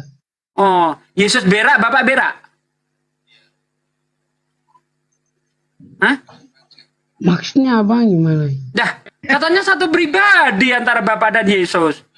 Kalau satu pribadi itu saya berak, Rohku pun ikut berak.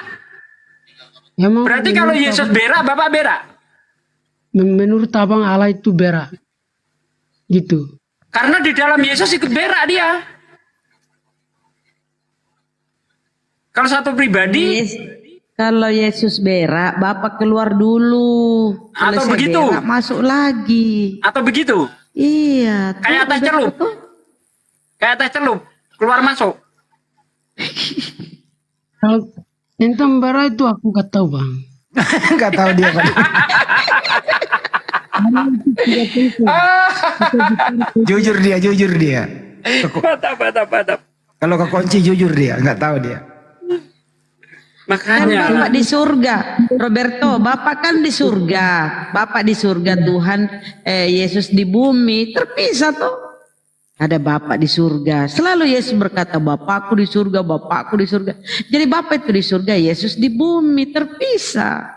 Gimana satunya? Makanya aku tadi bilang kalau matahari di atas tuh. Kalau matahari bukan Tuhan. Ya bukan Tuhan, tapi untuk kita pikir dekat, Bang. Aduh. Kayak kau pernah kerja di matahari ya? Sinar matahari itu matahari bukan? Nah, itu matahari. Sinar matahari itu matahari. Yang benar aja kamu. Makanya sinar matahari dan matahari itu satu atau dua? Dua. Dua. Nah, sekarang apakah sinar matahari itu komponennya sama dengan matahari?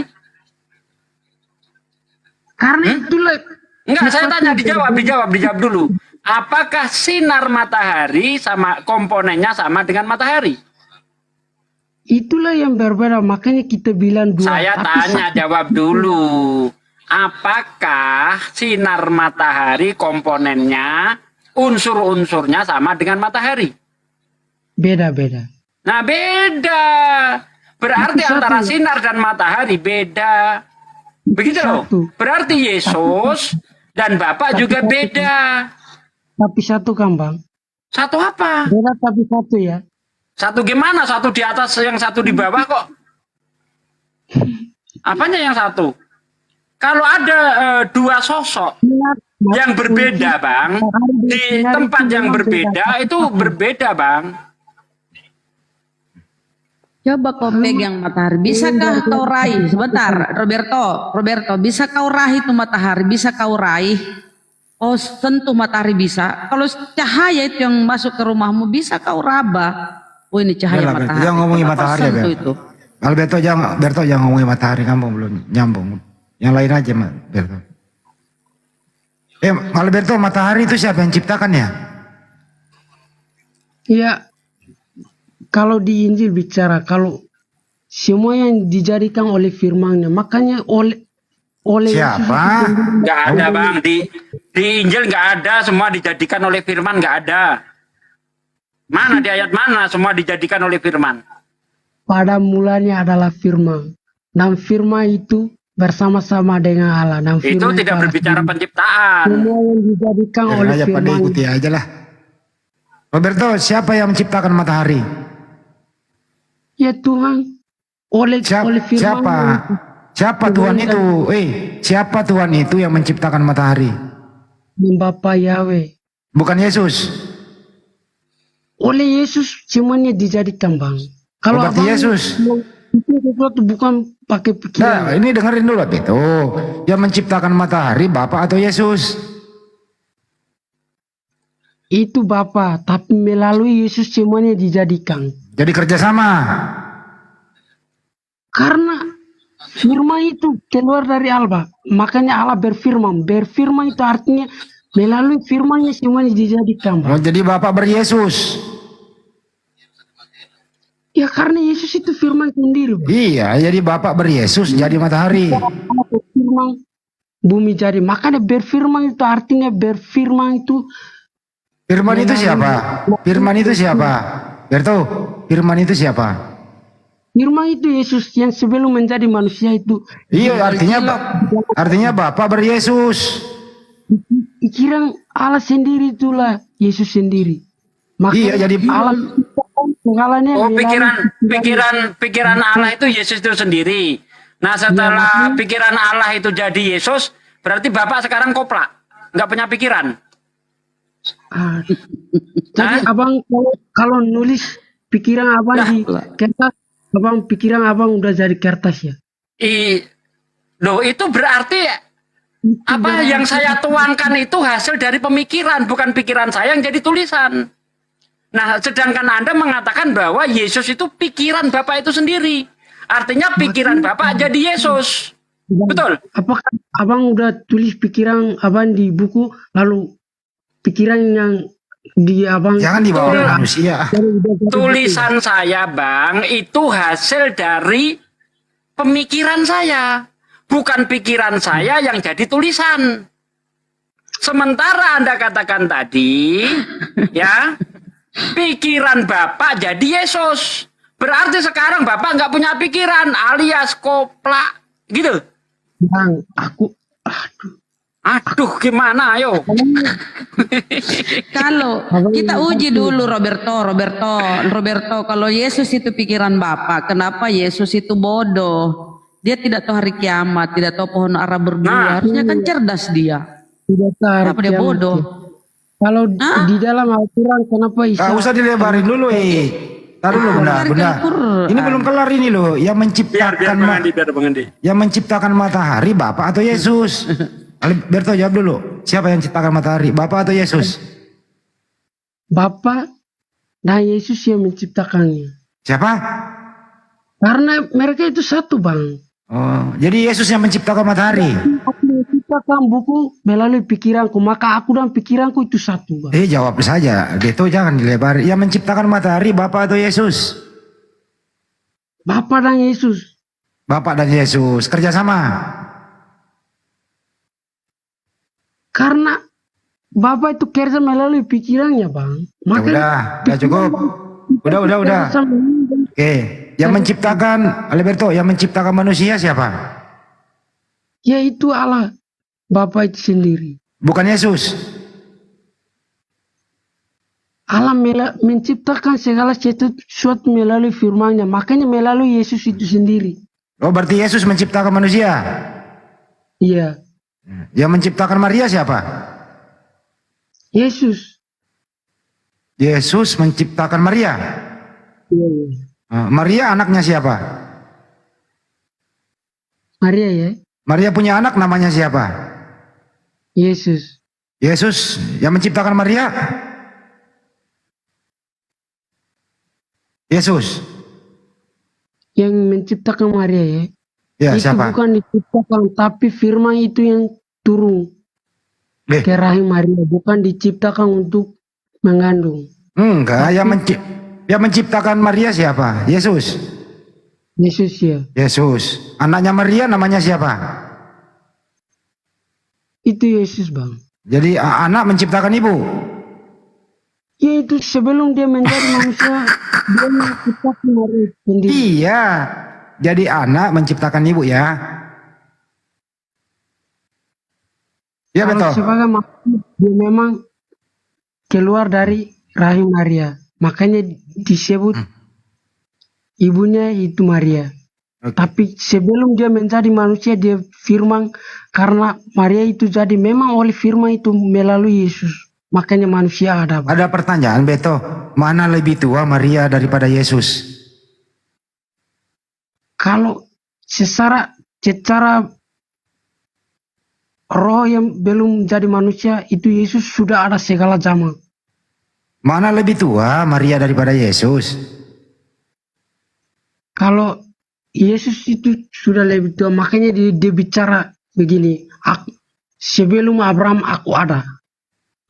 Mana lebih? Iya. Mana lebih tua Abraham daripada Yesus? Yesus. Mana lebih tua Abraham daripada mana lebih tua Yesus daripada Maria? Yesus yang lebih tua, Bang. Jadi anak lebih tua daripada ibu. Karena anak itu sebelumnya sudah ada, Bang. Gimana? Sebelum dia menjadi anak, karena dia firman satu, dia keluar dari Bapa, makanya dia sudah ada. Makanya iya. Kamu tinggal jujur. Jadi anak Yesus ini lebih tua daripada Maria. Ya betul ya? Iya. Iya. Jadi anak lebih tua daripada ibu, betul?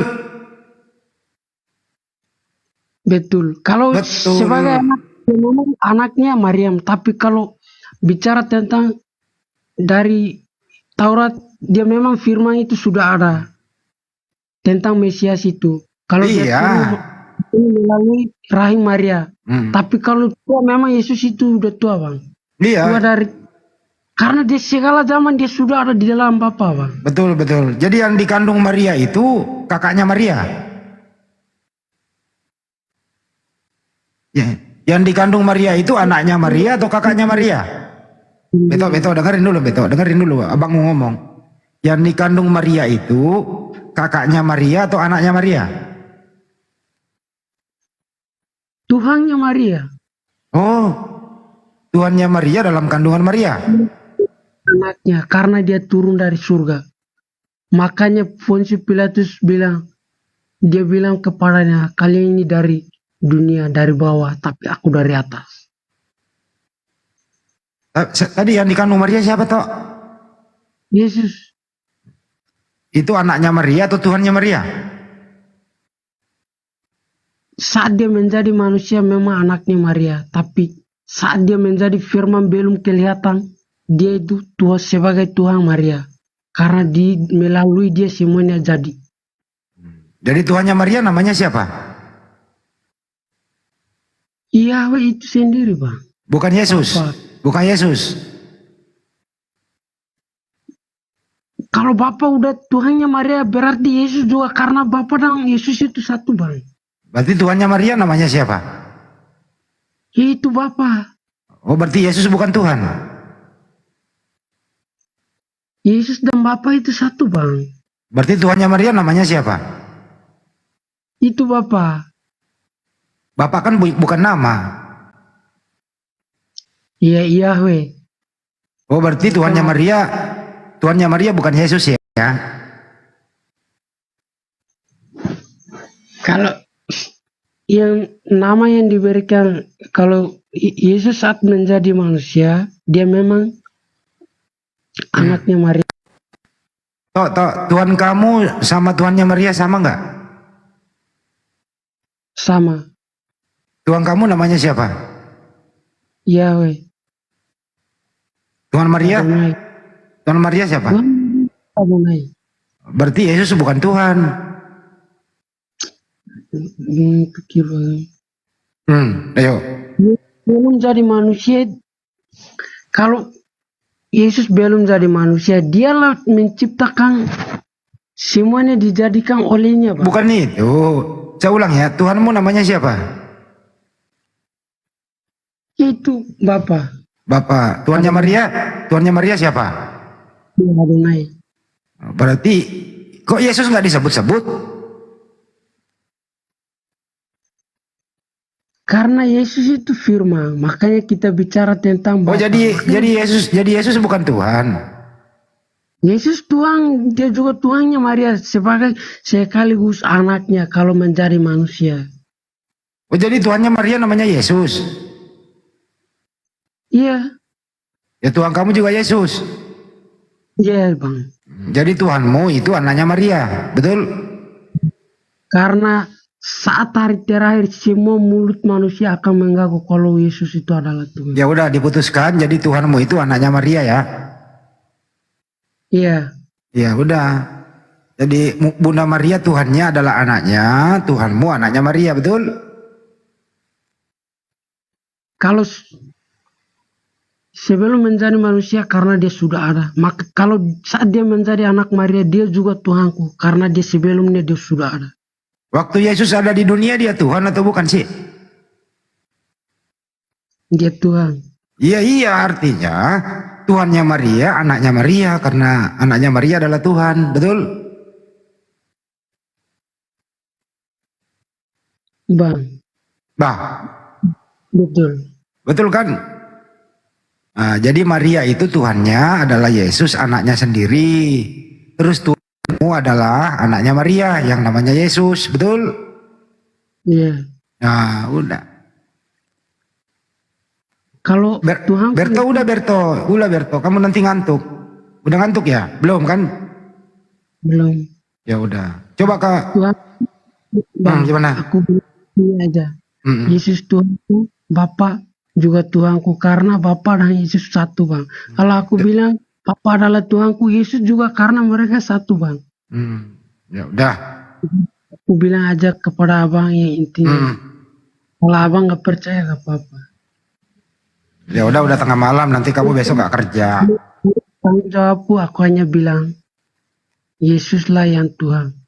Jadi abang nggak percaya nggak apa-apa. Karena kita Ya manusia dalam. Udah ya toh ya. Kamu tahu kan bagaimana keluar dari TikTok? Tahu kan caranya? Iya. Ya coba praktekin. Coba, pintar dia cara keluar dari TikTok. Tuh dipraktekin teman-teman. Pintar dia.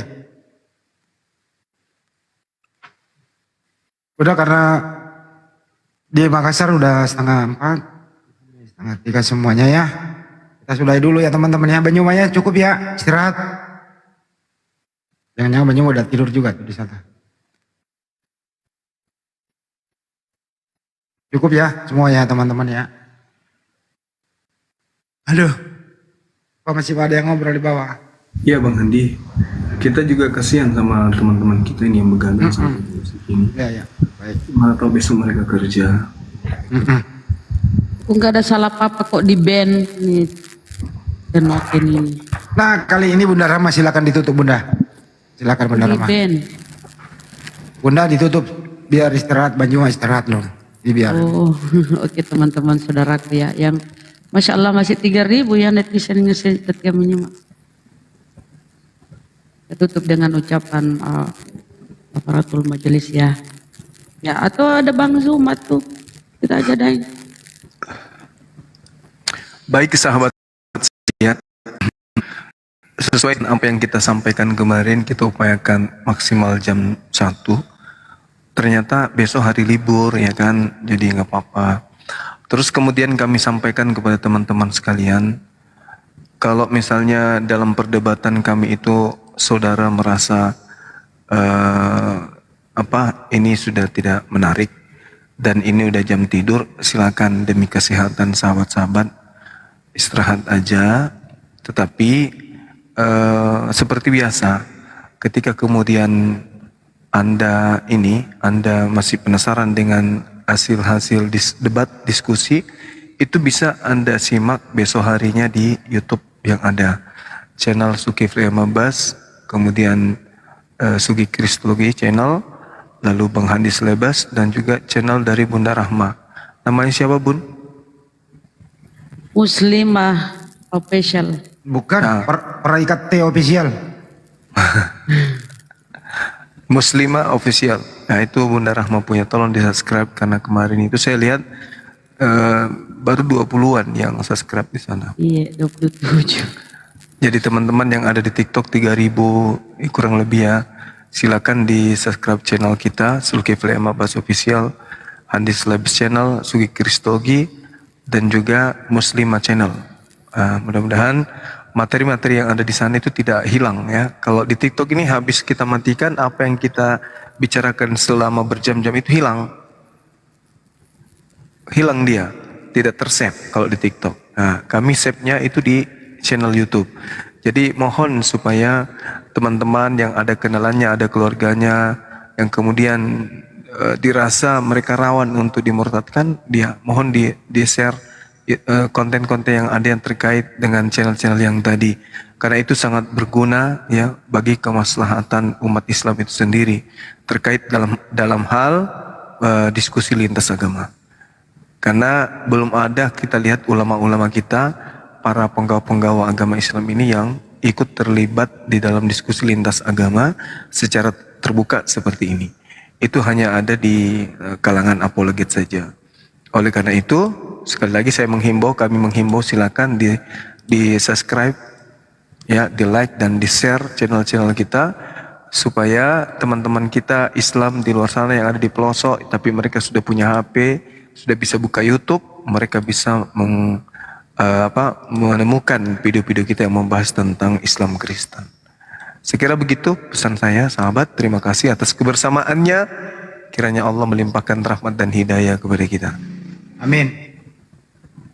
Begitu juga terkait dengan usaha-usaha kita yang baik diijabah, dimudahkan oleh Allah, dan yang sakit diangkat penyakitnya. Demikian juga orang-orang di antara kita yang menginginkan anaknya sukses dunia akhirat, kiranya anak-anak kita sukses, benar-benar sukses menjadi tokoh agama dan juga tokoh bangsa kita ini.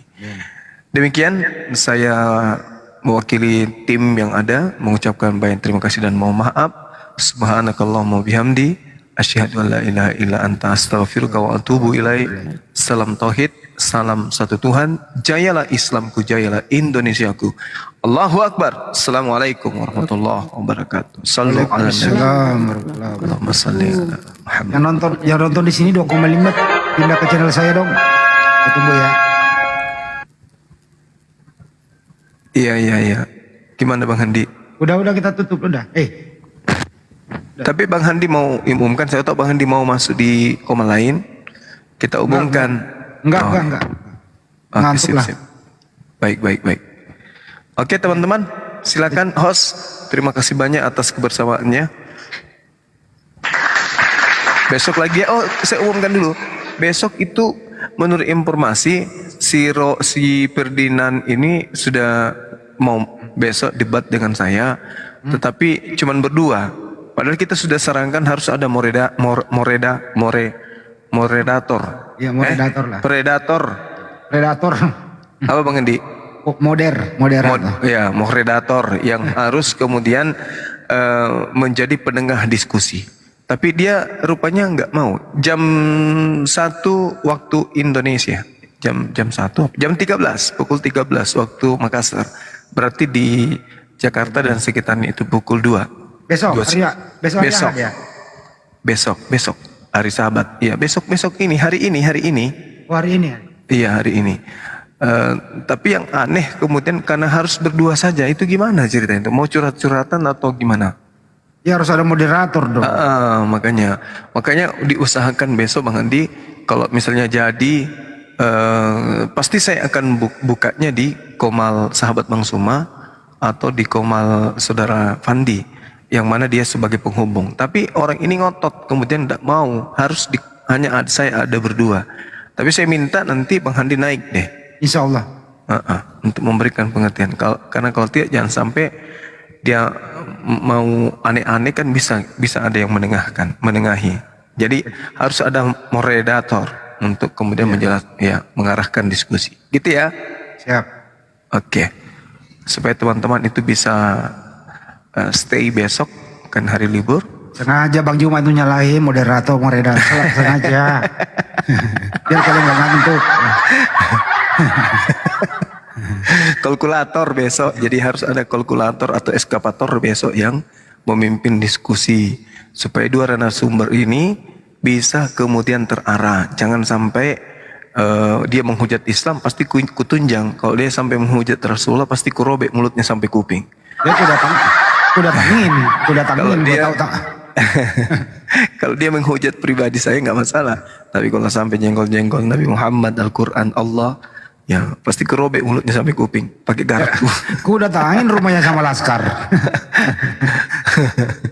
Saya kira begitu Bang Handi. Mudah-mudahan besok Bang Handi bisa kemudian bersama dengan kita untuk menjadi moderator agar diskusi bisa berjalan dengan baik. Ntar saya bawa radiator. Ya, oke teman-teman. Terima kasih sekali lagi. Assalamualaikum warahmatullahi wabarakatuh. Takbir. Waalaikumsalam warahmatullahi wabarakatuh. Allahu Akbar. Allahu Akbar. Allahu Akbar. Insyaallah.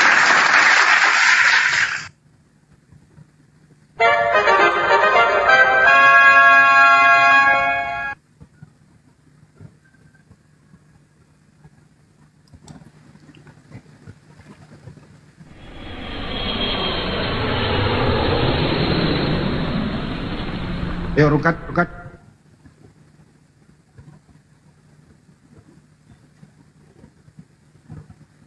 Aduh.